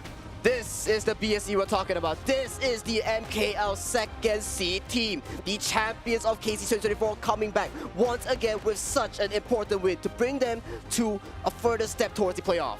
They are hungry this time. The 5 boys along with the coach, the manager, Joker, I'm pretty sure they were ready for a win today. And BSC, what a performance as they take that very short walk down to, give their thanks for this amazing series between the two giants of their own respective regions. But gotta give props to Kagendra as well, kid. That game 1 was immaculate coming from them. It may be due to experience, it may be due to their stage frights, but in that again, they played so well until the end of the game. I think you can't really blame them for this because the draft on the side of BSC is one that is very fast-paced. It's very early game, and the fact that it got Lanfen down right within the first few minutes of the game, that was actually quite a big death blow. Well, I gotta say, like you mentioned, shutting down Lanfeng, that was BSE's game plan. Maybe they went behind the stage. They were like, hey, Lanfeng was an issue back in game 1. We gotta shut him down. They was like, copy. Immediately invade into a dive with Musang King. That was just pre-planned all along. Which is why we were talking about Dian earlier today, right? Dian as a new addition into BSC as a support. Look, he's so steady. He gives so much space for JR. And every time he lands that cannon blast, that second skill, it's so detrimental to the side of Kagendra. They can't do anything. Exactly, and we talk about this all the time. If you want to dive the enemy, you got to win through laning prowess. And JR showing us why he is noted as one of the best farm lanes from the MKL. He won the lane against Lanfeng, resulting in Lanfeng being dove by the roam by the jungle of Shrew Esport.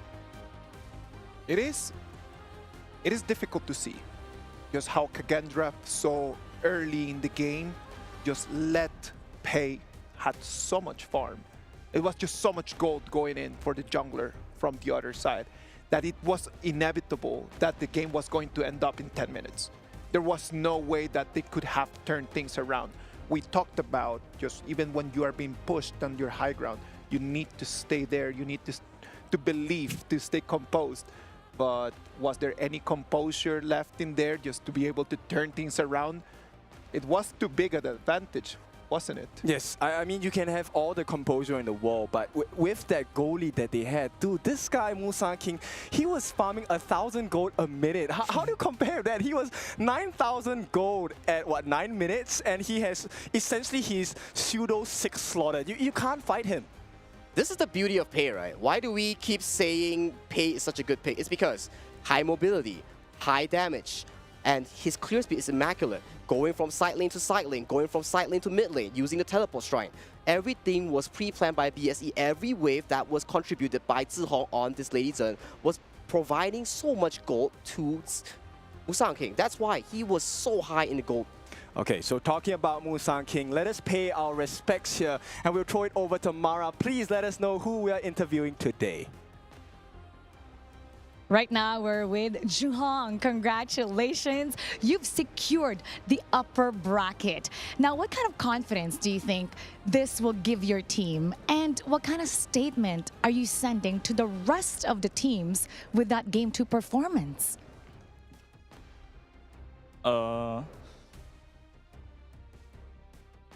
This winning gave our team confidence to revenge Nova, because last time NKL we lose Nova, so this winning give us confidence to beat them. Yeah.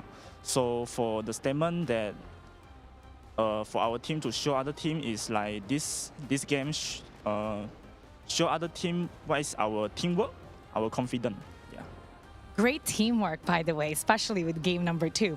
Now, what's the mindset moving forward, knowing that you're one step closer going to the playoffs? Very excited because we got the opportunity to stand in the world stage to revenge, play with KPL, revenge our opponent Nova. Yeah. You did so amazing today. I'm sure you're going to have a great celebration once again. Congratulations. It's time to celebrate that win with something great to eat. Now we're going to head back to our casters. Lead the gorge. Revenge is the words from BSE. It's the one capital word that they want to put in everyone's mind right now. They're coming in here with a clear agenda. They want just to take back what they believe belongs to them. Yes, and I truly believe it does belong to them. But at the same time, you know what? Their other contenders are playing later on today, which is, of course, Nova, right? And I'm curious to see whether Nova is going to match that kind of performance today. But I think we need to kind of break down more of the stats, right? How well did BSC actually do against Kagendra in this second game? When we talk about that, we definitely gotta look at the stats here. We have to dissect based on the stats on how well BSE actually did. For me, BSE's game 1, yes, it was a bit shaky, but you cannot be comparing that because even though it was shaky, they were playing the defense so well. It means that they are not just a team that excels when they're winning. When in times are tough, when they are losing all these objectives, they recuperate, they protect themselves, they play as 5 to really defend the tough times. And when they are winning, they win hard. Yes, and this is one point that Mara was saying, like, she really liked the teamwork. And I think BSC so far in the 2 days of competition that we had, I think BSC has really shown like they are one of the most synchronized teams so far. Synchronization is one of the characteristics from BSE, right? And that's not something new to us. It's always been like that every single time that we've had a chance to see them perform. They're always acting as one. And oneness is definitely important, right? So we take a look at Musang King. As we know, he is very strong, 3-0-2. He actually went a hybrid build, right? Rapacious Bite as a jungle item. This is an item that increases your physical attack. But at the same time, he does have the Frost Scar Embrace. This is the blue item you see in that 4th slot. This actually allows him to get the slow in after he uses a skill. So that was how he actually caught people like Ehans in that last ditch attempt for that tier 3. Oh yeah, that 1v1 Ehans, he was destroying him on the Musang King. And especially getting a Blood Weeper as well, making sure that the sustain was always there, reducing the downtime, having to recall. But man, what a low kill count game, but masterclass coming from BSE, making sure that every step mattered and it was systematically breaking down Kagendra's line of defense. Yes, and if you take a look at what benefits Musang King when to get out. Look, a king acquires resources and he distributes it to the team. So take a look at the benefits. Zhihong here with 63.6 thousand worth of damage. JR as well, a respectable 48. And this came in the hands of not just Musang King pushing everyone away, but also because Dian was busy shooting people in the face and telling them, stop, we hold it here. Yeah, they shoot him in the face. They was like, hey, you want to go through our carry, you gotta go through me first. And Zhihong was the same as well. He was acting as the bodyguard. He was poking, giving so much space for Black Shrew Esports to actually push further and further. And just look at the goal chart. Smooth sailing towards the late game, 8,000 goal lead, closing the game at just short of 10 minutes. And look, 8,000 gold is one thing. They had 8 towers. And Kagendra had nothing. They couldn't do anything because they were so busy defending all of the pressure coming in from BSC. Exactly, this is what we talk about. When you catch on a lead with such a strong team as Black Shrew Esport, you will make a snowball, and that snowball gets bigger, bigger, and bigger, resulting in such a dominating win in Game 2. Yes, and I think Musang King's performance is just so spectacular today. It has been amazing 2 games by Musang King. Like the 2 times that we've seen him perform, it's been just amazing. And that's the reason why we're just going to have him as the MVP, right? Like, I don't think that there's any other reason why people are just really thinking of someone else to be like the most valuable player for this game.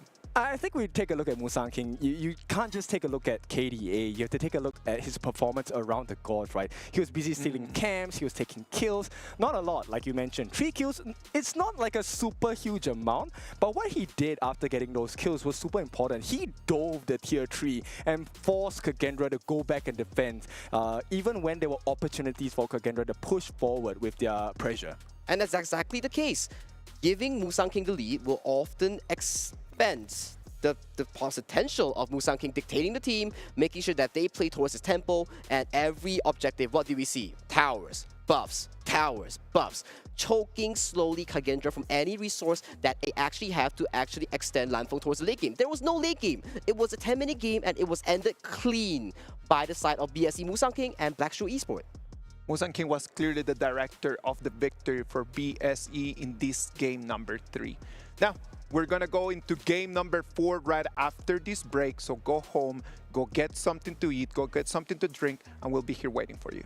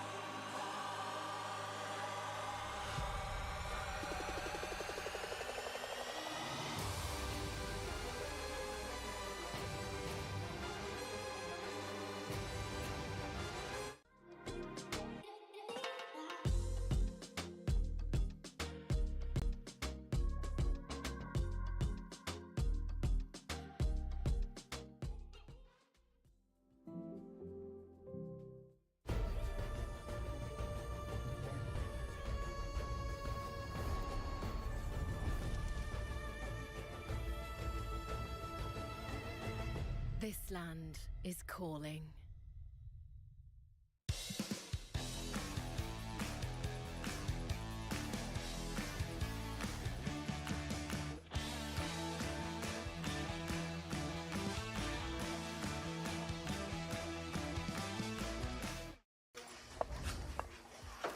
Come on, let's go. Rush mid now. Come on. Jungle combat. Rotate back to low HP. Victory!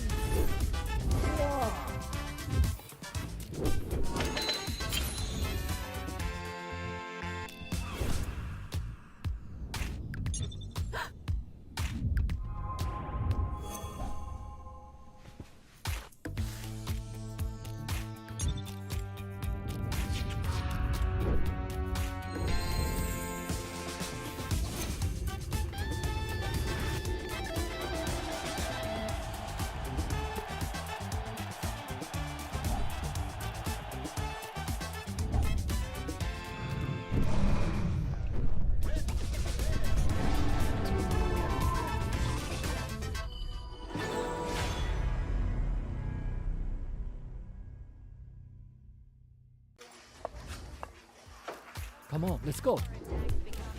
Rush mid now. Come on. Jungle combat. Rotate back to low HP. Victory!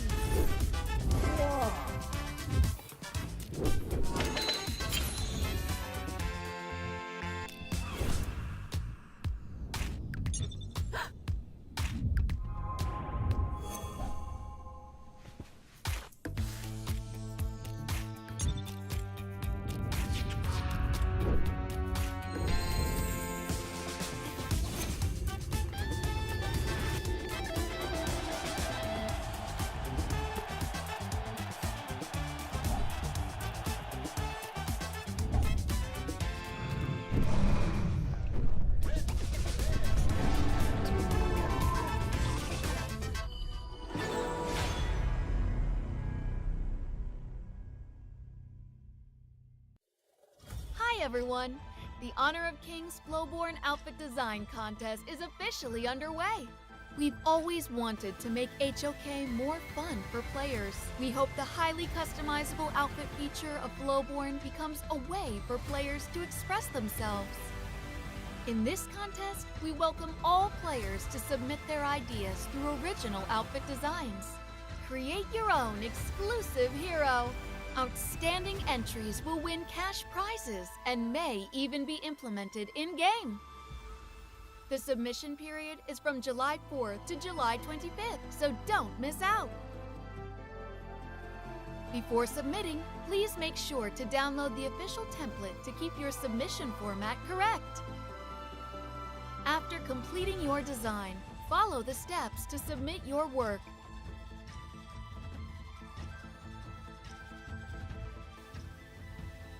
Please wait patiently for the official review results. What are you waiting for? This time, be your own hero.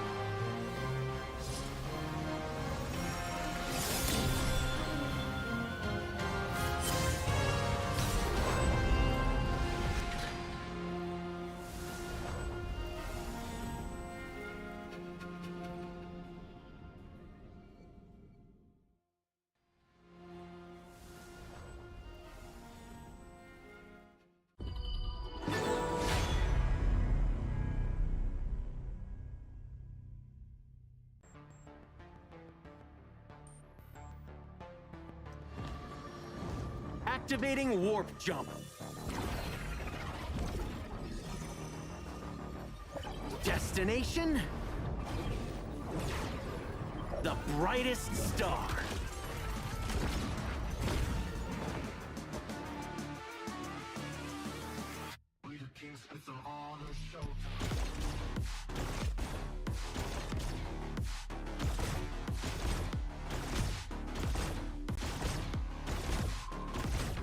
Pulse gun charged.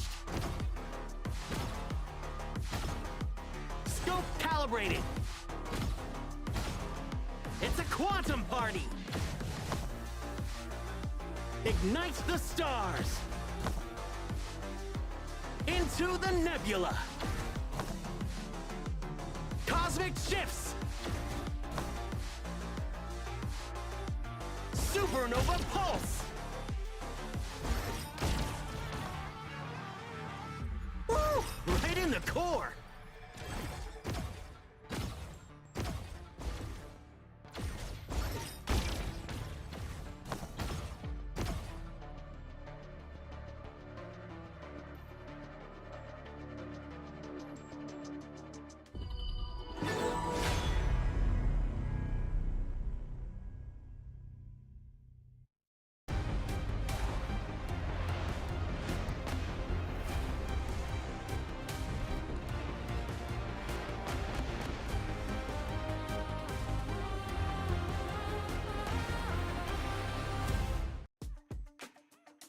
Ladies and gentlemen, we are coming in for Game 4 of Day 2 of the KWC 2025.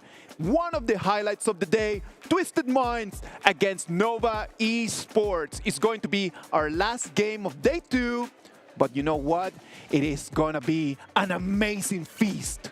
Yeah, these are the number ones of their respective regions. We have the number one from MKL, Nova Esports. We also have the number one coming in from the major West, Twisted Minds. Sagi, what do you think about them? Both teams, historically, they have very high achievements here. And coming to this tournament, KWC, one of the biggest tournaments we have for Honor of Kings.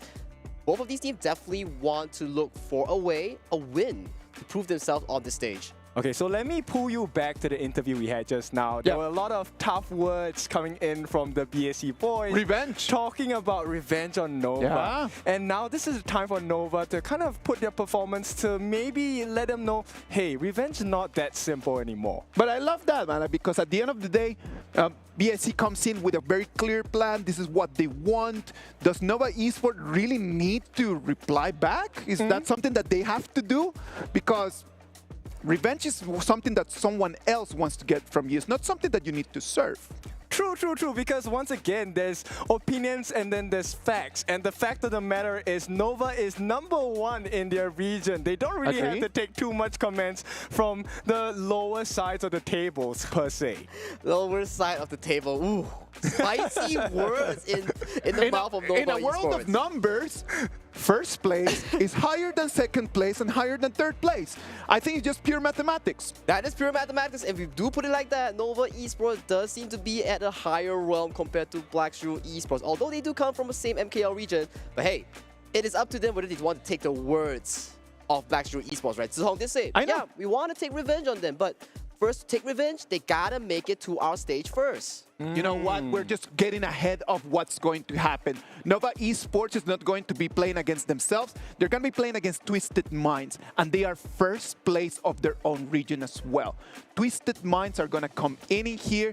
They come wanting to make it to the upper bracket. They do not want to make it to that lower bracket because that means that you're losing one extra life. That's right. I think that during their Pro League, there were a couple of comments that said, you know what, maybe Twisted Minds isn't that strong. And boy, did they prove every single person wrong. And right now, today, we're going to see if we put the number ones of their respective regions, who's going to play it out to be the best. That's the beauty of KWC. We get all the champions together.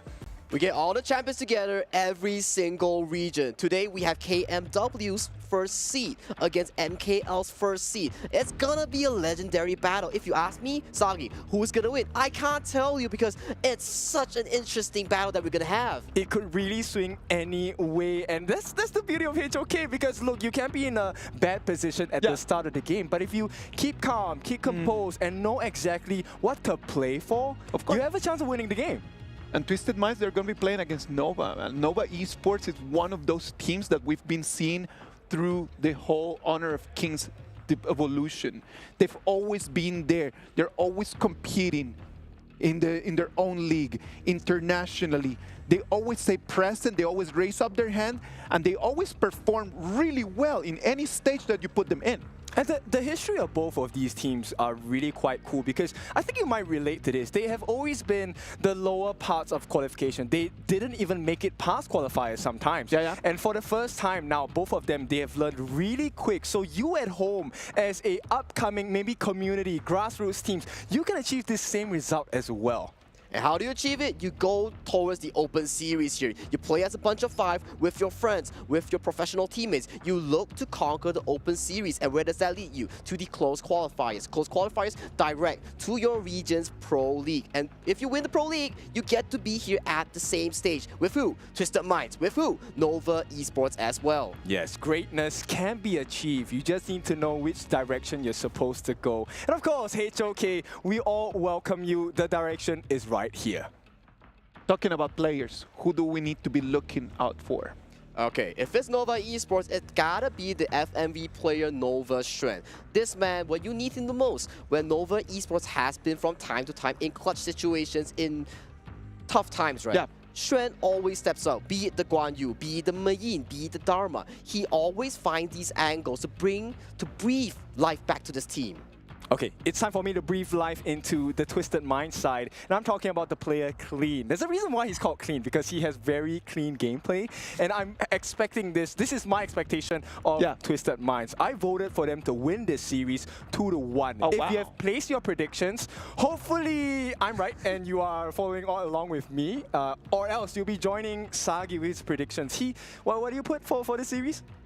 2-0, Nova Esports. All right, so you guys are talking already about predictions, and I love all of this, but I need to know it's based on what? I need argumentation more than just discussion. What are your arguments to say that Twisted Minds is going to take a 2-1 victory? Okay, this is not the first rodeo for Twisted Minds. They have come onto the world stage before. They were under the previous banner of Vitality, if you guys remember. And of course, they have changed organizations now, and they have added new members. City Boy, you have Hailang. These are members that have been there since the past. So there is international experience. There is also experience playing on a live stage. And I think that makes a big difference, because you are able to calm yourself down. You know, hey, there's not too much pressure here. Let it go. We play our game. We let them play theirs. So you're talking about the fact that the experience-wise, Twisted Minds might have a little bit of the upper hand. Do you agree with that, Sagido?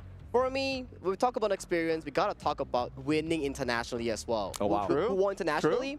It's not the Twisted Mind bunch, it's the Nova bunch. They just came with a fresh victory on HOK S3, carrying that momentum. They beat out who? They beat out BSE, champions of HOK S2, champions of KC 2024. So with that momentum, I do believe if they do bring it to today, they could achieve it as well with a 2-0 clean victory, or at most, a victory in the BO3. Okay, I love it that we're going in this direction. So let me paint the story for you. So, okay, great. You won Season 3. You beat teams like Nongshim, right? But then Twisted Minds, although they have not met Nongshim, they beat the #1 seed in the pro season of Major West, which is OG, and OG crushed Nongshim. So doesn't it mean kind of like, you know, Twisted Minds win this series easy? So many things to look forward to, right? Like all these teams have previous history, and that previous history might have an effect in today's result. It might not. It might just end up being just the past. In the present, today, who understands the meta better? Who's going to be able to take the resources? Who's going to be able to protect the turrets? It's going to define who makes it forward to the upper bracket and who goes to the lower bracket. I agree. It's really about who learns faster, right? At the end of the day, HOK is a game where you need to really learn fast, right? How do you learn the patterns of your opponents? Do you know what their weaknesses are? If you've never met this team before, can you formulate a strategy to put them in a difficult position? Look at how they react, right? And then you pinpoint, maybe this is something we can try to take that win, get that advantage. That advantage doesn't need to be big, as we all know. A small advantage can give you a big win. Exactly, I do agree so as well, because one thing's for sure, growth matters. When you factor in growth, any past history is just history, because we are looking at the present here. And the present here, Nova versus Twisted Mind at KWC 2025. That's right, a present is a gift. And the gift now is going to be in the form of this best of 3 between Twisted Minds and Nova. Both very strong in their own rights, but maybe let's talk a bit more about Nova before, I gloss over the side of Twisted Minds. Okay, for me, I want to keep it neutral here. Yes, there are times where Nova looks like gods, but there are still times as well they have sloppy gameplay here.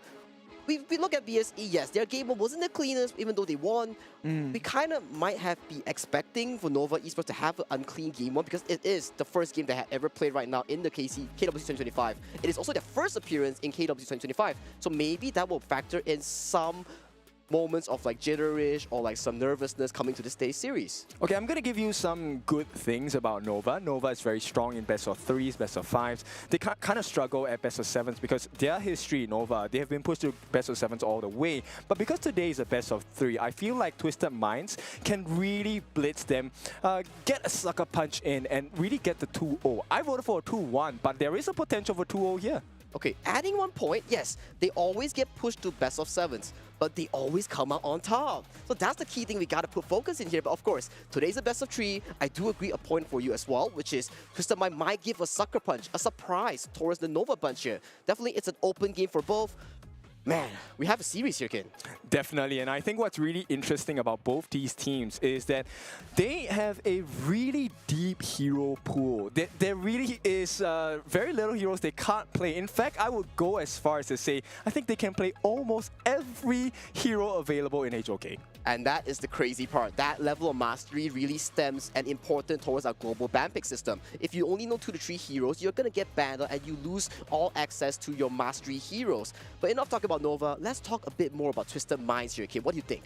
Okay, so Twisted Minds, I mean, for those of you that are familiar, Hai Lang, also previously known as Highland, he was one of the core members on the side of his team. So Twisted Minds, I think he has done really well in the mid. His signature picks like the Heino, the Mai Shunui, as well as the Shangguan. These are big picks and they offer a lot of different uses in the draft, especially for a ban pick as such as ours, which is global ban pick. You only get to play those heroes once. Ooh. The battle of mids, is that the picture you want to be painting? Because Nova Wendy is also a very strong player here. So Hai Lang, we got to keep eyes on this player. With this diverse hero pool, we got to jump into the pick and bans real quick, because Nova Esports banning out the Jing and Dharma as their first 2, with Twisted Minds replying with none other than Mai Shiranui. A lot of big burst damage taken away as an option, right? We have the Dharma special, which is going to be that catch potential. At the same time, we have already seen so many teams over these 2 days pick up the Jing, and Jing has one of the most powerful initiations. He's able to bypass that front line and get straight towards your farm laner. All right, so we can see that the first pick over here is going to be Pei. Okay, meta being allowed, I'm going to take it. Is it really that good that it's going to be the first pick? Because right now we have 5 options just to counter it. Well, depending on the situation, Nova Esports, they love to play the fast tempo, and Pei is a fast tempo pick. But the only down part is this pick is high risk, high reward. If you can make sure that you get all these early objectives, early ganks, suffocate the enemy jungle, yes, you win. But if you do fall off against, especially like a Byron, you're going to be suffering. I'm telling you, man, like normally you would play that Pei with that Byron, is what we've been seeing in all the games. And right now, Twisted Minds decide like, okay, you take the Pei, I'm not allowing the combo. I might allow one of them, but not the 2. Yep, at the same time, they also complement this. Look, if we don't have that kill potential in the clash lane, never mind, we'll have it in the farm lane instead. Yes. The Lung and Zhang Fei combination, one of the scary ones, a very straightforward one, which all players of any rank, you can pick this combination up and make it work for yourselves. It is one of those combinations where you do not... You're not afraid in the first 4-6 minutes of the game, right? Like, you know that laning phase is going to be for you. As long as it is a 2v2, it is going to always be for the 2 of them. Because Zhang Fei has that shield, right? The Leaping Savior. that big shield value allows you to stay in the lane a little bit longer. But yeah, when we talk about these picks, we gotta talk about Ukyo Tachibana here. I think that's the first appearance for Twisted Mind here and the KWC 2025 stage here. This is a hyper mobile pick that is used to counter the pay, that is used to match the pay because of his mobility, his damage and burst here. So definitely, Twisted Mind coming to this draft, thanks to Coach ZKS, they're coming in strong. Sagi, you are the hero master right over here, man. Ukyo Tachibana, since it is the first time that it just shows over here in the KWC 2025, why don't you explain to us a little bit about this hero? What are the main characteristics of it, and what do people need to be looking for? We're talking about Ukyo Tachibana, you can always line up onto one thing, fast burst. Okay. And pay, you come in, if you leap onto me, I'm gonna land that confirm, that instant stun onto you on Scout 2, and you're coming in, I'm gonna burst you instantly. So we know that that pay is going to be fast-paced, so that Ukyo Tachibana is just going to be just a direct counter to it? That's right. So, one of the things about Pei is that he's a pseudo melee character. He actually has a range mode as well, right? And this is actually playing to the strengths of Tachibana as well, because he has a long extended reach, of which the further you are away from him, actually the more damage he does. That is exactly true. With that spell kit alone, if the Pei does look to hop onto the front line or to the back line of Twisted Minds, he's going to be punished heavily here. So definitely a smart pickup coming from Twisted Minds, but look at the ban phase right here. For Twisted Minds, they are looking to ban out all these mid laners from the side of Wendy's pool. Yixing and Shi has been banned out for the side of Nova Esports here. Yi Renjie and Lady Sun, the counters for Long has been banned out as well. Okay, so we are looking at a farm laner that can survive the initial burst, right? Because you don't want to be put in a position where the Lung gets those flaming palms, there are 3 fire dragons coming at you and you're instantly dead. So Shanks needs to have someone tanky enough, but still be able to deal consistent damage against Nova. And I feel like the options are really cut down by a lot. That's really cut down. Like right now, if you start looking at the numbers, already like very few of them. We've already seen Consort Yu being the option against that Lung, and I do not know if that is going to be the best, because up until right now it hasn't been working. Yes, and the fact that, look, they might consider Consort Yi, which is also one of the reasons why Nova picks up this Kong Ming, right? Because, okay, you can have physical immunity, never mind, Kong Ming comes in with his winning strategy and you're dead. Yeah, coming with the winning strategy, the extended range we're talking about, the reach of Kong Ming is definitely longer than the Consort Yu here. So, the final question that we have for Twisted Minds draft, what is going to be filling for your farm lane pool? Is it going to be the channel? Is it going to be the Marco Polo here? Time is ticking and they have to answer this question. And look at that, it's going to be Ho-E. Ho-E is going to be the option against that Lung. Burning Sun Arrow, this is a long-range global ultimate. You can aim it anywhere on the map, and the longer it travels, the longer the stun. But at the same time, Ho-E is also one of those farm laners which you can build a tank build and still do damage. Of course, of course. Exactly, and you also have the Burning Sun Arrow with the Annihilation from the Nuwa here. So anyone that gets caught by the arrow immediately gets sniped down by the Nuwa from high. Sniper game, right? Yeah, I love that you are so hyped by this, because this is a Twisted Minds draft. And you know what? They're going to win against Nova. It is a twisted draft, man. I'm telling you, it is a Twisted Minds, twisted draft. This is looking amazing. The coaches come in, they shake hands, they're going to go back to their rooms, and everything is set to see who's going to take that last ticket to the upper bracket. Is it going to be Twisted Minds? Is it going to be Nova? The boys are ready. They're stretching, warming up. The Gorge is almost ready for us. Okay, so I think we need to start discussing about how do we open this game on both sides, right? But I think both sides, Tachibana, you have to pay. They are very early hero-centric base, invasive heroes. What can they do to kind of like amplify this growth? So definitely when you talk about pay, right, you need the resources, but right now you drafted the Kong Ming here onto the Wendy, so you gotta figure out the resource distribution here, so whoever wins the early game will dictate the early to mid stage here. All right, ladies and gentlemen, this is going to be our game 4 of the day. We're gonna have Nova Esports against Twisted Minds. I am Isaac Peña. I am Kendofu. And I am Sagi. All right, ladies and gentlemen, let us go. Take it from here. So it is an expensive lineup coming in from both teams, and Hai Lang straight away already taking quite a few hits. Well, the season honor pass as well has arrived in the Gorge right now. Log in and claim it for free for anyone that loves Honor of Kings right here. But looking at the map right now, Kin, what are we looking at? We're looking at fast rotation, right? Both the junglers actually made the full commitment to not over-dive, which I think is a very smart thing. Because if you make a mistake here, the other team immediately capitalizes on that gap. And right now, though, Muji as well, he secured the first ever Fire Beak of this series. And as we know, Kin, Fire Beak, once it gets taken down, it disappears from the map eternally. Jungler paths are going to be important in here. Look at how Pei already level 4 is going to make the rotation up, trying to put some pressure on that Byron that still has not made it there. Oh, 90, he's forced to use a flash. Not the ideal situation you want for Twisted Minds, which means this space spike going to go into the hands of Nova. With that, Nova just secured both of the early game objectives here, cementing themselves a very smooth early transition towards the later stages of the game.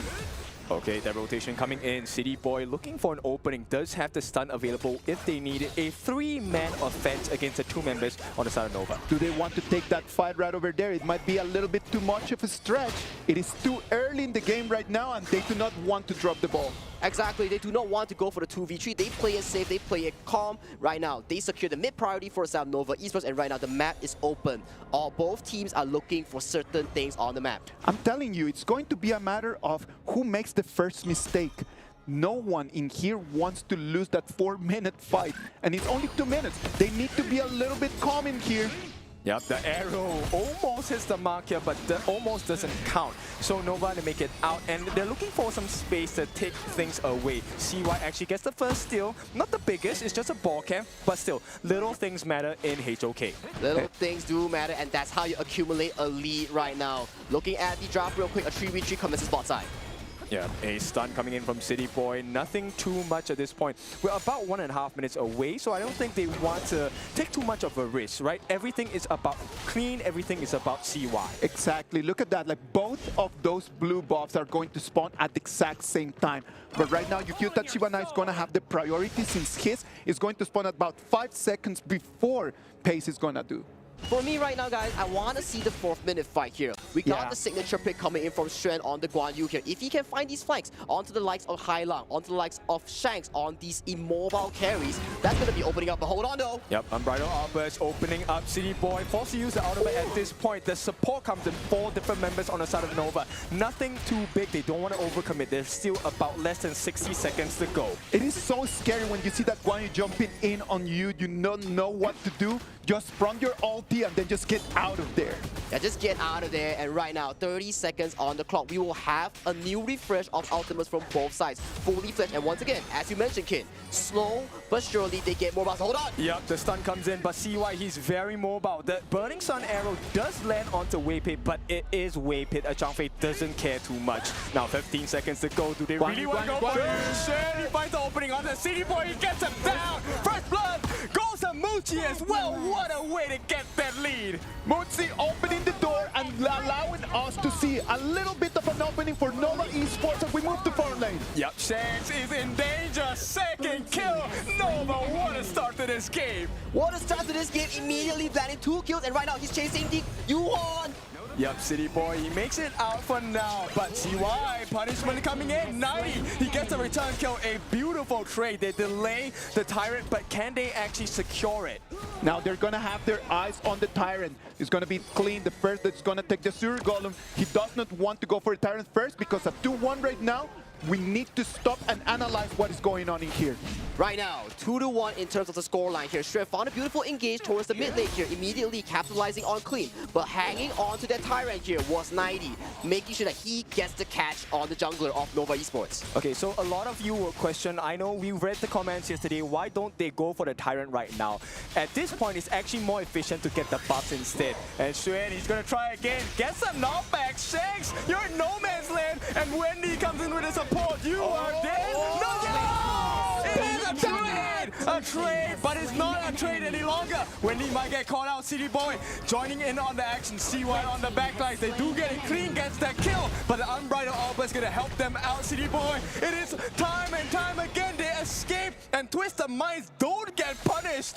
We talked about snipers, and this was a snipe kill. That was a lovely assist, and Highline right now got to have an amazing smile on his face. This is the beauty of the global ultimates we're talking about, right? Yes, I cannot physically be there, but my ultimate will reach you. You overextend for my farming? Fine. I catch you with my annihilation on Lua. That is beautiful. We knew that Twisted Minds against Nova Esports was going to be a good game, and ladies and gentlemen, 6 minutes of the game, I am very entertained. Yes, it is very close, right? Even after 3 kills each side, the goal is going to be exactly the same. They will stop them from coming in 90 on the position to make sure they don't get anything free. What a nice stun! Clean! He starts it right, but is there a finish? Because they get the stuns, and I think Twisted Minds, I don't think this is the right idea to overdive. They need to watch the waves coming in.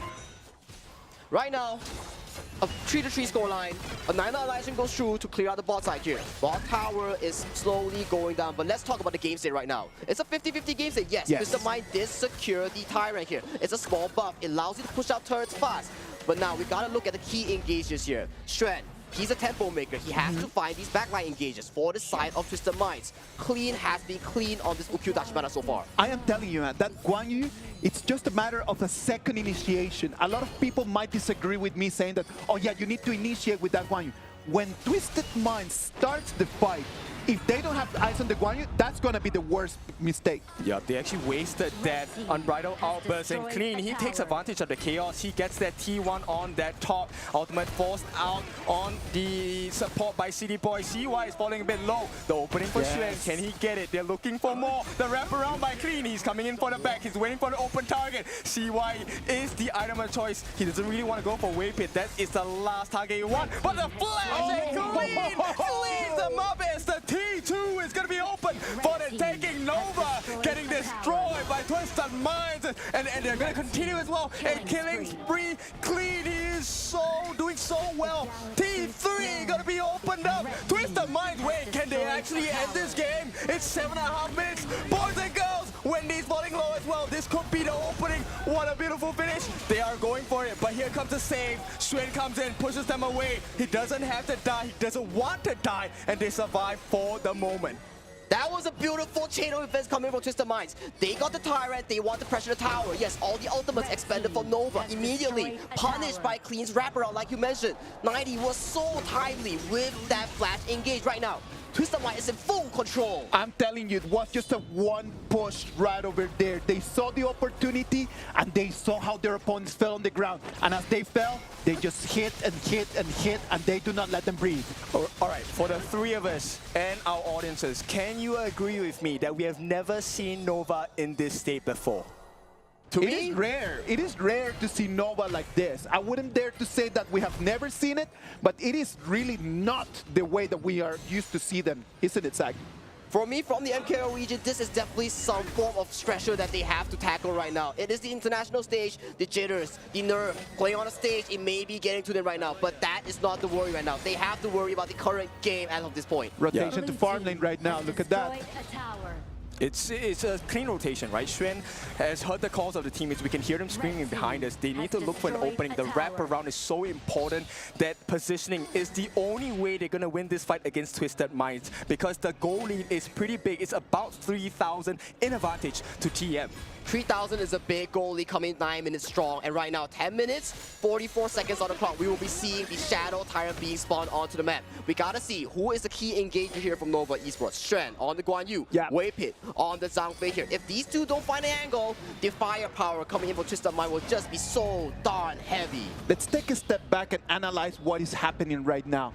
The waves are coming in from the clash lane, and that's going to give priority to the team of Twisted Minds just to put their hands on that Dark Tyrant in 15 seconds.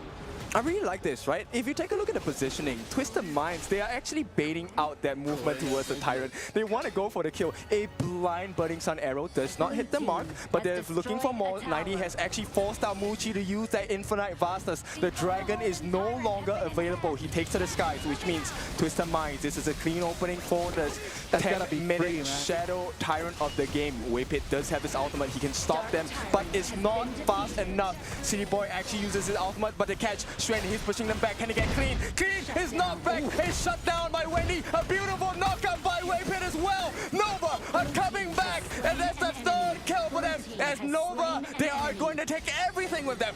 This is what we're talking about. 3-0 trade. A 3-0 trade for the side of Nova Esports. And this is what we're talking about, guys. When you count out Nova Esports, Shrew will step up. Exactly. He's the key difference maker in this Nova Esports lineup. That Guan Yu is so deadly with the Razor Cavalry flank.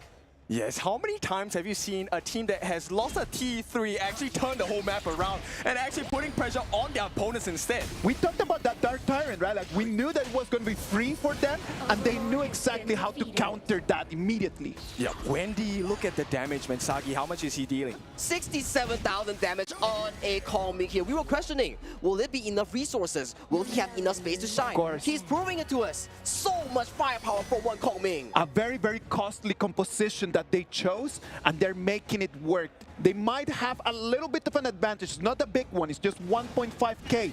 But that advantage right now is going to the one person that needs to stand up, and that's Wendy. Yeah, they actually relieve the pressure, right? But this pressure relief is momentary because right now, I think the map is being controlled as the Burning Sun arrow, once again, does not hit the mark, so Nova make it out with scraps for now. Exactly, and Shadow Vanguard has joined the battle. The lanes will be pushed out, and Nova Esports want to further push out their lead as of this point. Yeah, too much tankiness coming in, right? The Nova group understand that Clean is a burst hero, and if you can't burst someone down as a Ukyo Tachibana, you could start losing the game. It is going to be very difficult right now in this moment for Nova to try to get into the high ground. Having that Guan Yu allows them to take fights right over there around the river. But when it's talking about high ground, it's going to be a completely different option. And just look at Wendy pressuring with winning strategy, but hold on, the 90 gets caught out. Yep, 90 forced to use the flash. There is a flaming palm. It's not enough to get the kill just yet. But Nova, slowly but surely, they're getting control of the entire gorge. This map is looking a little more blue for Nova. Now it's going to be the Shadow Vanguards that they're going to come in, knocking at the high ground. What is going to happen? What a flash! Oh my goodness, the burst Highlang is down! And right now, Shrew is pushing them off the one corner. He's going to give his life, they don't care. Mushi takes the T3, they even out the odd, but it's still the Shadow Overlord. 75, 12 minutes in. Can they end the game? 90, he's going to try and mount the defense for now. Right now, the last push might be commencing right now. On Nova, do you want to play it safe? There is still a tier 3 though. Are they looking for a fight? Nice start, Waypit. He is to be pushed back at this point, but 90, he will have to back off. So right now, TM, they lose more than they have gained. There is going to be that Tyrant, and the buffs are open for the taking on the side of Nova. The priority right now is for Nova. They came in, they took 2 high ground turrets, and right now it's looking grim for Twisted Mind. Boys, right now it is 13 minutes of the game. 24 seconds for the Tyrant. What is going to happen? It's going to be a disaster because CY has gotten the Doomsday. Why is this item so important? Look, there's not a lot of tanks on the side of Twisted Mind. Yes. And if you melt down 90, who's going to protect you? No one else. No one else. If 90's gone, there's no more people over there. 90, goodbye. And look at our firepower from Nova Esports here. 10.7k gold, almost full slaughter right now. If this Calming is not scary, I don't know what is. But ladies and gentlemen, Tyrant has been spawned. Okay, look, they have been put in a similar situation. Nova has recovered. They get 2 T3s off on the side of Twisted Minds. Can Twisted Minds return the favor?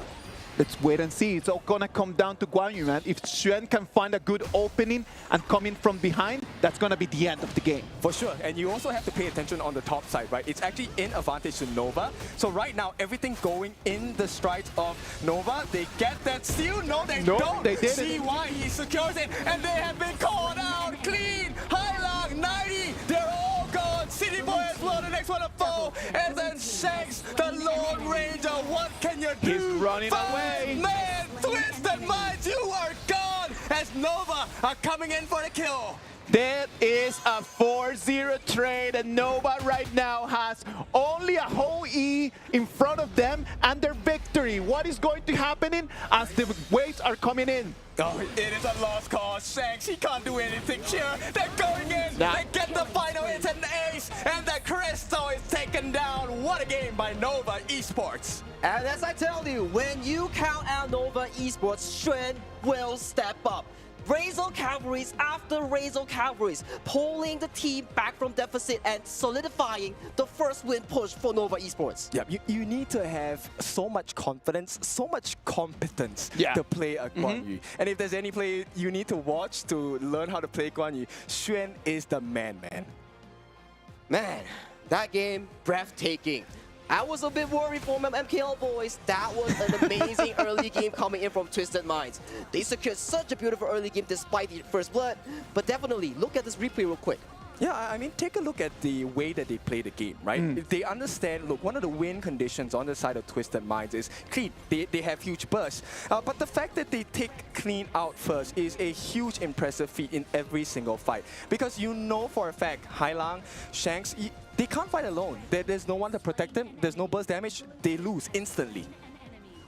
If you analyze the replays right over here, that was a clear moment where Twisted Minds, like the whole morale, was at their top. They're right after that fight in there. And then this was a key moment here for Twisted Minds. They called out CY in the jungle immediately, breaking apart Nova's defense. And at this point, they had a clear angle. If Wendy were to drop here, that could spell disaster here. And this was also the turning point for Nova Esports. Xuan, after the Shadow Tyrant fighting that 4-man flank was just nasty. Yes, and they even isolated 90 on his own. That's the big marker of success for Nova, right? You take away the burst damage of Clean, you take away the tankiness of 90, and it's free food. It's a buffet for you on the side of Nova. Free eats, no? Yeah, free eats. I mean, delivered to your doorstep as well. This one, a huge catch by Xuan. I mean, this is so impressive. Yes, I wanted Twisted Minds to perform a little better, but how do you perform well against a guy like that?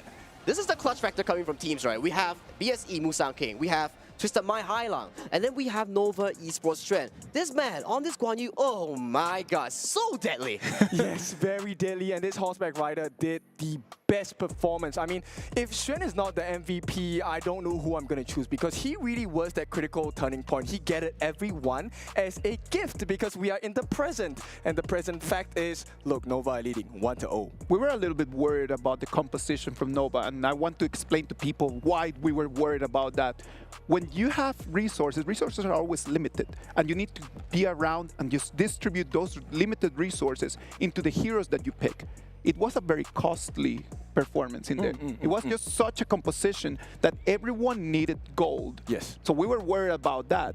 But at the end of the day, as long as you have enough resources, you can make everyone in your comp to be rich. That's right. I want you guys to pay attention to the way that this game was played, because Nova, they were trailing by a lot. They took a huge risk. They gave the T3 to the side of Twisted Minds. Yes. And I think that was the huge gamble. That was truly a huge gamble, but I gotta give props to Twisted Mind as well. That was a beautiful early game despite falling 0-2. They clenched moments after moments. That flank coming in from 90 and the jungle was so crucial here. And let's check out the scoreboard real quick. Break it down for us, Kin. Okay, so I want you to focus onto 90. I think he did a good job on the side of Twisted Minds, right? While the damage dealt isn't, say, a lot, 46.6 thousand, it was amount of time that he bought for the team. Him, along with Clean, was also the setup that allowed Hailang, Shanks to really get those skill shots in. City Boy as well, providing the stuns. But then once again, I need to highlight and pull us back into CY and Xuan. And of course, Wendy, take a look at the damage. 37% of the team's damage dealt by him. 116. He had the freedom of time to choose. This was the calming pick, right? We were worrying like, will he get the resources? Does he get the farm? But if you look at the total gold here, Xuan, although he has all these fantastic engages, he was sacrificing gold for his team. He was the anchor, the backbone of Nova Esports. You need gold? I'll pass it to you. Wendy, I trust in you. And this was Xuan's belief. Okay, so I know how to play a better game as a roam now. Normally I take the buffs, I take everything away. So guys, if you play like me, this is a lesson for you. This game is very important. You have to watch the replay many times, because when you give the advantage to the correct person, you will win the game naturally. I'm telling you, if you come and you play fives with us, we are giving all the money to Sagi, even though Kin wants to keep it for himself. But you know what? Even though this person did not have all the money in this game, this person is going to go home with the MVP. And the MVP for this game is going to be Nova Xuan. Yeah, there's no way. It has to be this guy. Come on, Shrew. I mean, the way that he was looking around the map for an opening, that's one thing. He's taking a risk as a Guan Yu because there were moments in the game where he was blind. He didn't know where the members of Twisted Minds were at. And this is why Wei Pit is so good as a roamer to assist him. Him as a Zhang Fei going into brushes, just diving in, allows Xuan to know that I'm safe, I can engage. And guys, when he made the catch, he caught the most important members. He caught Clean, he caught 90, the two big win conditions on the side of Twisted Minds. Exactly, and we talked about all this time, KDA, damage dealt stats, it don't really matter when you have such a big influence, such a big impact, such as Nova Xuan on this Guan Yu. He single-handedly turned the game on to the tides for Nova Esports with such a deficit. Shadow Tire was secured by Twisted Minds. If that flag was not there, that was a disaster for Nova Esports. Exactly. I think you are presented with a lot of situations where things might not look ideal. And this is a mark of a champion team, right? This is why they're #1 in their own regions, right? The ability to recover, learn from, hey, I made this mistake, never mind. Here's an option I explore. I can turn the tables around. Well, we've been talking about Nova Esports a lot, and what about if we talk about Twisted Minds? I don't think that they play badly. I actually love the fact that they brought in the Yukio Tachibana as a good answer for that pay. And I love that counter pick in there, because in the moment that Byron just came in and allowed Yukio Tachibana to get the kills, it allowed them just a free clash lane all the way until the high ground, didn't it? So one thing's for sure that we have to break down on the Twisted Mind draft that they didn't really touch on is one thing. If they don't get the early game arrow from the side of Ho Yi, they couldn't really snowball. Yes, they did snowball, but it wasn't enough. If we look at the picks, Ho Yi, yes, okay. And then you look at the Byron, you look at the Ukyu Tachibana, it spells one thing, early towards mid-game. If they don't end the game within 12 minutes and they lost the lead back to Nova in that phase, Nova has so much firepower in the late game, such as what? Kongming, Dilong. These two power picks, they scale extremely well. Just remember, Muchi, he flashed inside and took away Hailang on the new one. That was one thing that he had to do. Immediately spelled what? Disaster for Twisted Minds. And it's a high-risk, high-reward play because if you take a look at the composition, Ukyo Tachibana, the Byron, and the Yi Huan as well, these three members need to land your stuns. If you miss your stuns, it's game over. You instantly get countered by the lineup of Nova, which is what happened, right? So Shanks as well, Hoi, I love the hero, I play him a lot, but if you miss your Burning Sun arrow, you put your team at a huge risk. It is a difficult skill to land though, don't you think? It definitely is. I mean, yes, we've seen, you know, on TikTok, on Facebook, on YouTube, all those clips where you have the TP arrow and then you get the kill. But these are, you know, ranked, casual matches. In professional gameplay, the risk is much higher. And I think Twisted Minds, I love the fact that they have the confidence to take this risk, but it just did not work out in game #1. Game #2, do we still have a chance? Of course, Twisted Minds is going to come back. I think that they do have a chance because they did not spend a lot of very meta heroes. There's still a lot of the junglers, a lot of the assassins that are going to be out there available for Twisted Minds that is going to be really easy for them to get their hands on. And hopefully in this ban and pick phase, they can come up with a clear strategy of what they need to do. Sagi, if you were the coach, what would be your strat right now after seeing what Twisted Minds can do and after seeing the way that Nova Esports just responded? Well, looking at the draft real quick, that's going to be up. We got to figure out a few picks here. There's still the Maestro Nui. Yes, you have to bind out the Maestro Nui and Arlie here. But if you're Nova Esports, you got to figure out one thing. Okay, we don't have to ban the Maestro Nui or Arlie because we have one of the best users in our team. So we open both, and that's when the clash happens. For the side of Twisted Minds, what do you secure? Is it the Maestro Nui? Is it the Arlie? What do you give over to Nova Esports? It's a 50-50 trade that they have to take and really perform with the pick. Let me add on to that. I think, you know, game 1 was really won by the clash laners of each team. Right? Yes. So why not take it in a perspective that let's focus on the clash laners. Let's give them what they really can shine with. And I think based on the ban so far, Dharma is open. Dharma would be a good option, and it's going to be Nova Esports, the ones that they could get their hands on it. I would go for the Dharma because it's just such a flexible pick. You can pair that Dharma with anything else, and they decide just to go the other way and just go with the Arlie. Well, I'll take that as well. It's a signature pick, right, Sagi? I know you're so happy.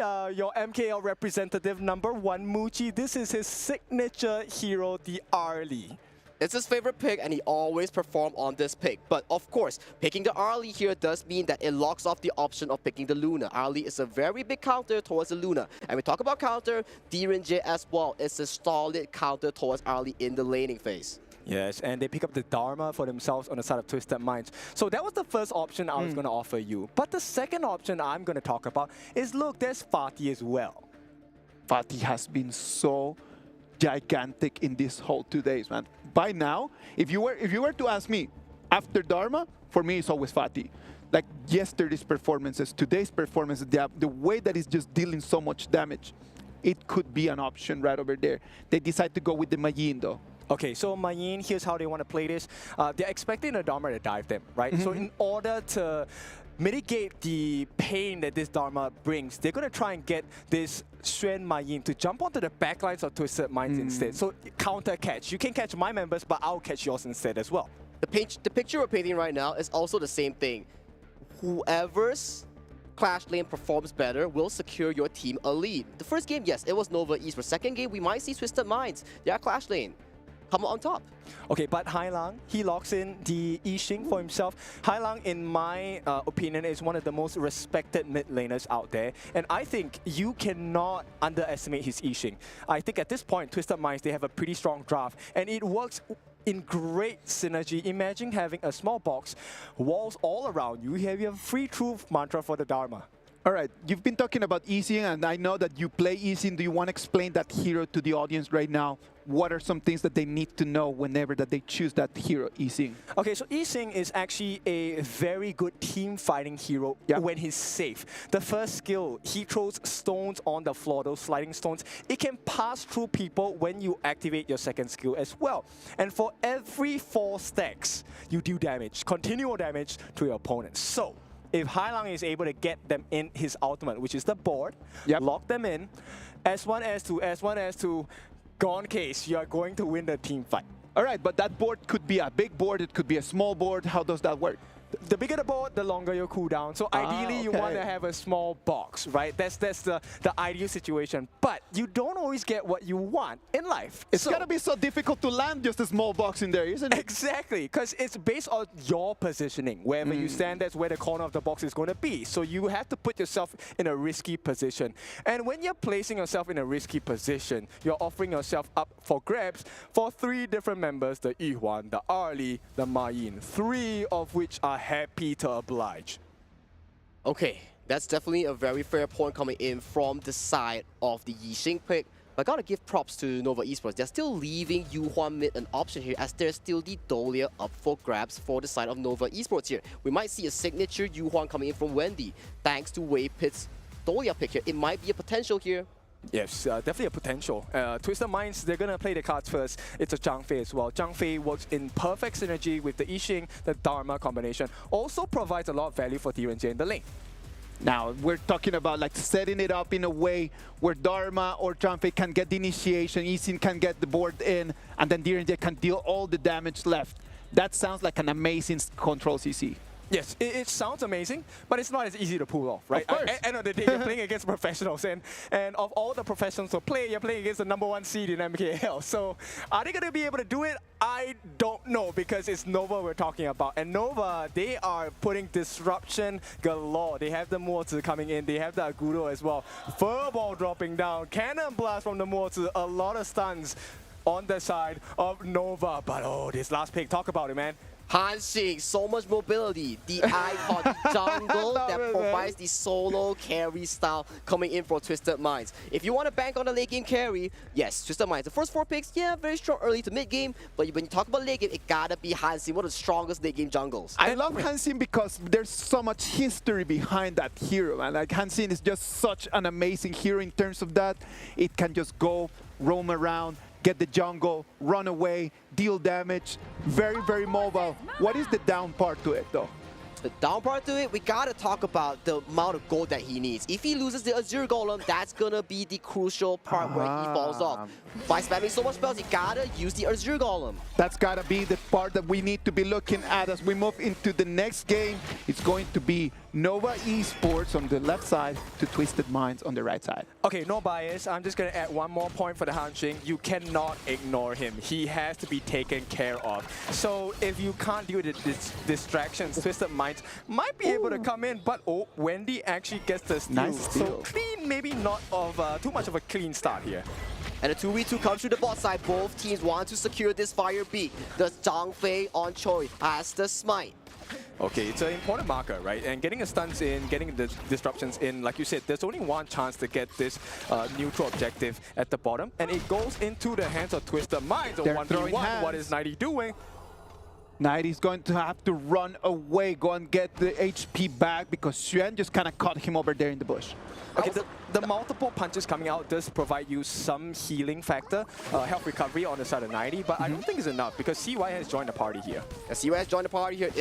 If 90 does not choose to recall, he might be a bit of a danger, but he respects the fact, and top lane priority has been given over to Nova Esports here. And right now, a 2v2 comes towards the mid side.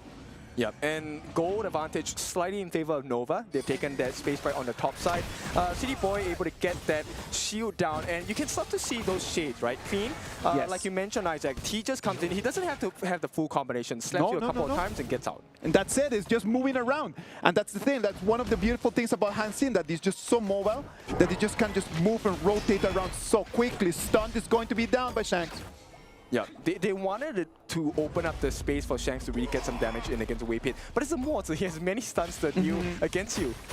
Exactly, and right now we're looking so much pressure from both sides putting their priority onto the front, and Mods once again with another cannon blast securing this lane for the side of Nova Esports here. That's so much pressure on this DRNG. Yeah, Waypit has not missed a single time, and I think this is a cause of concern for Twisted Mind fans here. On the top side though, Clean is making a little push and pressure to help his Clash Luna out. And once again, another cannon blast. I feel like Waypit has a vendetta to make sure that he gets 100% skill shots on the goal. He's just having an amazing day, man. Like, look at that, like the ability just to be able to just land that every single time. It is not an easy skill. Yeah, and you know what it means? It means he's locked in. He is locked in indeed, and is the second D of this series. Winner goes to the upper bracket, loser goes to the lower bracket, and 1v1 goes to top side. Yep, 90, he will commit, but it's nothing too much at this point, right? It's CY is here. I don't think you can do anything. Maybe they want to delay this movement from that rotation on the space right, so they do open up the ultimate on the side of Highland. The board has been laid down, but they can't do much with it because support is coming. Support is coming, and immediate flash away coming in from Nova, respecting the board, but hold on a minute, 90 want to catch on the side of CY, but here comes Clean. They get the first blood. Goes in the hands of Highland. CY is very low. Highland, he does have his passive. He doesn't care. It's a trade, but it's a 2-for-1. Wendy gets taken down, and no, CY gets taken down. A double kill for Clean. We talked about the fact that Hansi was mobile. He comes in, says double kill for free. Give me that. And Clean is his name. That was clean stuff coming in from the Hansin. And once again, Wendy, we've been not really happy about that play, immediately punishing him with another cannon blast. Okay, so it's about close to 4 minutes now. Whippet has not missed. So let's see how long it takes for him to miss, because he is definitely locked in. And once Whippet is locked in, you know Nova always have that comeback potential. And Tyrant right now has spawned onto the map. With Clean's amazing performance here, are we going to see a 5v5 brawl on this Tyrant? Yep, there's a little bit more manpower for the side of Nova. The board has been laid down. Oh no! It is not you getting caught, Xuan. He forces attention upon him, and it looks like that is enough attention. CY does get it. Oh, the unbridled alpha is going to be landing on the backlines on the side of Twisted Minds. 2 members down, Highline down, Shakes down. There is more to come. City for the next one of 4, and still they can't do much. They trade Shen for it, but they'll have it any day of the week. Clean, caught in the middle of 4 with the help of the tower. Still will get Windy, but he does not manage to defend that T1 in the mid, and he has to run back in the limping format. And once again, in a losing situation for Nova Esports. Yes, they just lost the top lane fight, but immediately they came by recuperating, getting their Tyrant, and getting such a beautiful team fight, resulting in Tyrant and a mid tower.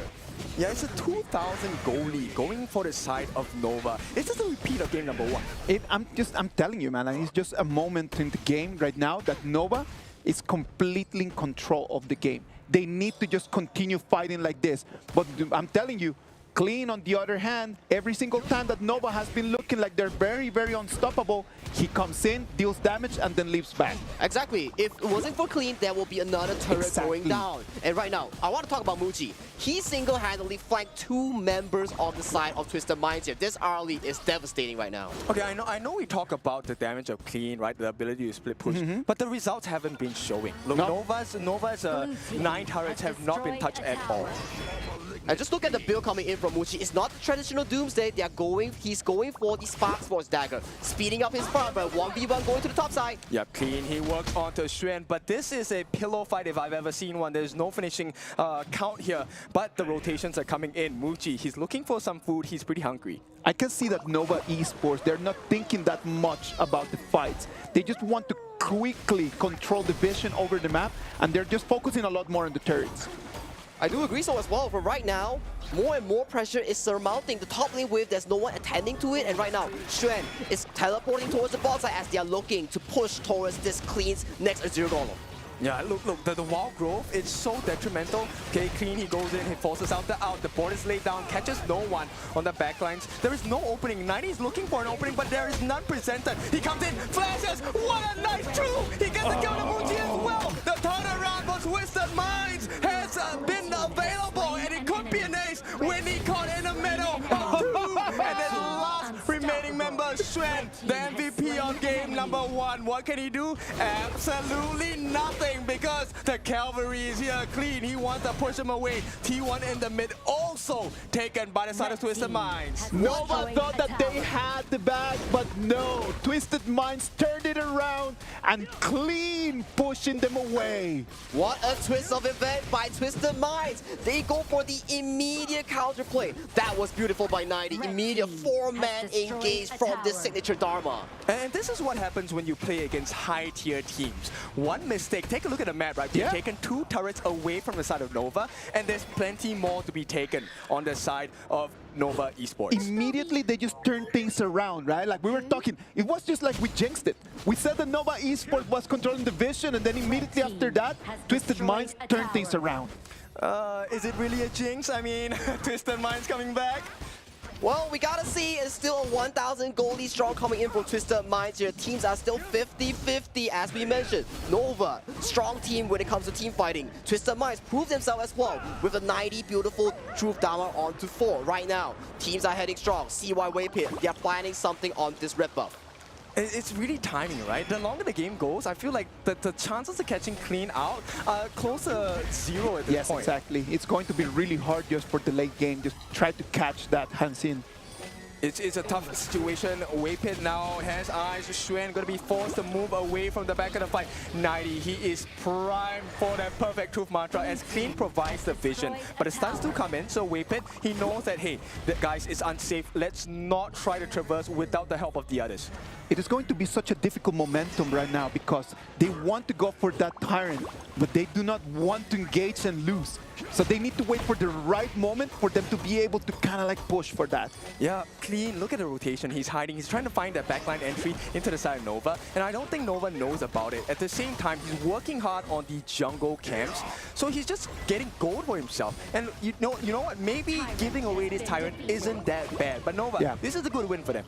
This is indeed a good win for them, and right now the side lane pressure is amounting right now. As we talk about in the draft, Clean on this Hanxing, you give him enough time, he's gonna scale even better towards the late game here. And right now, he's amounting 8.2k goalie. He's the richest in the game right now. Of course, that's already a very big gap, right? It's already a very big gap to the closest from his opponents. That is going to be 6.8k. That's already a 2,000 goal gap. Okay, I have a concern I need to say out. Wendy actually has went for the magic build. He's not going for tank build, and I feel like this might be a mistake. You think that it's just that they might not be able to soak in enough damage in the late game? Yeah, because they rely on the stuns coming in from him. So if Wendy is taken out, it instantly becomes a 4v5. And you also have Clean, who's very difficult to catch already. One good point that I can point out on this build, yes, it's a very high risk, high reward build, but once he gets the damage onto Shanks, onto Clean, it's a very high amount of burst, but hang on, I think Clean is found. Yeah, Clean will push them away. It's a prime position, actually a good one for the side of Twisted Minds, because Wendy, this is what I'm talking about, he's so low, the ball is landed, but nobody gets caught out. That's a saving grace, but at the same time, Clean, oh, what a nice catch on the backline, Shred, it has to be him. He catches out 4, but there's no follow-up because everyone on the side of Nova is still far behind. They're looking for more openings. Shanks consistently being stunned by Waypit. He has a target on his back. I love the positioning from Waypit, man, because he was there to shield Clean coming from the back lane. He wanted to come in from behind, but it was Waypit the one that kept eyes on him. Oh, 90, what a nice catch. Can they get the flash out of Shrew? They did. They forced it out, and it looks like the objective is going to be the top Tyrant for the side of Nova, but it's an immediate trade from the side of Twisted Minds. What a 50-50 game, guys, right now. Both teams secured themselves a shadow variant of the objective here. The game is back to square one. Whoever stands up finds the opportunity. It may be 90, it may be Clean, or it may be Shrew or Muji. This is the moment where you need to turn the tides around. All right, Sagi, it's 11 minutes. What do we need to be looking for right now? Because right now the game is so close to each other. Like, what is going to tilt it to one side? For me, it gotta be on Muji. Right now, he's slowly finishing the Daybreaker. Once he finishes it, Clean or 90 can no longer tank this Arlie's DPS. For the side of Twisted Minds, you gotta find a crucial engage onto Muji, especially. Once he's out, Nova is dispersed. Yeah, and look, once again, I'll remind you, it's 11.5 minutes, right? Waypit has not missed a single shot just yet. Another one landed. And so far, I think if Nova has a successful fight, it's really because, oh, hang on, 90, he gets caught out the bot later. Once again, Highland doesn't manage to catch anyone. They do get that pressure in. Wendy's falling low, but Clean, he's waiting for that opening. He does catch his eyes onto 3 different members on the side of Nova. The rotations from Nova are just perfect. Everyone knows that Muzi cannot fall. And if it is not Waypit, it's going to be Shrew, the ones that are always walking in front, so they never catch it. Yeah, I have to highlight Shanks now though. He does have the Crimson Golem. He's almost 6 slotted, right? He already has the Daybreaker as well, so he does have the Armor Pierce. Yeah, Armor Pierce is exceptionally important right now. Burning down CY on this Algodo is Shank's main task. Both these marksmen, they cannot be victims of the backline access for both these teams. Right now, though, the Overlord marching down top side. Will this be an attempt for a push from Twisted Minds? I think they have to commit, right? Oh, 90, actually, he's the one getting caught out. The board, once again, does not hit anybody. And it is time for Nova. He jumps in, but the Unbridled Outburst pushes Shrew away on the backlines. 90 trying to keep CY busy. CY activates the Blood Rage, has to run away. But Shanks gets the kill on the Muji. And it is a shutdown on the Clean. But there is so much damage coming out from Shanks. This marksman is on fire! Nova, they are suffering at the hands of Twisted Minds. It's a 3-2 trade for Twisted Minds, and right now they want to come in and take some more resources. This is the very good fight coming from Twisted Minds. They played it systematically well. Shanks was untouched the whole fight. He was playing so well and was doing so much damage, out-damaging Muji on this Arlie. And it's an opening. T3 with the next minion wave. This is opening for the side of Twisted Minds. And it's not going to be the end of the game yet because everyone is respawning. But this is a huge advantage for Twisted Minds. I love just the way how they're so decisive. 90 got caught right over there in the mid lane. He runs into the jungle just for the whole Twisted Minds team to come in to save him. Yeah, and it's a double-edged sword, right? Because if you take a look at Shanks' positioning just now, he actually wanted to commit to the backlines, but Shanks, oh no, I just put you in a bad position. 90 actually gets a kill on the Shrew. What a big turnaround of events. City Boy gets a jump in, the lockdown. Everything is going right for the side of Twisted Minds. And he gets a kill on the Wendy as well. It is just Muji and CY that has to mount the defense. Right now, they have a little bit of a breathing space because there is a wave in the middle. But Twisted Minds, they're going to turn this around really quickly. Oh my god, that's 2-3 down for Nova Esports. Bang on the Muji, looks for the 1v1. Clean is too clean with the moves here. They expect that. But right now, look at mid though, they're looking for the end. Yeah, I think Muji might have overcommitted. CY is on his own here. Is there a board? There is. Highland can lock them in. Muji gets caught out in the board. Do they want to dive him? Guys, where's the damage coming in? They're focused on the objective instead. Muji being chased down by Clean. He has to back off. Clean might have to sacrifice his life. Will not. At this point, it is going to be a successful defense as the neutral objectives are open for the taking. Okay. Take a breather, guys. Take a breather. We're back to another objective take. Exactly. 2 top teams duking it out. Fights after fights after fights. But definitely, Twisted Minds, they have the Shadow Tyrant right now. Nova Esports have to play it safe and settle the waves first. Okay, so a lot of people are asking, why do you take the Tyrant? Why don't go for the Overlord? Now with the extra fighting prowess, you can actually stop Nova from taking that Shadow Overlord. You can also pick a fight with Nova as well, and if you win the fight now, you win the game. Exactly, they're literally zoning them away from the Shadow Vanguard, making sure that Nova has no way of taking this. And right now, under the influence a Primal Bond. They want to take this as well. They can. They have it a lot of damage. Clean and Shanks, the two of them can actually melt this Shadow Overlord down, even though they have 50 seconds worth of Primal It's taking them too long time, but there's too many things for Nova Esports to think about before coming and contest this. Ooh, spicy. Shadow Vanguard has been spawned onto the map. Twisted Minds are setting up themselves for a clean base from the side of Nova Esports. They want to clean them with the Shadow Overlord. Waves are coming in strong. Okay, both teams have equipped themselves with whatever buffs they want. Shanks as an MM, Muji as an MM, they both have the Crimson buff. They have true damage, they have burning damage. Clean and Wendy, they have the Azure Golden buff as well. They have cooldown reduction, they have mana regeneration. The board is laid down. Clean on the backside, he's going to be founding creeps at this moment, but at the same time, they take the T3 on the top. There's a little bit more pressure coming in from the side of TM. It is going to come down to controlling those Vanguards. As they come in at the same time, that's going to be your cue to cast this fight. Yep, Waypit, this is the first time. 16.5 minutes, he missed his first cannon blast. Will recover, but this T3 is no longer available. It's a barren base. It is the Vanguards coming in. Saggy, what do you think? What do I think? A fight is about to break out! Yep, they go in the back lines. Clean tries to go onto the Mayin. Shen pushes him back, but there's a lot of damage. Holy fireball! They get the knockup. Waypit is still healthy, but it's a rampage for Shanks. The MM is doing the work. The Vanguards are coming in, but there is no one alive. But it's on a twist. There is nothing they can do. Nova, they defend, they survive, they have a lifeline.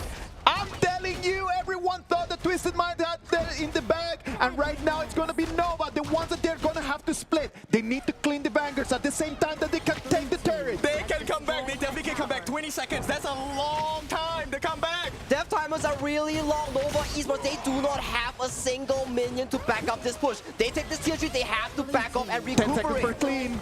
Yep, 10 seconds for Clean. He can probably get some work done, but still, the base is being traded. The T3's on the top. This is why you picked Agudo. Ladies and gentlemen, this is the KWC 2025. Are you not entertained? Yeah, big moments, and right now we are at a tripwire, a line, right? We're dancing on knife's edge because any fight won now wins you the game.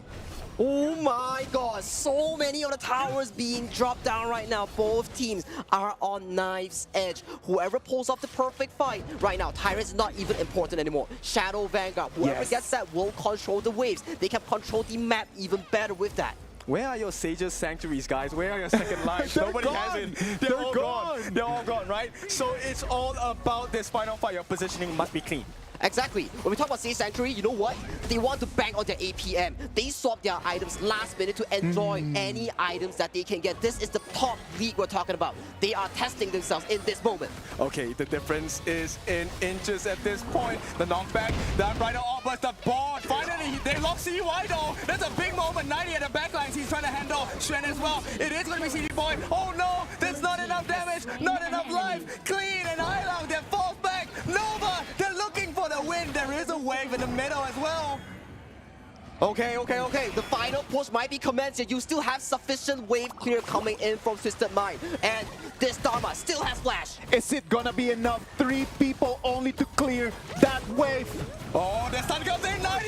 He doesn't do anything. It's a rampage for CY. The board can be laid out, but the crystal is gone. Nova, they win this 2-0. A beautiful finish to this game. Just when you counted out Nova Esports once again, someone will step up. But I gotta say, Twisted Mind, they were too excited, they were too rushed to end the game at that final push. They got everything they needed in their arsenal. There were no towers anymore from Nova Esports. Oh, you have to feel, man, for the Twisted Mind fans, this one was so heartbreaking. But for Nova, they are showing you what it is like to play at the highest tier, how to deal with the difficulties that your opponents give to you. For me, definitely MKL teams back-to-back from Kagendra's case to towards Twisted Mind's case. Even though you lose all the towers, comeback potentials are still potent. This is the beauty of Honor of Kings. You always have potential to make a comeback. Yeah, and at this point, it really shows you how big of a difference a mindset is going to allow you to play, right? Stop looking at, hey, we're losing, we have lost this, we have lost that. Look for the openings, look for your opportunities, and when you're looking for these chances, you will get it. And that's exactly what Nova was looking all game for. Exactly, and I want to take a look at the post-game replay here. Let's break it down a bit. Yes, this fight was immediately won by Nova Esports, securing the Tyrant and 4 kills on the side of Twisted Mind. But clean, so clean with the Hansen getting picks. And this was the fight we were talking about. Shanks, literally untouched, and he was doing so much work in this fight. Okay, now to credit Nova in this win, I don't care what anyone else has to say. Look, Waypit is my MVP. The amount of stuns this guy was landing, he only missed after 16.5 minutes, guys. Man, 60.5 minutes, landing so many of those, that was just nuts. Imagine not missing a single cannonball in this such of a high-stake, high-level game here, kid. Yep, and this one was so close. I mean, Twisted Mind fans, they were hoping for the finishing blow, but 90, unfortunately, even though he got the catch, the backup was not enough because 90, like Clean, Shanks, the main damage dealers, they were done for. They were done for indeed, and look at the final fight right here. All the members were equally marked. Look at Shrew. He immediately marked the Dharma, the only thing that could make Muchi's life miserable. And aside from that, the front to back was won by the side of Nova Esports. Yep, it's not just about your win conditions, it's also about your opponent's win conditions. And when you lock 90 down, there is no truth mantra, there is no turnaround chance for the side of Twisted Mind. So it's a clear understanding of how well you know your draft, but your opponent's draft as well. A beauty, a piece of work from the side of Nova. It was such a beautiful game. I loved it. I was super happy about watching the top level. 2 teams that any of those 2 that could have gone to the upper bracket, I would have been actually equally happy because they were really, really, really close. Exactly, and look at this. Both of the MKL teams, yes, they qualified. Well, BSE did the same. I gotta meet you in the finals so I can beat you and secure the slot myself to take revenge. Right now, they realize it, but for Twisted Minds, both games pushing Nova to such an extent, they will always had the lead. For Twisted Mind, I think their homework is maintaining the lead and making sure that they expand the lead in a better fashion moving forward. Yeah, so in the HOK, as we always know it, right, you either win or you learn, and this time for Nova, they win. And for the side of Twisted Minds, another lesson that you have to learn in pain. They need to learn just by looking at the data, man. Like, they need to understand in which moments of the game it was like the moment where they needed to push a little bit more or maybe just not engage that much. I'm telling you, I do believe that that last Tyrant fight was not necessary. That Tyrant was about to re-aggro and they could have just pushed back and wait for the Tempest Dragon. But that's just my opinion. Well, for me, it's definitely down to all these split-second decisions. That's what top teams are for. If you have all these top teams, you gotta figure out all these ways to tackle all these high-stakes situations, these down-to-second situations. But let's check out the chart real quick. We look at some interesting items here. Muji, he knows if he goes for the full crit build, he's gonna be extra squishy here. What does he go for? He Spark Sports into Doomsday, into the Curious of Savagery, making him extra beefy so he doesn't die to one of Clean's or 90's instant engages. Yep, and Wendy took a huge risk. He went for the magic build. He didn't go for tank build, right? So take a look. He actually, with the damage he offered, that's why they were managed to clean out players like Clean. They managed to take out players like Shanks. And when you don't have the damage dealers anymore, it doesn't matter if you don't have any health. You're not in fear of getting killed. It was such a good choice because at the end of the day, if it comes down to the little details, to the little differences, that kind of surprise might mean the difference between winning and losing. Yes, so guys, if I build magic build on my Yuhuan, do not blame me. Please, I'm learning from Wendy. No. Let Wendy do his own, and you can just keep doing your own, Ken. It's totally fine. It's totally fine. Okay, but of course, this one was fun as well. That gold swing, my goodness, this game, I mean, if there's any team you want to look at to learn how to be calm, composed, and really just concentrate on how to win the game, Nova is the team for you to look at. The way they played this, look, it was a very difficult position. Did they have an easy time at all? No, they did not. All 3 turrets, inner turrets were down. There was no turrets at all for Nova Esports. The final fight, all 3 lanes, Vanguards, Overlords were just marching down. And in the end, Nova still came out on top with a beautiful and composed team fight. Yeah, oh my goodness. I mean, there were so many things that could have gone wrong.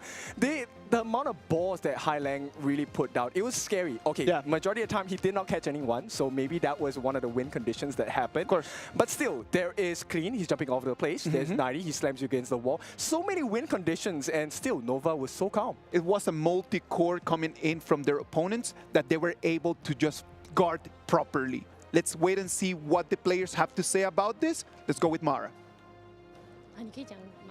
From Nova Esports, here with me is Shrew. Congratulations. That was a very exciting match. Now, coming into this match, a lot of people expected your team to dominate, given your reputation. But there were a lot of moments there in Game 1 and in Game 2 where your opponent was controlling the pace of the game. What exactly happened there? Is it being too overconfident? Was it the communication? 我觉得，因为刚来到这个赛场嘛，就是可能我们还没有适应，然后都有点紧张嘛，就是第8打的。接下来可以好好调整一下，就是熟悉这个赛场。So this is our first time to play in this venue. So maybe I think that we haven't get used to it. We will come back and then adjust a bit after this match. Yeah. How were you able to turn the game into your favor? Was it a particular person that was speaking in the comms to make sure that everybody calms down so you could play at your own pace, your own way?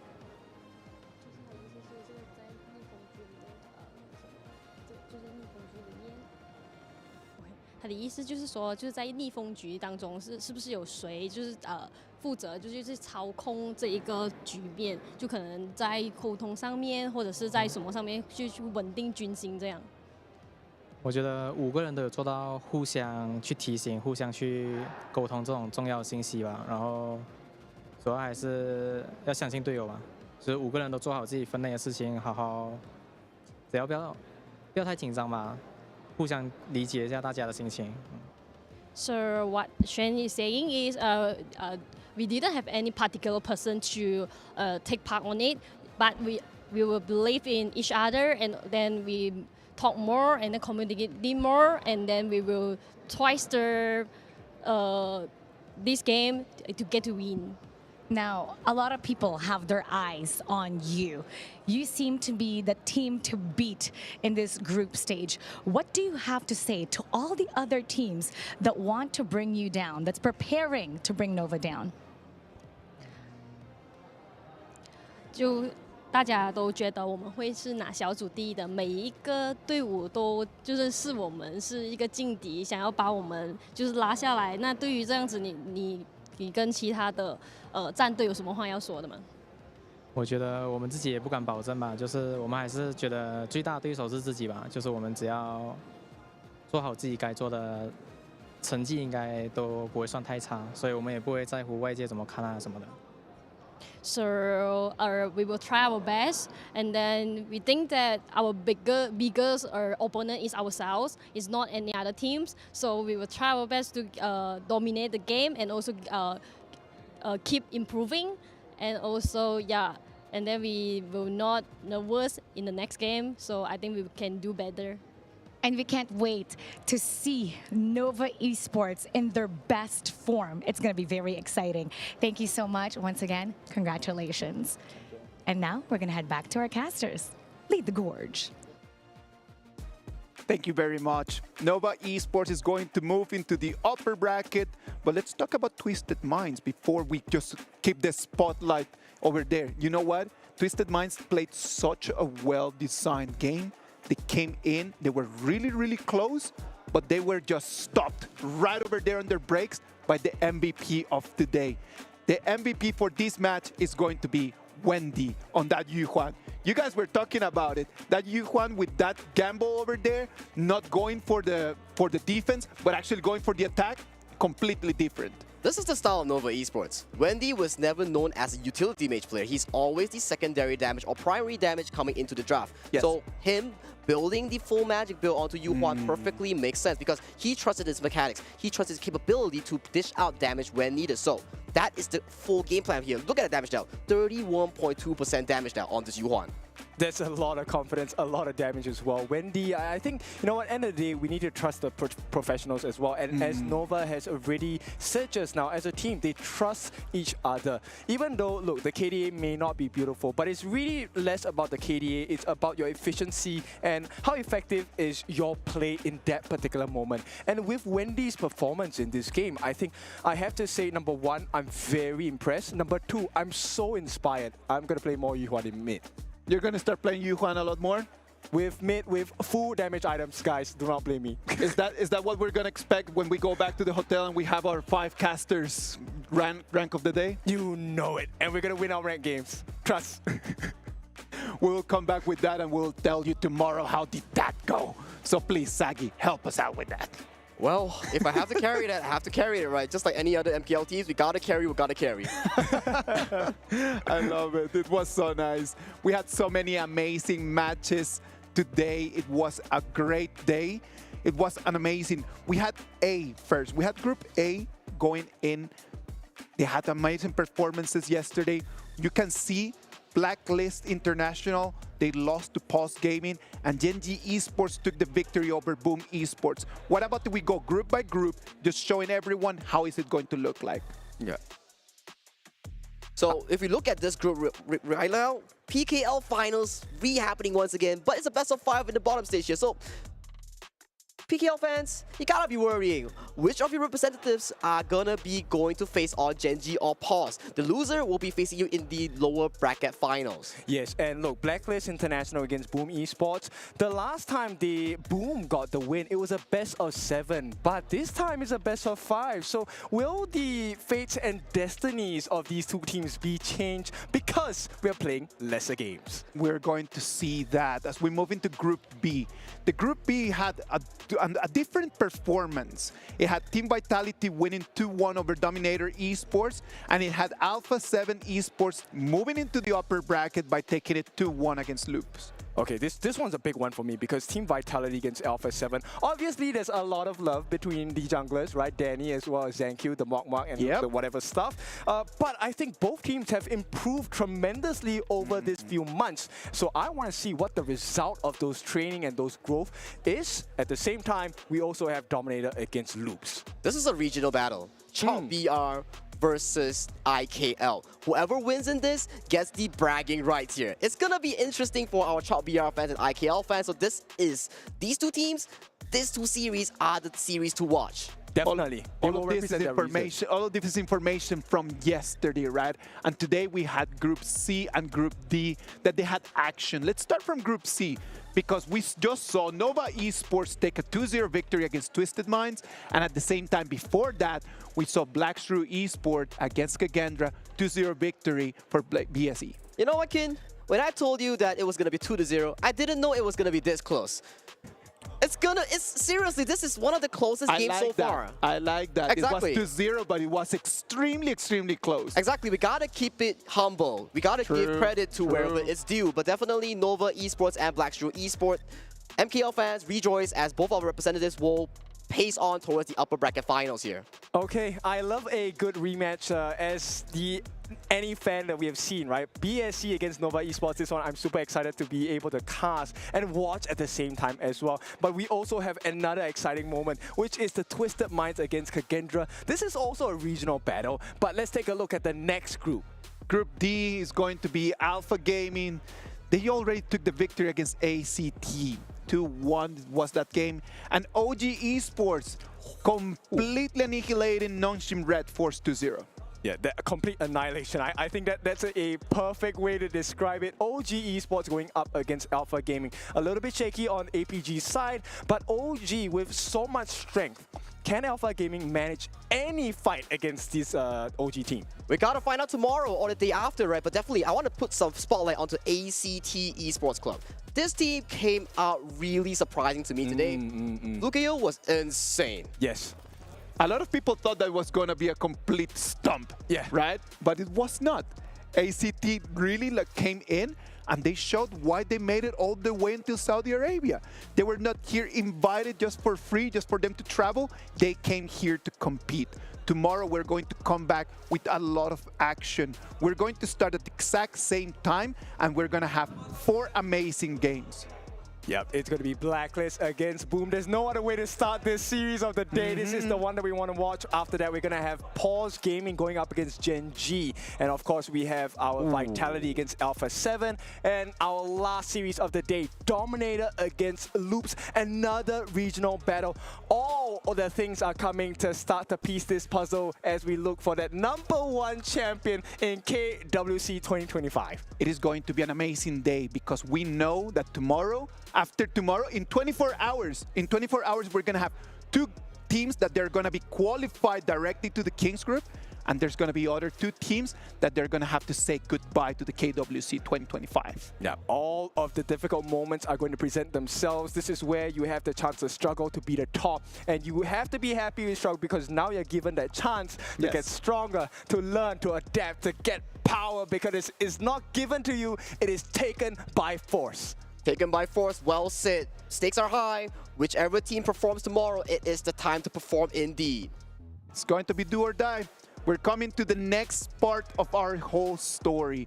The groups done, and we're moving right now into sudden death. You want to stay, you need to win. You know what?